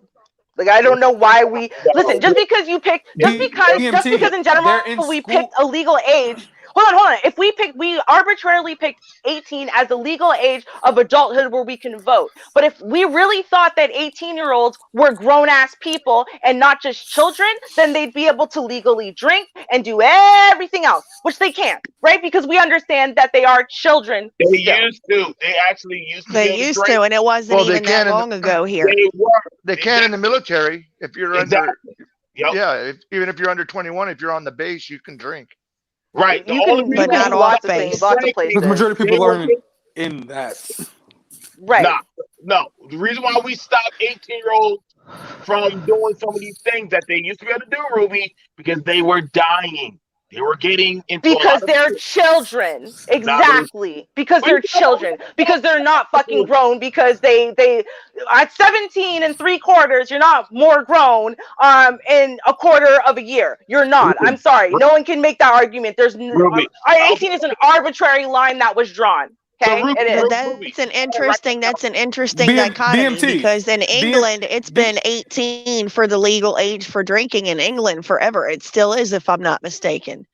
And they don't have anywhere near in other countries the same amounts of fatalities and DWIs and stuff like that. I mean, here where I'm at and where I'm from, it was famous for having the 10-ounce beers. You know, there were more bars than churches per capita here back when I was a kid, and they were serving drive-through mixed drinks here, and it was 18 when I was a kid. It didn't switch over to 21 until I got older. Right, and because the age of the fact England that is so 16. many kids were dying of DWIs every year. Yeah, and the age of consent in England is also 16. I do have a question. Yeah, Europe, do you think like in Germany and Belgium, there is no age of consent. BMT. Do you think it's more of a culture issue than other countries who have that same, where the 18-year-olds can drink, but they don't have nearly the deaths? Is it more of a culture problem than it is the age? Because I kind of agree with Ruby. 18-year-old to me, you're not an adult. I mean, you may have the physical appearance of adult, but the mind is not even. So it's like I kind of agree with her. Should you be having sex if you're not an adult? Huh? Should you be having sex if you're not an adult then? Yeah, that's part of being. Because part of being a teenager. I mean, Because you That's take what on we've always been at. responsibilities when That's you do been, that. if it was up to me, I think that's been culturally driven.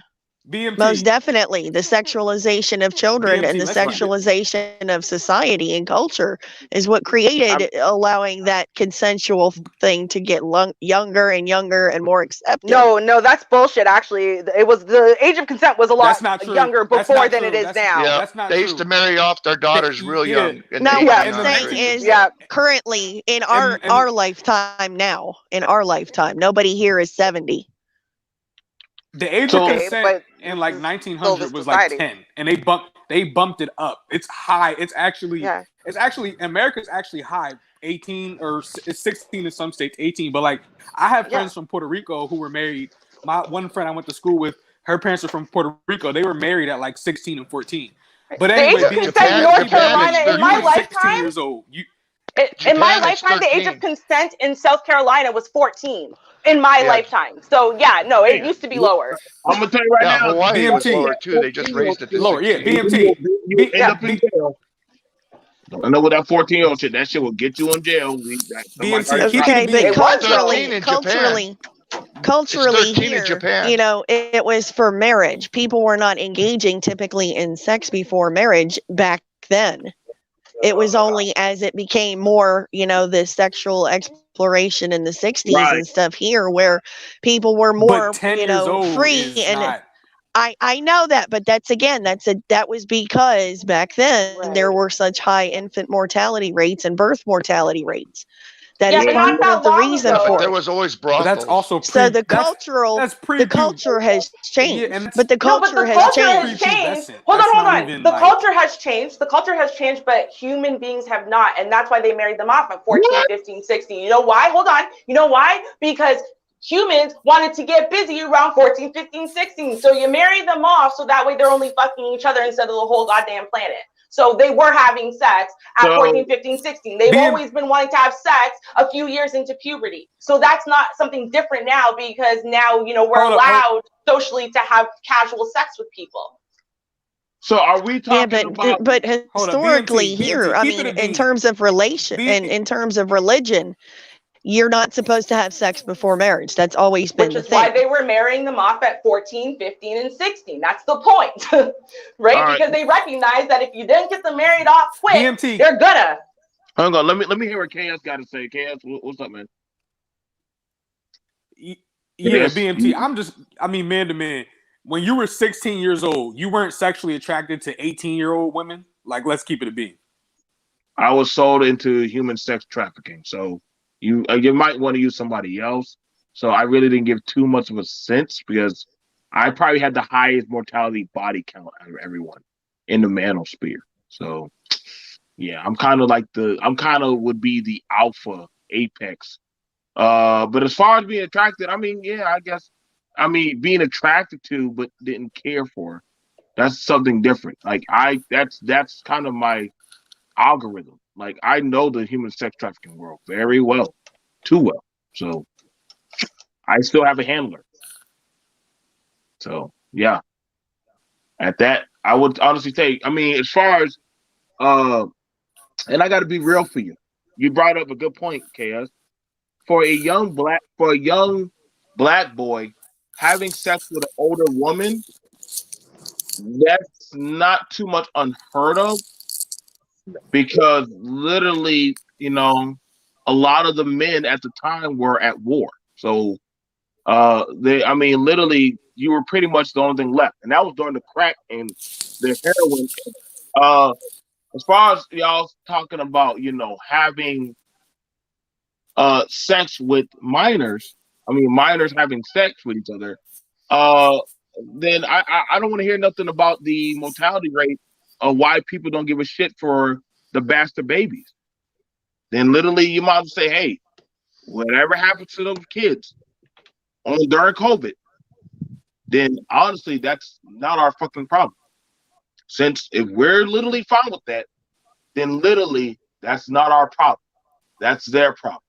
If they don't have the finances, which let's be honest, ain't no 16-year-old kid has no finances to take care of no kid. Ain't no 17-year-old kid has no finances. So If y'all are saying y'all cool with them fucking, then I mean, this fucking comes with. I feel like you should have a permit It to be able to. happens. No, guess what? When it happens, Right. guess That's what? called reality. So as it happens, the mortality rate, then Mhm. I'm willing to see some more death babies. Oh wait, let's be honest, because let's be fair. Our community is at the highest with dead babies on the table. So I'm trying to figure out. Yeah, it happens. I'm glad We're that not we're saying don't use condoms, though. We're not kind of, saying don't dude, use we're not. condoms. Listen, I'm not black saying men, don't use You don't get condoms and the don't have option safe for sex. that when you're trafficked. black But we're men. not talking about trafficking No, only. we're We're talking about not. what Yeah, we're, non-trafficked I consensual knew where adults he are was doing going in their with Let's it. free I time. knew where he was have going the with it. conversation. Black men are the highest of HIV and STDs, bar none.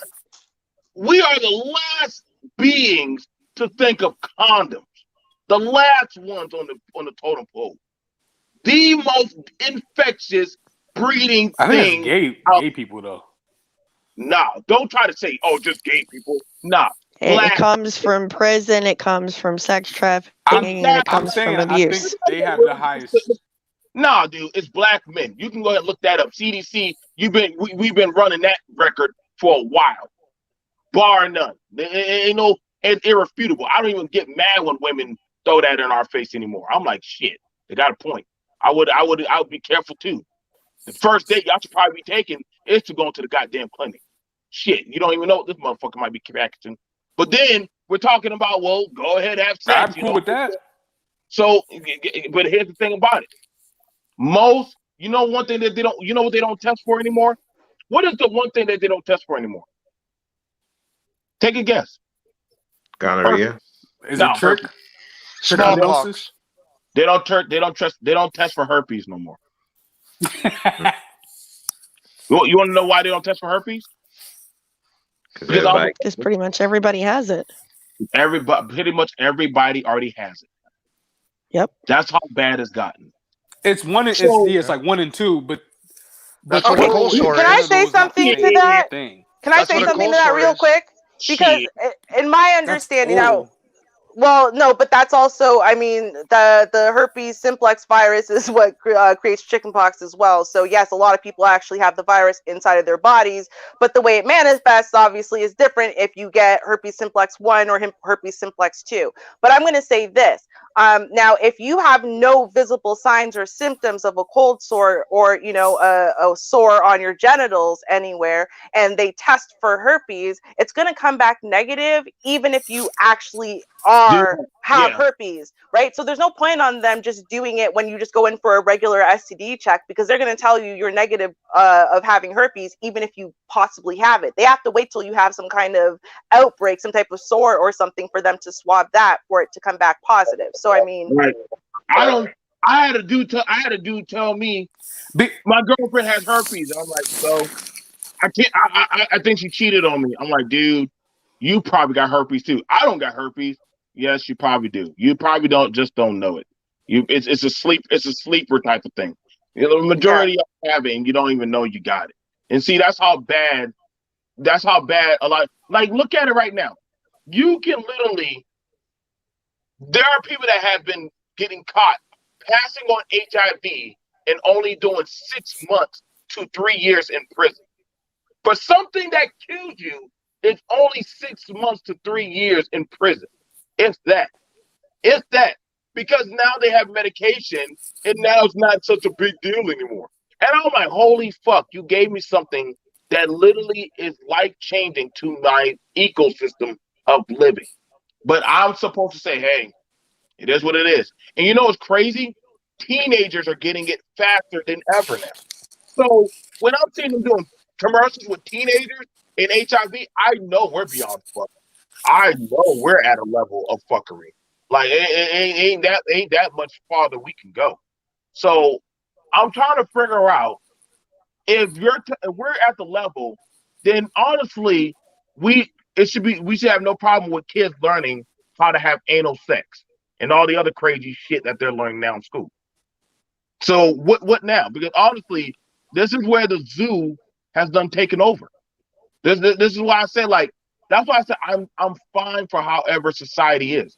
Because honestly, we get it. Like, some people are gonna do what they do, others are not. Like, what I'm saying? Like, we're at that point in society where, people, everybody's like, hey, let me get my rocks off. It doesn't matter what the other people think, or hey, they're just kids. Kids have been killing people for quite a while now.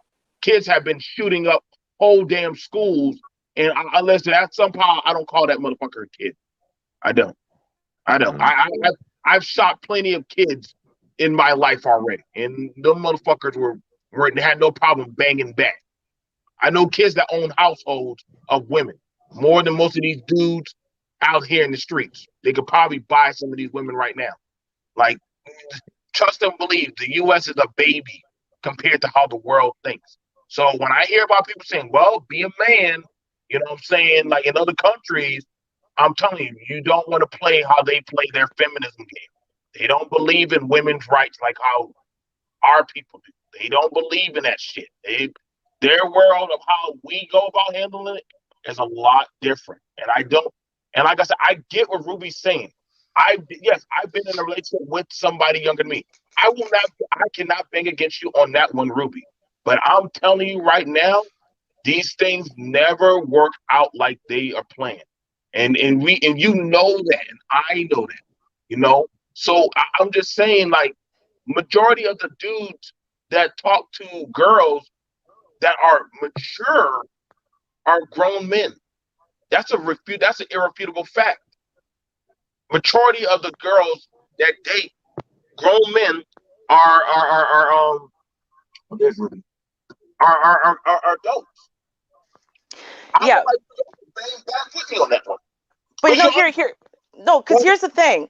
I mean, and it's funny because you want to know how you know for sure that the age of consent used to be different. So I was watching Sister, onto the last season now. But anyway, when Tia when Tia was 17, that's when she started dating Tyreek, and Tyreek was 19, out of school already, right? And she was in high school in her last year. The problem that they had with her dating Tyreek is because he had been in prison, not because of his age, but eventually they decided to get over that. She was still 17. So wow. But here's the thing though. The whole thing was he took a fall for something he didn't actually do, blah blah. Anyway, point is, and he didn't even know had happened. His brother stole a car. His brother was letting him drive the car. He didn't know the car was stolen. They charged him with the theft, whatever. Anyway, it's not the point. It's a fake TV show. Point is that now I've never dated anyone my own age ever, my whole life. I've never dated someone who was my age. Why? Because in general, they weren't on par with me. But you see that as a common pattern, women to men. Why? Because generally, when a woman is ready to settle down or get married or whatever, right, to find that like mind, she's normally finding someone who's at least a couple years older than her, right? That's normally how it lines up overall, is that, guys tend to date women who are a couple years younger. Women tend to date guys who are a couple years older, or maybe more than a couple years. But the point is that tends to be the discrepancy as far as development, where you are in your place in life. And that's for a variety of reasons,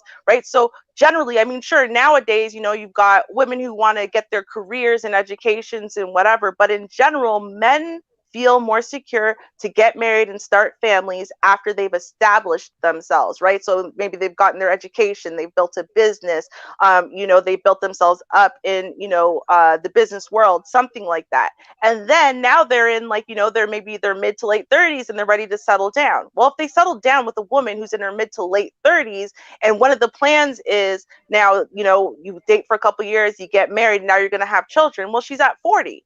Right. So that's a little bit late. And she probably also doesn't want to wait till that age and time. She's the one also wants to have kids. So she's probably going to start looking a little bit earlier than that.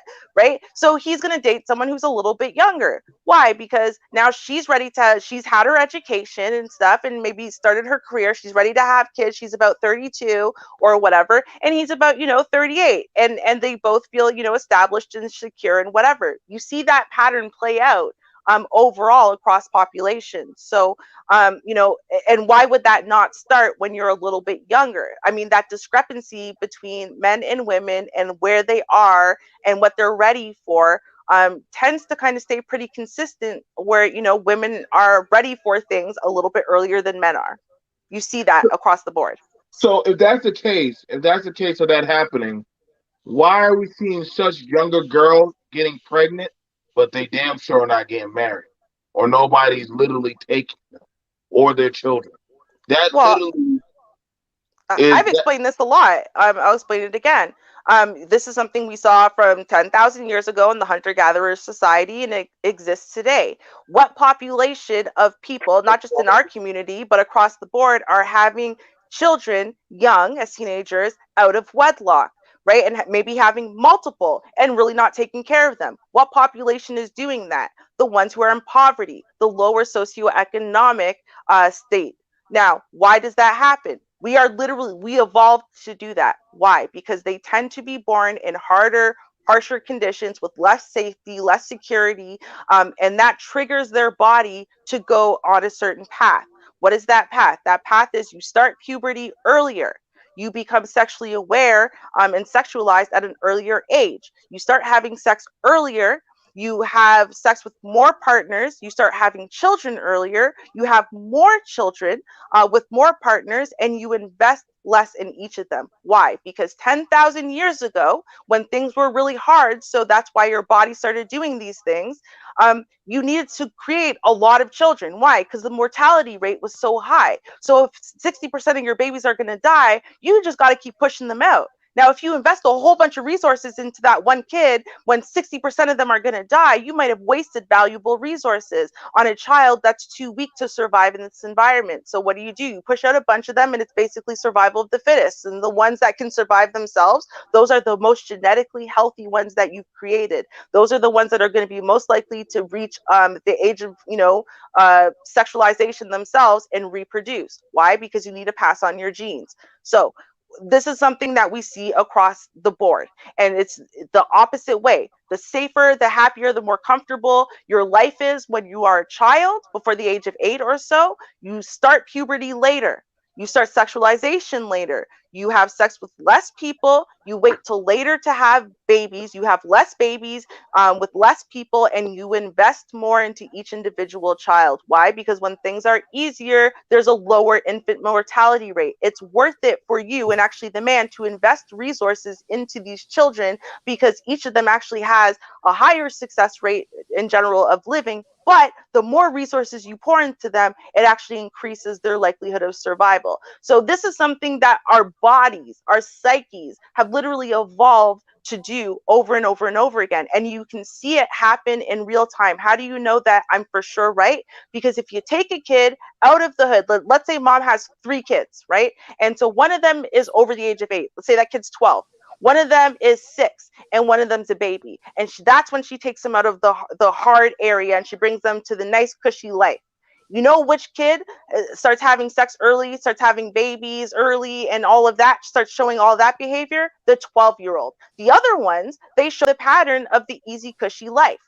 Right? So that's what I'm saying. You actually look, we have evolved to act the way that we have. And so because we know these are evolved things, the best thing that we can do is get to the young population before middle to late childhood and start reaching them at that point, start giving them resources, start giving them security, start giving them comfort, start giving them education and information, so that way their bodies don't start triggering them to have periods at 8 and 9 years old and to be sexualized by the time they're 11. So in what you just said, you literally agreed, not knowingly, with Carol and I, not knowing that. When we openly told you that literally back in the day that you would give off your kid because you couldn't feed them. Or literally if somebody says, hey, y'all remember Color Purple where the mister came to get one of the girls. He said, listen, I got a house, I can take care of X, Y, and Z and do all that. Shit. See, a woman was no more than just a resource. It wasn't that was it. It wasn't somebody, he was a resource. There was no okay. So but I never disagreed with that point. I'm showing you about the thing, like the woman was property. The woman was no more than just property. She was a means to a tool. And I know Right. that I don't agree with that, but hey, I mean, That's how some people viewed it. And so in saying, well, no, women were literally actually property until 1984. So in a marriage up until 1984 in the United States of America, women were actually property, which is why it was illegal for a man to beat and rape his wife up until 1984 because she was just his property. So this is not like news to me or new information. No. I get you. So in saying, a person of that age, having relationships with a child, a child. Now, granted, men and women, boys and girls are not the same. We know, we understand that. We get that. So when we try to compare them, you're not going to get the same results of aptitude. I don't know. I've never seen a war where they were grabbing young girls to throw them on the front line. I've never seen that war. But I did see the wars where they would run up and grab the young men and put them on the front line. Barely some of these boys even had time to get ready for goddamn grad school or anything. Shit. And so when we look at it, the maturity, and see, that's the thing about it when it looks at this society, is that literally we've been speeding up the maturity of younger people. No, but I want you to think about what you just said there, BMT, right? So these 17 and 18-year-old boys they were sending off to war. What were the boys doing before they went to war? They were getting wives and they were impregnating them. So that way, right, and they were impregnating them. That way, if they died on the battlefield, their genes are still going to live. So at the end of the day, as much as we would like to think that things are so radically different now than they were before. The reason why things are different is for that reason, because we're not snatching kids off the street anymore and forcing them off to war. So, therefore, everyone isn't getting married the second they step out of high school. Girls aren't getting pulled out of school anymore because they only need about halfway through high school education, right? They're not getting pulled out of school for those reasons anymore. I mean, a lot of things are different for a lot of reasons, but ultimately what we're talking about here is puberty, and sex and sexuality, and when does that actually start as an actual interest in a teenager, right? And that's really what it comes down to. Just because society will randomly change its rules over the course of 100 years doesn't change the way that we've evolved. It doesn't change our biology, exactly, and what we've evolved to do. And this is why teenagers have always been getting hot and heavy and whatever. What stops them from having sex? Well, it depends. If society is training you that only girls from the bad side of town, lower class hookers actually have sex, well, then you only let them finger you, right? Doesn't mean they weren't being sexualized, they just weren't going all of the way. You know what I mean? Because there weren't condoms and other things to prevent pregnancy. And even then they were, which is why Roe v. Wade was coming up in 1965. Right? Because a bunch of girls were getting pregnant out of wedlock. This is something the Catholic Church used to run, basically, was abortion services. So, the girl would go to confession and cry about she's a good girl from a good home and she's young and she's gotten pregnant, and she'd cry about how pregnant she was and she's so scared she doesn't know what to do. And they'd give her the number of a particular priest, and that priest would talk to her about the pregnancy and whatever and send her to a particular doctor who would, underneath the table, give her an abortion. Now, if you weren't rich and privileged and Catholic, well, then you would go and have an abortion on the street, which might make you bleed out and die. It might make you infertile. It make you catch really dangerous infections, so on and so forth. So I mean, these problems have been ongoing. Just because society wanted to sweep them under the rug, pretend they weren't happening and whatever, doesn't mean they weren't. And we're not sitting here saying we want a grown adult to have. We're talking about people like 2 high schoolers. That's right. What we're talking about. Like people within a relatively close age that just found there's like. So why not make it 5 years? That's what we were talking about before, the 10-year difference. Yeah, that's what I said. That's what bothers me is why 10 years? Why not make it 5 or 2 or like Ruby was saying, a 17 and a 19-year-old. That's only 2-year difference, Yeah. Right. Well, not only that, but the statute of limitations in California is what makes this whole thing fucky. Because when you have those scenarios where you do have somebody that is accused of being, a sex offender, and you go to sue them, if they've got enough money, they can keep it off the books for a certain period of time, and you can't do anything about it. As long as they got that money, you're stuck. Facts. So Yeah. exactly. So because I'm curious, why is it 10 years? And literally, that was one of the main things that Princeton like. Y'all gonna have a hard time telling me why. Because mind you, let me go ahead and use. Let's just go ahead. Let's show you how money works. Yaya Mayweather stabbed up another woman. Yaya Mayweather is sitting her ass at home taking baby shower pictures, IG, and everything. How the fuck is she just sitting around, doing that?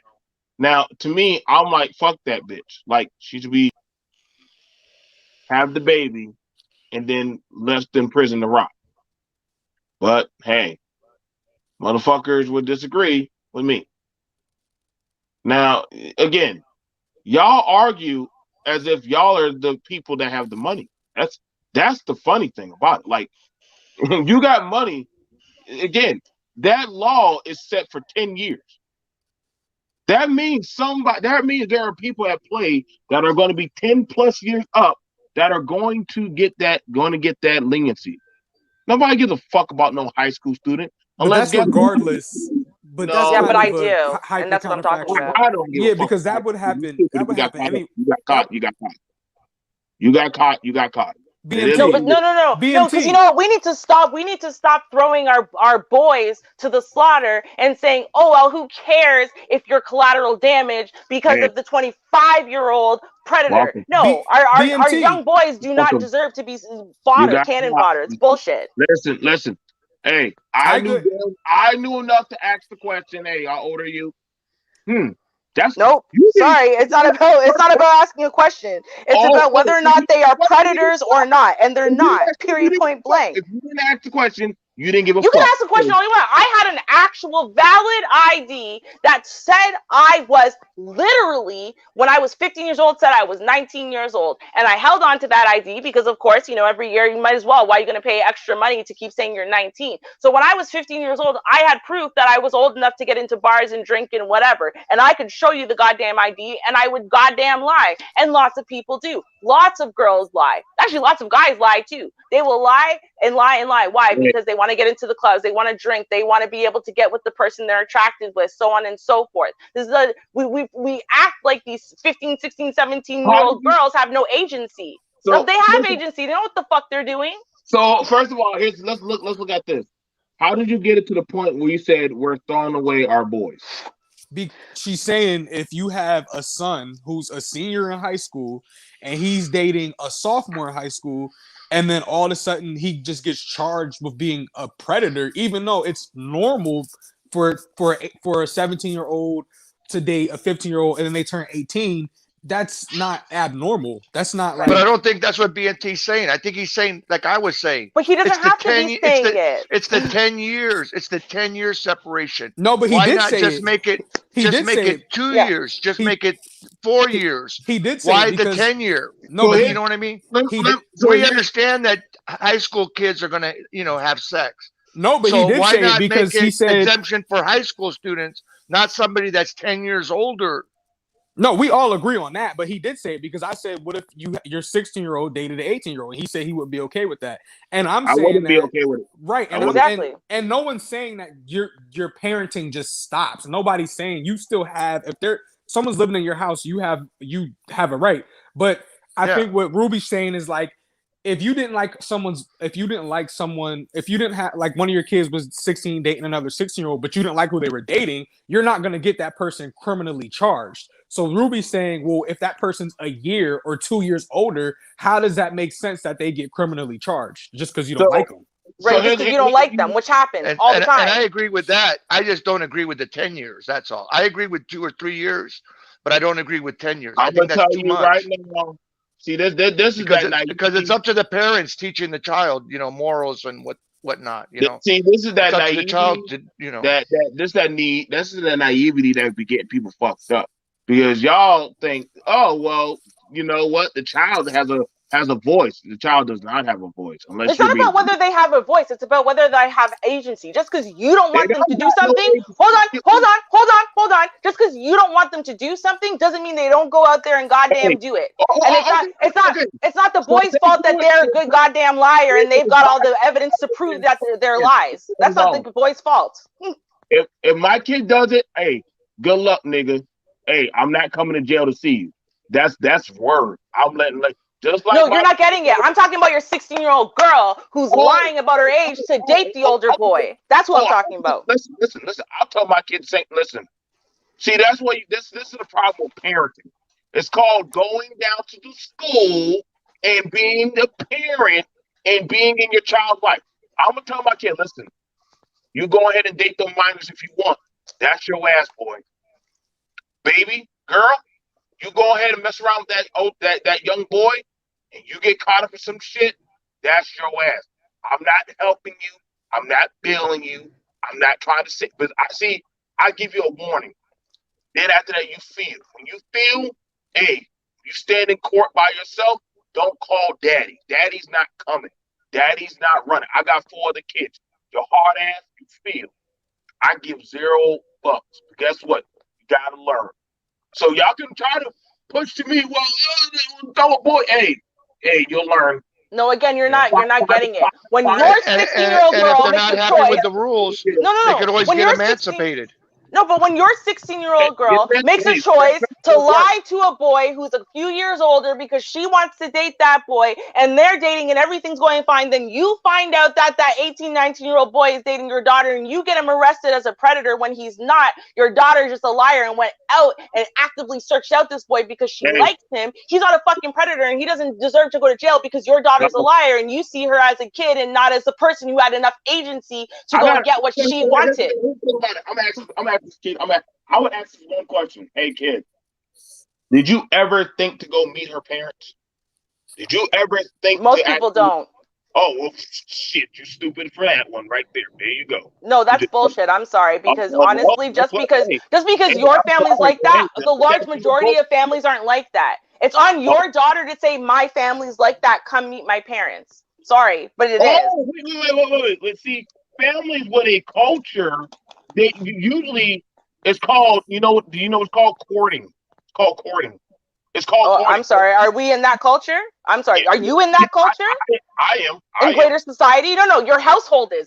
Greater society, the greater society you belong to, part of that culture where that is normalized for the majority. So now we're more instant gratification in our society nowadays. Right. I'm sorry. We're not in that culture in the society. So it's not normalized. You want me to empathetically feel to lower my standard because of society. The same society that has drag queens telling boys about anal sex and all kind of crazy shit. You want me to go with that society? I don't. That's not what I said. No. Whoa. No. What I didn't say anything about what you should do in your household. What I'm talking about is what you can't expect that if someone grows up in a society, that the greater society as a whole does not have a courting culture where everyone meets the parents before going out on their first date. So that's normalized. Then you can't say, oh, well, you fucked up for not practicing someone else's culture. Now, I got a question. What society would you be talking about? What society are you talking about? American society, Black society. True. Okay, so of course it's true. So here's the thing about it. If you're dealing with people with money and class, they have a courting system of whether they want to fuck with you. No, I'm just saying. You listen, Ruby. You just openly were telling us that you were dating older men. Yep. Now, if you were dealing with people of means, I was. And Okay, you know who they bring home? They bring home serious contenders. They don't bring home everyone they date. They bring home serious contenders. It was very, very few, and normally again, people who are from different cultures who had to bring someone home to meet the parents, female or male, for them to be allowed to go out to a movie or to something with that person. It was very few and far between. Very few. So here's the thing about it. So you're fine with minors talking to each other, yeah. Right. Okay. Can I say something real fast when you get a chance? I'll tell you, boy, black society's at the barrel always. It's gonna always be the gutter shit. Go ahead. No, go ahead. I agree with. Well, I was just going to say that, and go ahead. My bad. I hate they say this, but my culture, because that's my background, I guess, they believe in honor killing. If the daughter went out and had sex with another guy and it was underage under their house, they actually have a legal right to kill the daughter. Makes a lot of sense to me. Makes a lot of sense to me. But that's right. That's but that's you're saying you're going to punish the boy, not her. You're saying you're going to punish the boy who had sex with her. You're not going to punish her. But that goes along to what BMT was saying about other cultures in this world. Because in Islam, they don't treat women the same. You know, you don't have the same equality. You know, that's why I brought up the female genital mutilation. You know, there's honor killings. There's a lot of stuff that they do that I don't agree, you know. But that's the point, though. The point is that the girls who, and they know, it doesn't matter what the fuck the rest of society is doing, they know how they have to act. So therefore, like when I was in middle school, for example, I asked my parents if I could go out places or if I could whatever, right? I asked my parents. If my parents said no, I listened, right? Because that is what was happening in my household when I was in middle school, right? You were dating older people? I wasn't dating anyone in middle school because they kept telling me no. So at the end of the day, now when I was when I had my boyfriend for 4 years, who was almost 8 years older than me, did they know he was almost 8 years older than me? Yep, they absolutely did. Now, were they initially happy with it? No. However, they couldn't say shit about it because I was 16 and I was over the age of legal consent. Now, with that being said, there's a lot of other complications with my family, but my point still stands. What I'm trying to say here is that it's up to the girl or the boy, right, for them to follow the rules of their family or not fuck whatever the general society is saying. So if she has to ask her parents' permission to go places and she has to bring a boy home to meet her parents before she's allowed to date him, and she decides to shirk the rules, it's not the boy's fault for not being born and raised in her culture and understanding what her culture is. It's on her to follow those rules or not. And if she decides to fuck around and not follow the rules, if she decides to lie, if she decides to be a fraud and a scam artist, it's on her. We need to stop treating these teenage girls like somehow or another they're infantilized and innocent and oh my god, everyone's preying on them. These poor girls. Nobody said that. You're the one that's implying that. You do know that. You were the one implying that. BMT, I agree with you as far as meeting people's parents and courtship. I think that America. I don't know. You kind of more on the Ruby side. You kind of stuck over there. No, hold on. I agree with that. I think in America, I would say it's 50-50. I think half people are. I think so. But what I was gonna say is that you have to be realistic. First of all, if a teenager is going to do something, they're going to do it. There's people who tell their kids not to use drugs, their kids use drugs. There's people who tell their kids not to get pregnant, there's teen pregnancy. Like, let's be realistic. But what I'm saying is that, and I'm also realistic that the black society is a cesspool of shit. So we can also say that honestly, it's a cesspool of shit. So, but what I'm saying is that. So that's honestly almost giving the people in this space the credence that they were right about how they think about black people. I wasn't born and raised in a black community, bro. So what I'm talking about is being raised in a predominantly white community, actually an upper class white community. So no, it's not black people at the cesspool. Listen, North American culture is a cesspool. That is absolutely true. Stop putting it on black people. It's North America. No, now it's America. Now it's an American thing. Now it's America. I said North America because I live in Canada. And the cesspool exists here too. Whoa, this is very interesting. So here we go. So we have it where somebody says, "Hey, it's a North American thing. I guess it somehow is our thing that we do that. Granted, now that we're hearing that one group of people is trying to push the pedophilia No, thing. no. Again, No one's doing see? that. No one's See? doing that. No one's doing that. No. We're talking No. about BMT. We're talking about okay. I I'm went to talking about public. SB I'm talking about SB 145. You're inserting yourself into something called SB 145.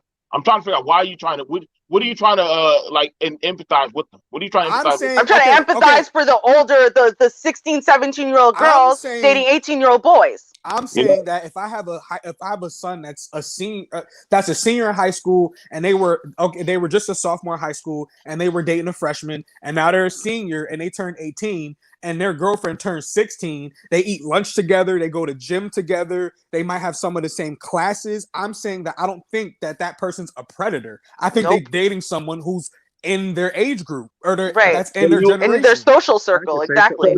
So you wouldn't ask your son, hey, why are you trying to talk to a girl that young? No, because you don't. No, because here's the thing. High school, there's classes. You might be in class with someone and not know what grade they're in. Like gym, my high school, gym was gym was between different.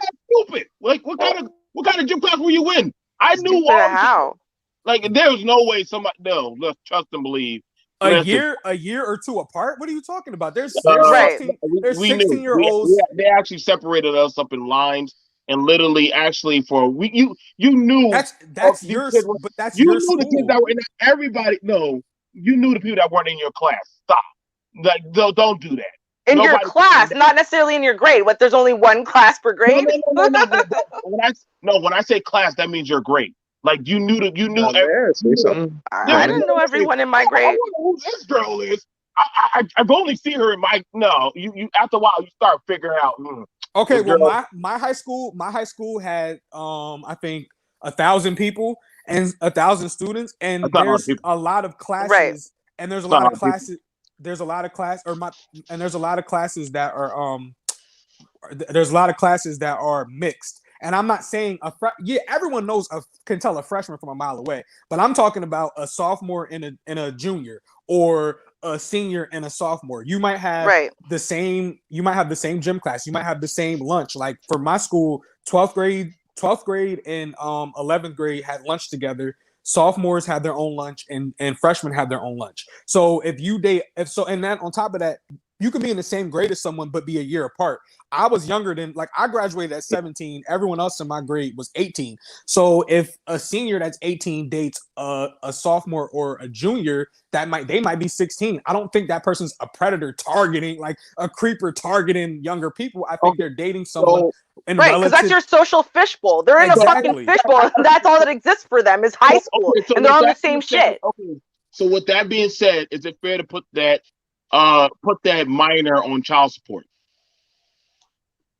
If they got someone pregnant? If they get someone pregnant, I mean, I guess. I mean, if we look at a lot of these pregnancies, these young girls getting pregnant, they're getting pregnant by young boys. They're not getting pregnant. Yeah, the majority of them, by they are. Men.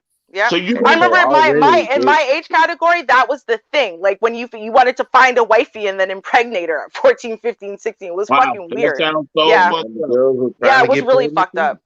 Yeah. So and you know, not to try to go into that child support thing, but a lot of the times these guys are getting caught up in child support is because they were young and getting these girls pregnant. And so by the time they actually kind of get themselves together, they're already in the hole. What, $10,000, $20,000? Oh, now, brother, speak. Where do they end up going when they end up on child support? Because mind you, the families already can't take care of the child, so they're going to have to go get some kind of help. So what happens to that young man? What does he get put on if he can't pay that money? Where does he get put on? But that's regardless of the law. That already exists. That doesn't have anything to do. Like that's already happening. That doesn't have anything to do. He's already fucked to go to jail, and he made a choice. Yeah, it's a choice. Oh, it's a choice. So not having sex wasn't shit. They gotta have sex, but somehow This kid's already going to jail, lost his life for 18 to 20 years, can't do shit. But hey, you know what? At the end of it all, it's his choice.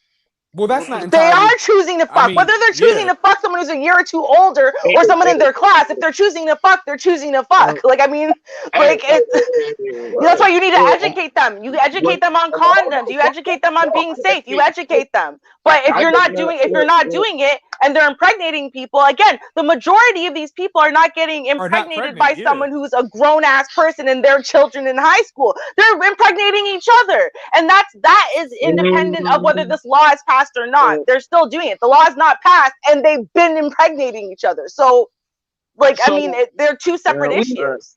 If I can like add something, wouldn't it be the better idea? I mean, since if we're talking about how these boys are being, taken advantage of by the system, where they are getting charged for messing with a girl maybe 2 years younger, maybe 3 years. Wouldn't it be the other thing would be to charge those girls with messing with an older guy? I mean, we already said, we agreed to that. I mean, well, you can't really. I mean, I don't know if you could charge a minor for messing with you can't really charge. I mean, they never really had it where you charge a minor. That's just, Right. I'm just being honest. Like, well, yeah, that's what they're saying. You're a minor, you're a child, so you can't consent. So if you can't consent, then there's no way that you did anything wrong. Right. That's like a doggone 50-year-old telling a 21-year-old, "Don't worry about it. Like, it's okay. I give you permission." Like, good luck saying that crackadoodle shit in a courtroom. Like, it would never play out. Like, they were gonna be like, "Are you kidding me? Who's the adult? Like, you or her?" Like, they would. I've never. I mean, honestly, that's like the boy who got caught in the truck with the 17-year-old girl. He was 19. When the sheriff came there, he was like, "Yo, what happened?" "Well, she's my girlfriend." "Yeah, but you're on school property. What are you doing on there?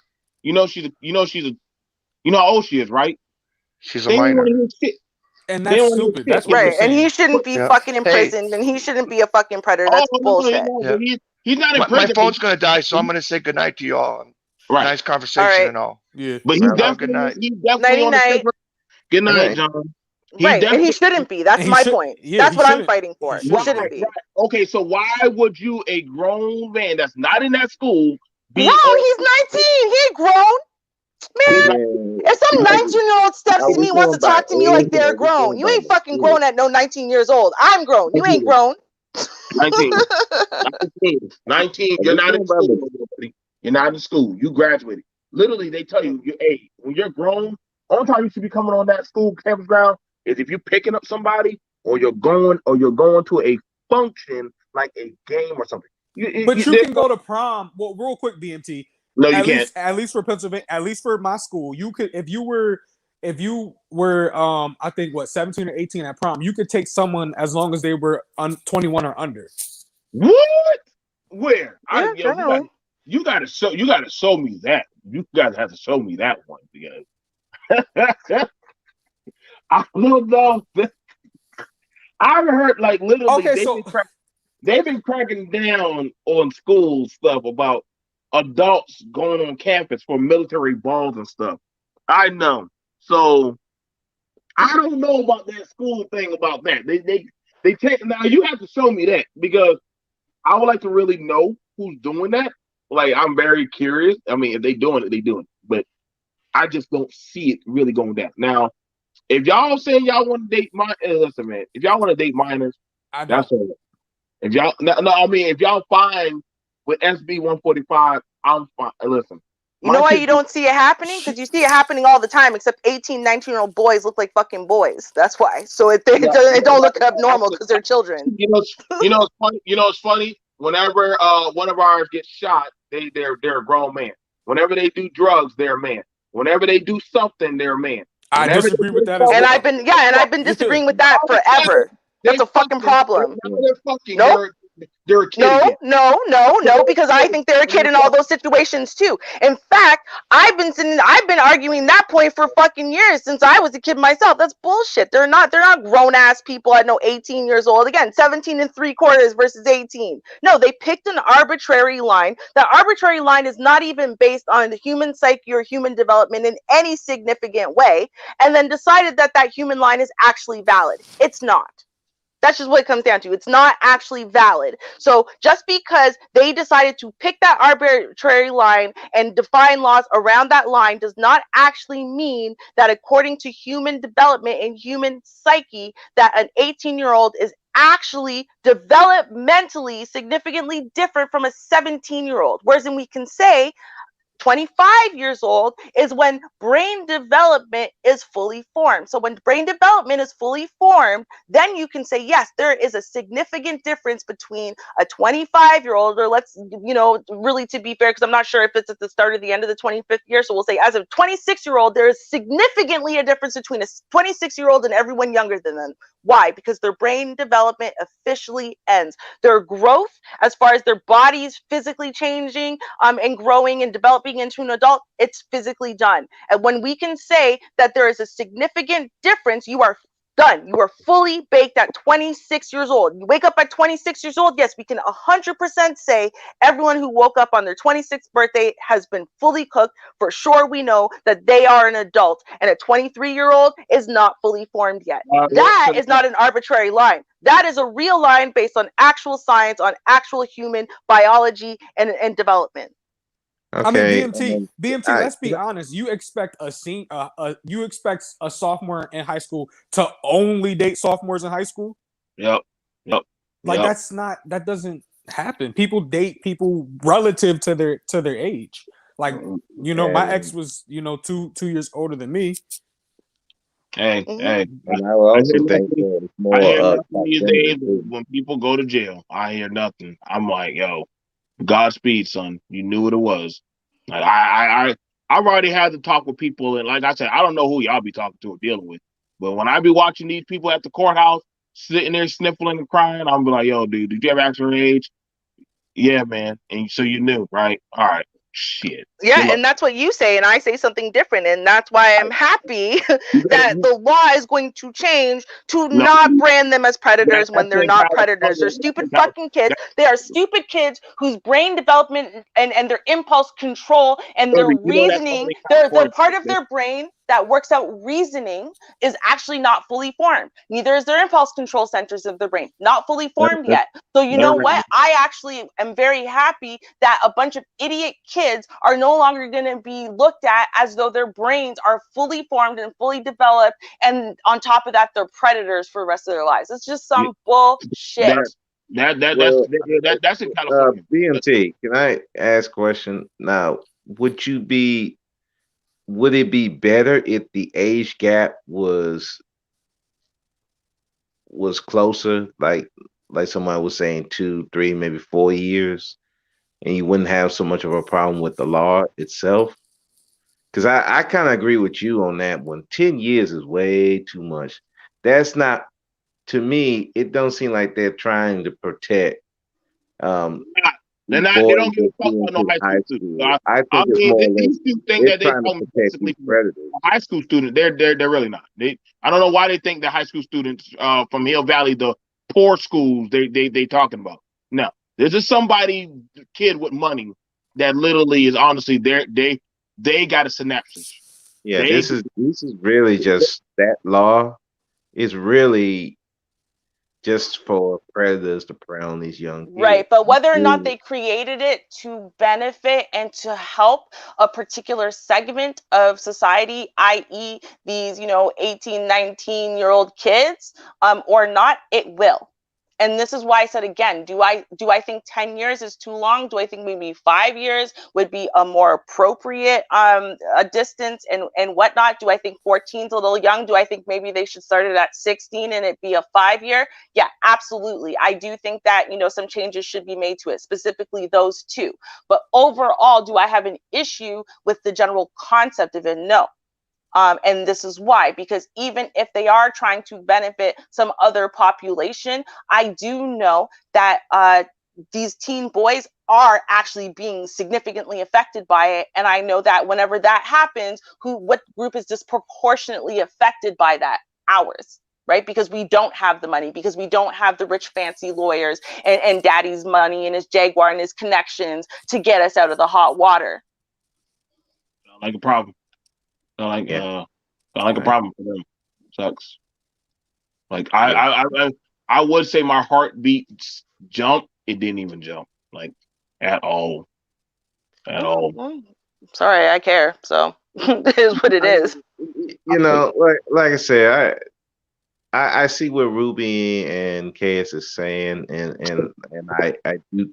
Yes, there's a lot of boys who have been affected by the way the law is now, but I'm with BMT. This law is not going to benefit them because again, we have to look at the term. It's discretionary. So what usually that means? Who's going to benefit from it being discretionary? Ain't gonna be no minority. Oh, you're 19. Oh, she's 17. Oh, I understand you. Yeah, the fuck right. Like they're like, okay, should have thought of that, dummy. And you off to jail you go, and that's exactly what's gonna happen. Nobody's getting that. Listen, it's just like when they legalized marijuana, and I said, you dummies are going in there buying that marijuana, and then guess what happened? Motherfuckers started getting caught with weed and getting their asses all tagged up by the law. And I said, I don't know why y'all took the bait. Y'all took that bait so easily. It's like they make stuff legal, but they know only the lesser derelict of dummies are going to do it. They just know, damn, oh man, that means we could do it too. Listen, my parents told me something simple. Just because they do it, don't mean you can do it. Just because they're doing it, don't mean you should do it. But of course, you're going to have some people that are going to say, you know what? Why not? We're within that age gap. Okay, right. Like you remember how they did it on Blackish, where literally men with money saw that little white girl. And you know what they did? They had enough sense to say, oh, fuck them. Like, nope. Like, some things are just the unspoken law. And you can go ahead and try to tell yourself, it's okay. You know what? I can get away with it too, like them. And history always proves the difference. We don't ever come out like that. So, yeah, but you changed your argument because your original argument was you think that they should be on the sex offenders registry anyway. So you therefore don't care. No, I'm not. Actually, I haven't changed at all. I'm telling you why not to do it. Listen, you can go ahead and try to say, well, it's cool, nothing's gonna happen. You're never gonna win. You're never gonna come out on top of it. You can go ahead. I mean, like I told my kids. Okay. I've already had a talk with my nephew. I had to talk with my nephew before I sent his ass over there to a little function. I said, listen, ask the girl, hey, how old are you? What do you do? All that stuff. You know what I'm saying? Be consensual. What do you do when she drinks? Don't touch her. Good. See, I tell my sons and my nephews and all of them stuff. Why? Because I understand shit can go bad real quick. I'm not disagreeing with that. No one's disagreeing with that. Hold on. But you were saying there should be nothing wrong. See, I'm telling my kids and anybody, listen, you don't play the same game that they play. Y'all can say, well, in high school, you see a lot of boys in high school lately have been getting caught with sex charges lately, a lot. And so I understand the outcome and predicament. These kids are getting railroaded rough. The SB 145, yeah, they can go ahead and take that bid if they want to. But again, we're seeing more of our people end up on the welfare. And so when I hear that, well, who's gonna look out for the black community? I'm like, man, fuck that. Y'all know better by now. If y'all ain't learned shit yet, and y'all still glutton for punishment, fuck it. Y'all just like being abused. I can't feel bad for women if they say, hey, I have to get some dick. Damn, you can't. You telling me you can't? You got to fuck this nigga? Like you can't have no self control? Then Nope. you're a mongrel beast. Same. I, Same, I mean, let's look at reality, BMT. The thing of it is, we got a lot of females out here who will give a weak dude Yup. vagina. Yup. Sure enough. And be proud of it. The thing of it is, it wouldn't be so bad if you snuck it on the low or something like. No, they be proud of that. And then the kicker is you try to tell this chick, hey, that's not a man. That's boy. You probably need to leave them know. Nah, he a man. He a man. Huh? How is he a man? He living off of you and he's a man? He's letting you do all kind of sexual stuff for money.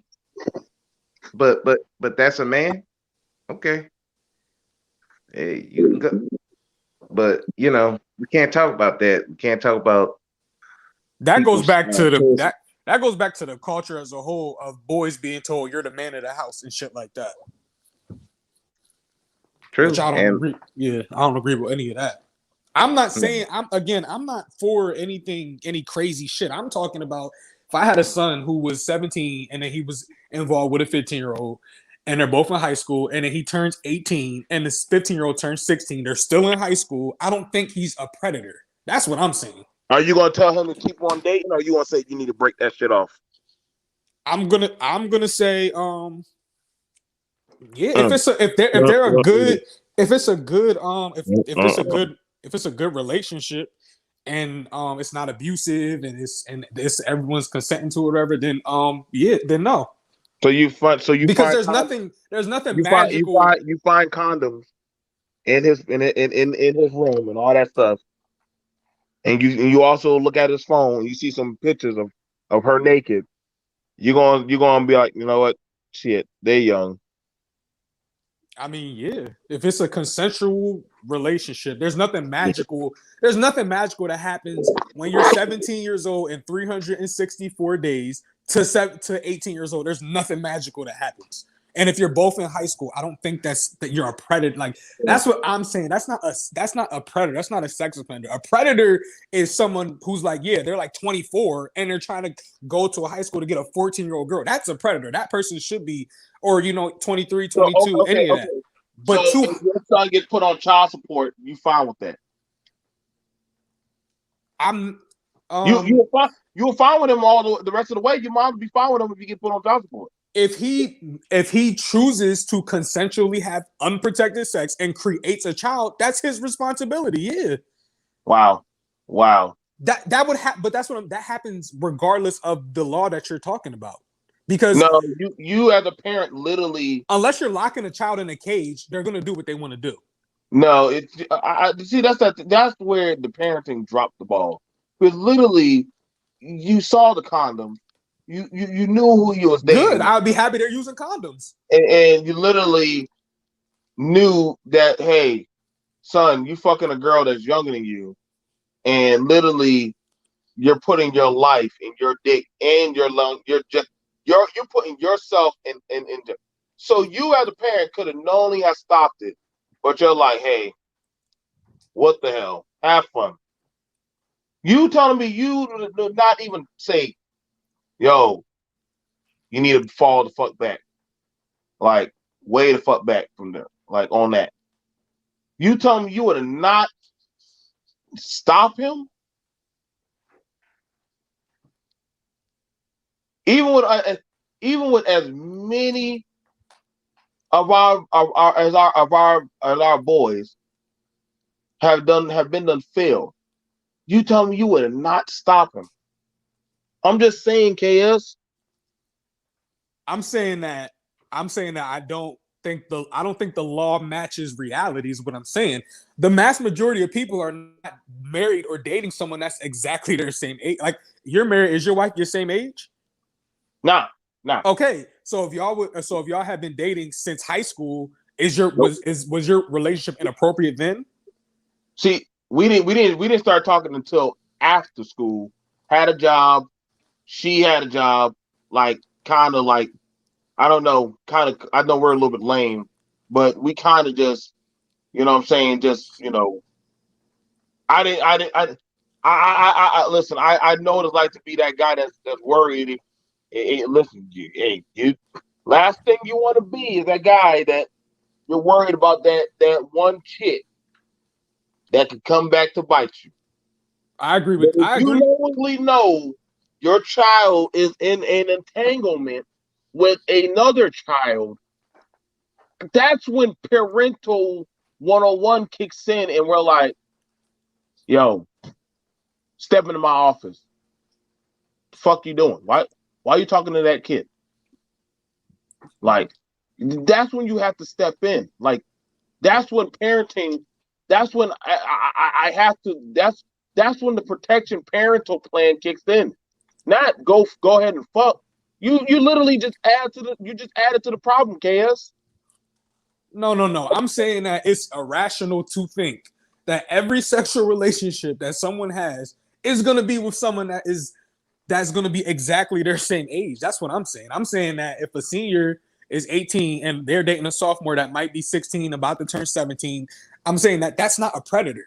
How can you not see that that's not a predator?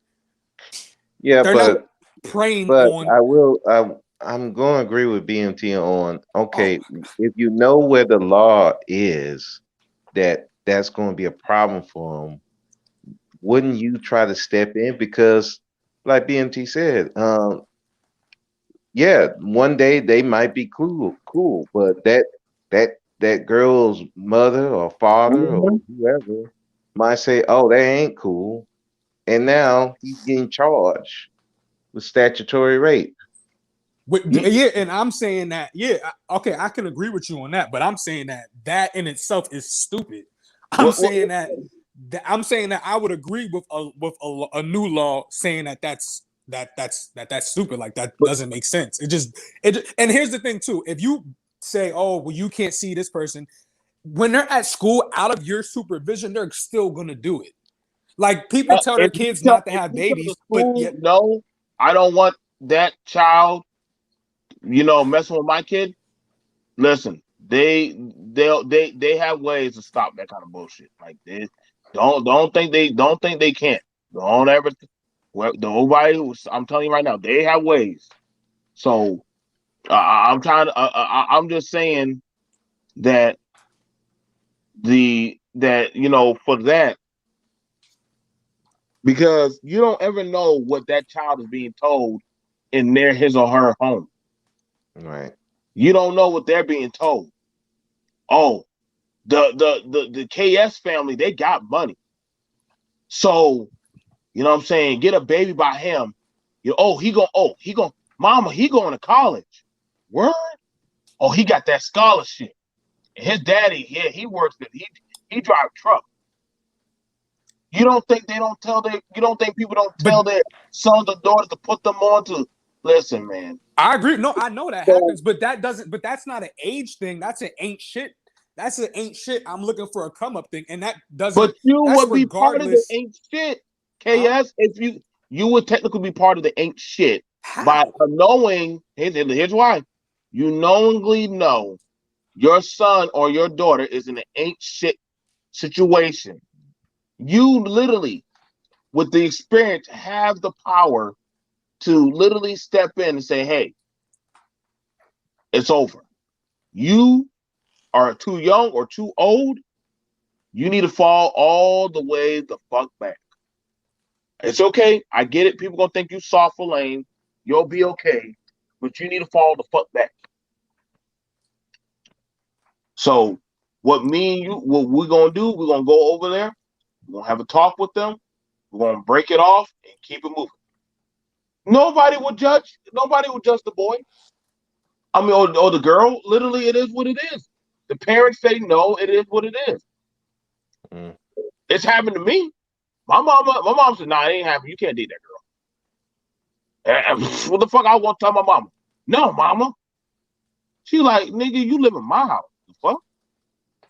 You, who are you?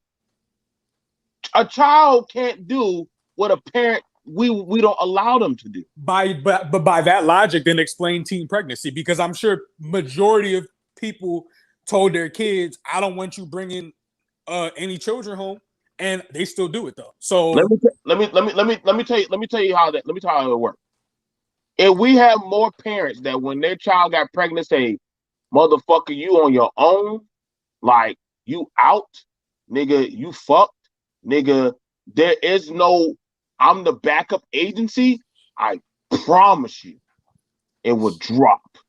I promise you, it will go down.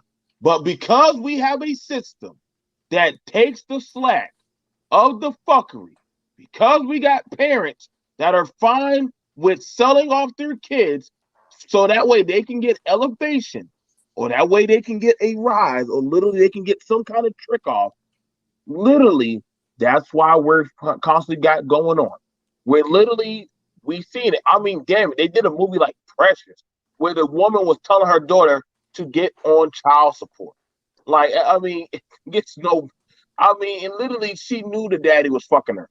But to keep the daddy in the house, they allow the child to keep getting fucked. So, but that's before the law even this new law exists though. So no, hold on. So understand this. If that was before this law even existed, so don't you think it's going to amplify when the law is allowing it to happen? Don't you think it's going to amplify? Just think about it. If it wasn't allowed then, but now it's allowed, that means I can do it openly and not get in trouble. No, first of all, the situation with Precious, that's like rape and incest, so that's never allowed. I'm talking about consensual high schoolers having a relationship, and there's nothing that magically changes when you were 17 years old and 364 days old, and you the next day you turn 18. There's nothing that changed. Biologically, there's nothing that changed. Mentally, there's nothing that changed. Socially, you say nothing that changed, but your age changed. Your age changed. You're no longer technically that age. You're actually older. So by default, you're older. You did change. A day. Okay. So okay. Hold on. So that comes to that comes to an account that literally something did change. Your age, your accountability just definitely happened. That's like literally, oh, you can't buy a gun because you're not 21. Okay, shit, I'm 20. Next day comes around on Thursday. I'm 21. I'm back, bitches. No, you can't. Oh, shit, you're 21. Hey, congratulations. You know what? I'll take 10% off. I have seen that happen literally where a father and son wanted to buy a gun, couldn't buy a gun. He said, "No, Dad, I don't want you to buy it. I'm buying it. I'm a man now." Guess what? Boy showed up. He showed up and he came back the next day with his money and bought that gun. He came back and bought the gun. One day difference. No, yeah, and I agree with that because that's what the law allows. The law says 21 is the age for that. What I'm saying is if you're having a relationship, I'm saying that you don't just turn a predator. You don't just, oh, I'm 18 now, I'm a predator. If you were not a predator when you were dating someone who was a year, 2 years younger than you before, the moment you turn 18, you don't just become a predator. You're either a predator or you're not. You either prey on people or you don't. That's what I'm saying. Okay, so the law doesn't just now it bestows upon you. Oh, well, now you're a predator. Like that's not how it works. Okay. So look at this. Watch this. In the military, I'm gonna tell you that my military heads, we all know this. If I'm an 18-year-old soldier and I was talking to a 17-year-old soldier, they would say, "Hold the fuck up. You know you can't talk to her." I said, why not? She's not old enough. They will stop that shit in a heartbeat. Hell, I could lose my whole livelihood. But if she turns 18 and I'm 18, we're both legal consensual adults. She cannot partake in sex with me unless I want to lose everything. You cannot, and that is the military. It's the military. That's the highest law in the land. That's UCMJ. You can't overvoice them on that. So I'm saying. And that sounds logical to you, though. That like, how is that logical, though? Because she's technically not an adult. Technically, okay, but so physically, sexually, emotionally, mentally, you're all this. You're the We're same. trying to go by physically and spiritually and all this stuff. Technically, by the law, she is not an adult. Right, and I'm saying the law is not reflective of reality. That's what I've been saying. That doesn't make like that. Just to me does not make sense. If I'm 17 years old, and I'm 11 months older than a girl that I'm dating, who's also 17, right? And then I turn 18. I'm a predator. Like, that doesn't make sense. Well, I didn't say you're a predator, but that's what we were talking about. You get but charged. In the eyes of it all, it's gonna be kind of hard for you to tell that agency, hey, she's legal, and we're still. They're gonna be like, depending on what that cop feels, is because you're at the mercy of the law. Right, and the laws change. No, the laws have not changed yet, because again, you're waning your life by the discrepancy of a judge. So that really means that if that judge so feels that, hey, nah, I'm not feeling this right now, that means you're screwed. Because that means the laws ain't really so much change. It just depends on the person that's before the law at that day. So that means it don't cover you. It just covers that person, that certain somebody. I get what you're saying. I'm not refuting what you're saying, brother. But I'm also saying that, hey, I mean, shit. Laws do change. And laws do change. 3 years ago, you could buy cigarettes at 18. I don't know if this is national, but I know for Pennsylvania, you have to be 21. Laws do change, and now places can't sell cigarette. They card you, and if you're under 21, they can't sell you cigarettes. Like, now, it's just like. Why is it that they don't allow you to smoke a cigarette at 18 or 19 or 20? Why is it that they don't allow you to? Why is that? Come on, why can't you do that? Why can't you do that? I didn't write the law, so I don't know. But I guess maybe it's a health thing. What about you, brother? Speak. Okay. I think it's stupid if you can. But why they don't allow them to smoke at 18 anymore? Is that the question?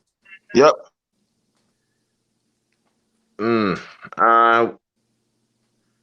I would say a health risk, because of all the people dying of cancer due to cigarettes. I would think it would be more of a health risk, and I would think you're more susceptible to getting addicted to cigarettes at the age than you would be at an older age. So let's look at it. So because of their age,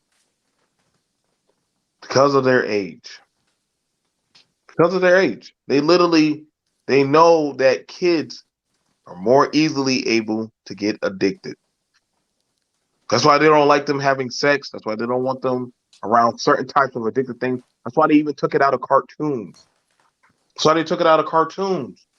So when we honestly, literally the Dare commercials, they had it where the child would like, hey, they like, yo, they would have it where, hey, you're smoking cigarettes? Yeah, but there's a child in the house. What? Are you crazy? And they'll start yelling. The devil and the angel will be like, there's kids in the house. Because they knew it would affect the child. Again, I get it. I remember back then, if you got pregnant, guess what? You cannot be in school. You had to get out. Now, the girls, they can be pregnant and still be in school. But there's also a price that is coming to play back with these young girls. Now, these girls can go ahead and have these babies, but we're definitely seeing it where these young men are not able to financially take care of these children. So that would mean that, guess what? They're falling behind. and that means more starving bellies. And I mean, as much as we can try to say that, hey, it's going to work out and everything's going to be okay, that would be a lie. That would be a lie that I don't want to say that we want to answer to, but it's, hasn't been getting much easier. Um, hasn't been getting much easier for us. So hopefully, there's gonna be something. And now I don't want kids. Maybe I was part on. Well, not really. I wasn't harsh because honestly, I still believe in all my spirit that, hey, you better ask that fucking question. I would tell that. Oh yeah, like I said. Hey, and what does Dad say goes? Do what I say, not what I do. Do what I say, not what I do. You just a child. Telling y'all, it's gonna get a lot harder. I'm telling y'all, when this pandemic hit, that's why I said this lockdown. I know we saw a lot of kids get beat up. A lot of women got in trouble, got hurt. A lot of people didn't do too well from the first lockdown. A lot of people lost their jobs and failed. So this bastardization problem, mind you, when it comes towards getting help from the services of the government, they're cutting down. They're cutting down. So that means there are going to be some people that are going to go without. There's going to be some kids that are going to go without. And I'm sorry, but shit, if y'all willing to start seeing if y'all barely was struggling to take care of one child, why y'all think a lot of these mothers do what? Kick their daughters out the house. But yeah, and that goes back to culture. But a lot of that goes back to culture, because why is it that we are obsessed with buying brands and new things and all that? Why are you worried about the brands? What's the brand got to do with that? Because it's the same product for exponentially higher price when you should be saving money. Like, our culture is not a culture that says save money, save money. Our culture is a spend money type of culture. They already said, like, the average dollar lasts, what is it, like 30 minutes in a black person's hand after they get, or it's less than a day, which is bad. So in saying all that, if that, so the culture, we should be focused on the material stuff, but not on the jobs, the starving bellies, the over sexualization. I'm saying we shouldn't be focused on the material stuff. I'm saying that's an issue. Like, you listen to our music, we don't have that much new music about love. It's all about stuff. The next bag, the next shoe, the next car or whatever, and that plays into it. Some people are able to turn off their media and turn off and not listen to, like, I listen to mostly old school, E40 and everything from his time and earlier, pretty much. But I'm saying that's a part.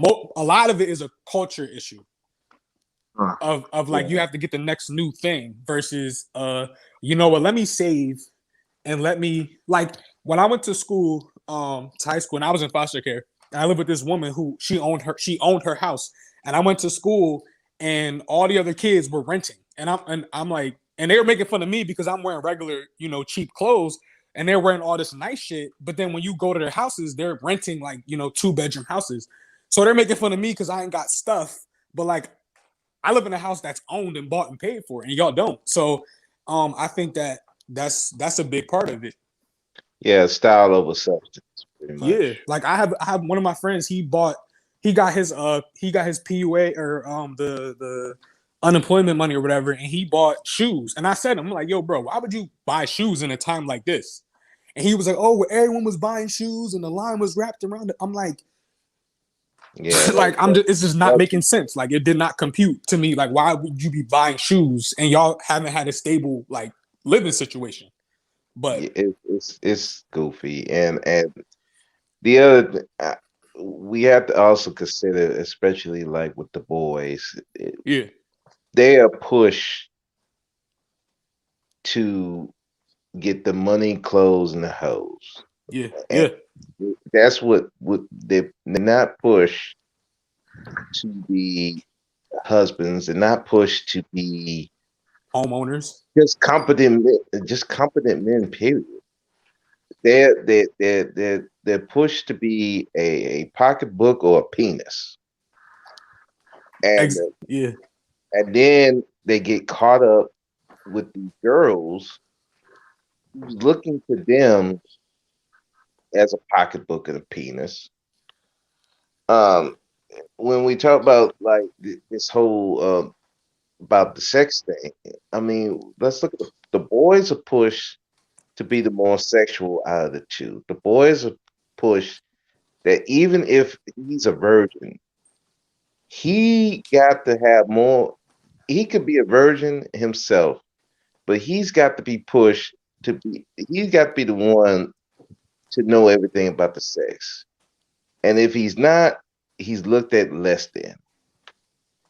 So I mean, so we have a culture where the boys are supposed to be these sexual monsters, and we don't, and we never get out of that. It was Even a I think it's this rapper Miss Mulatto or whatever. She just said, and it was either her rap song. She said like if he don't got 3 teardrops, as in he didn't kill 3 people, then I don't want him.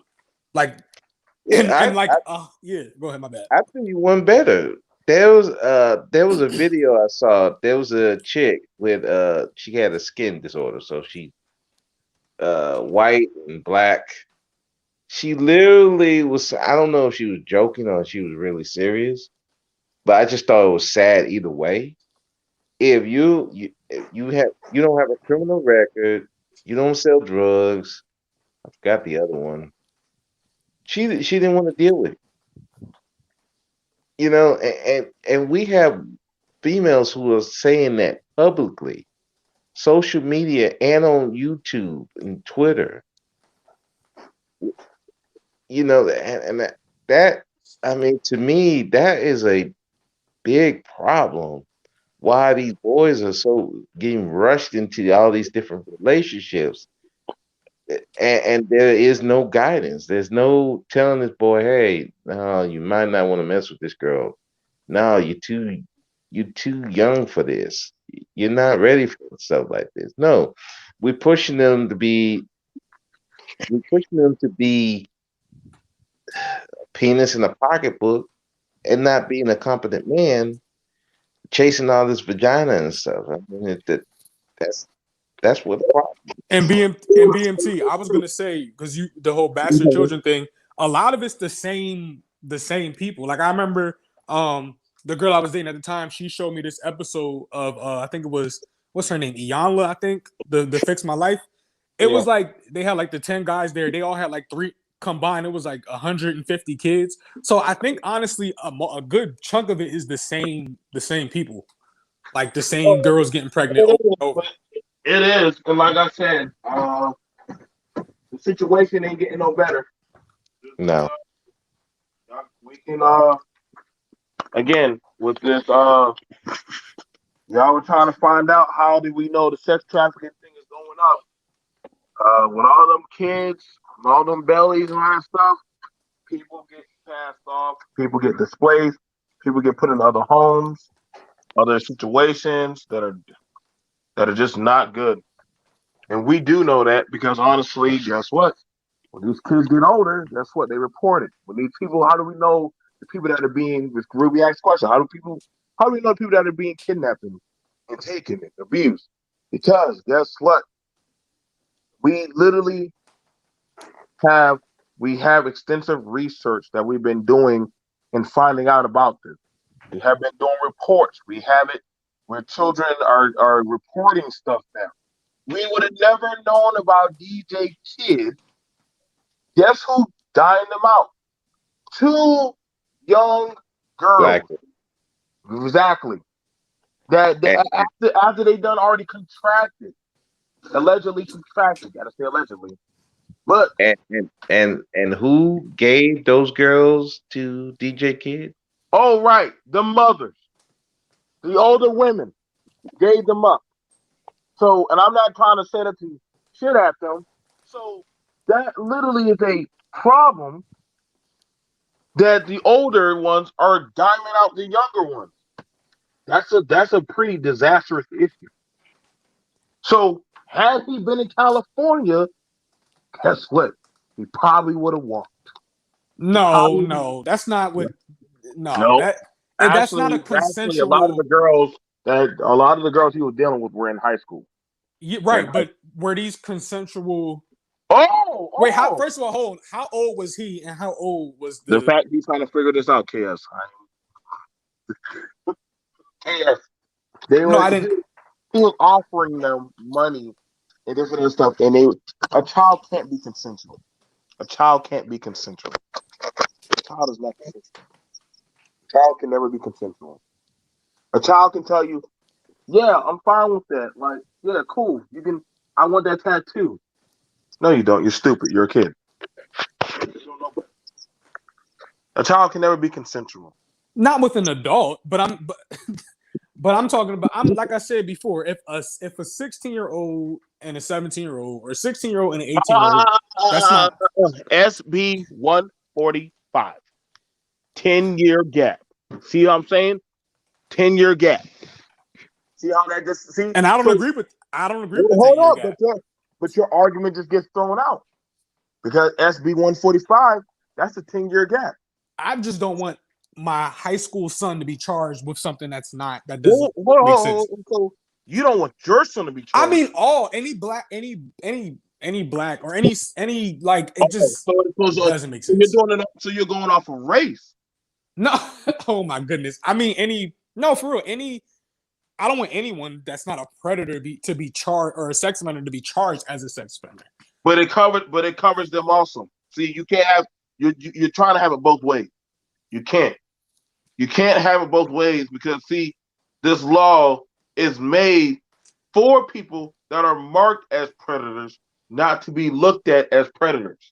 So, no, it's also for people who have not yet been charged. So like I said, an 18-year-old in high school who's with a 16-year-old, and then someone's like, "Oh, I'm reporting y'all to the cops." I'm saying that 18-year-old is not a sex offender.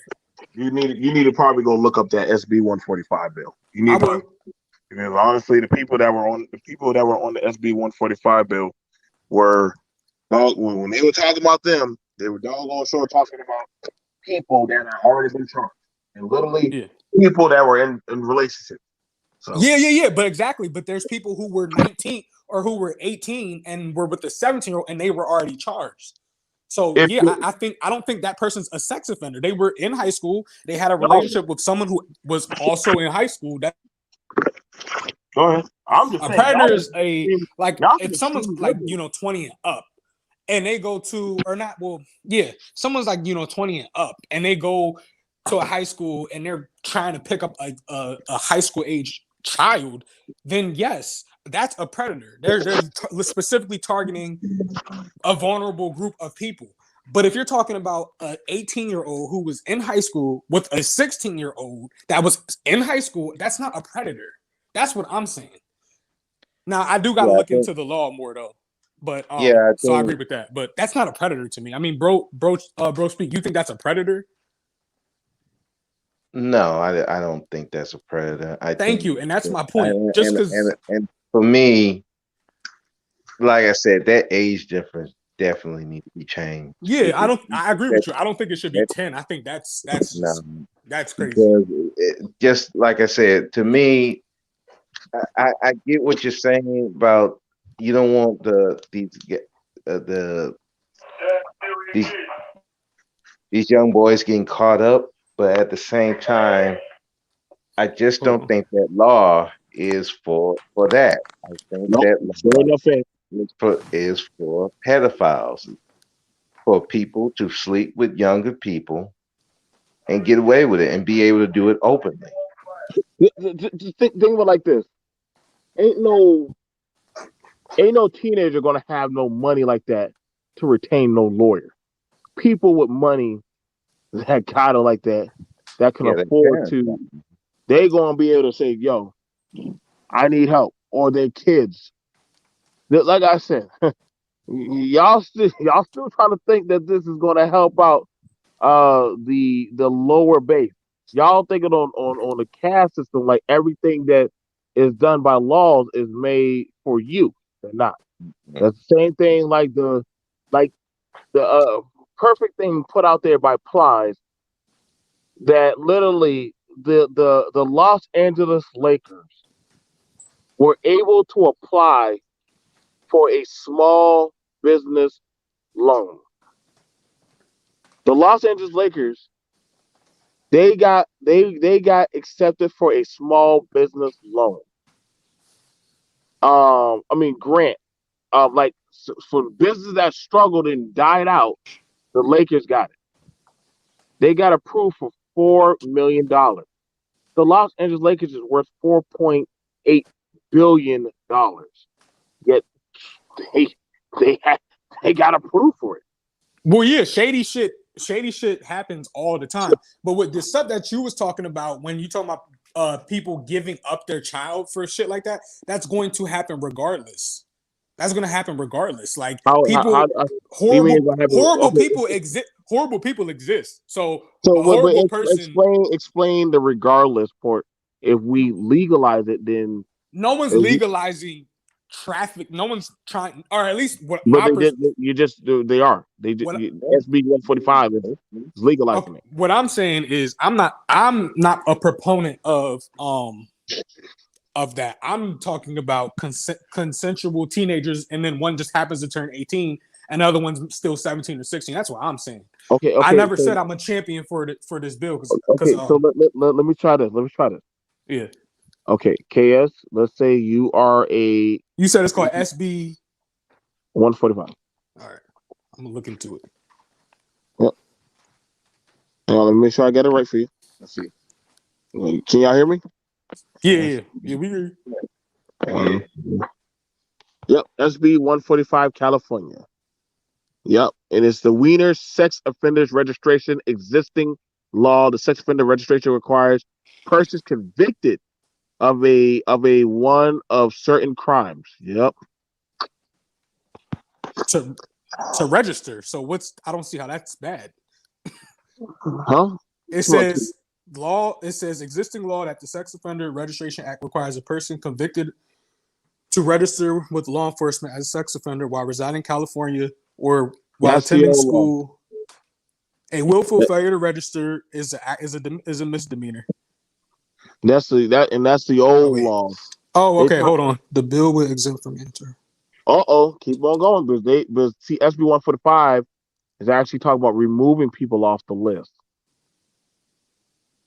Yeah, so if you're the predator before, we won't know. So trust me, believe that prayed it with.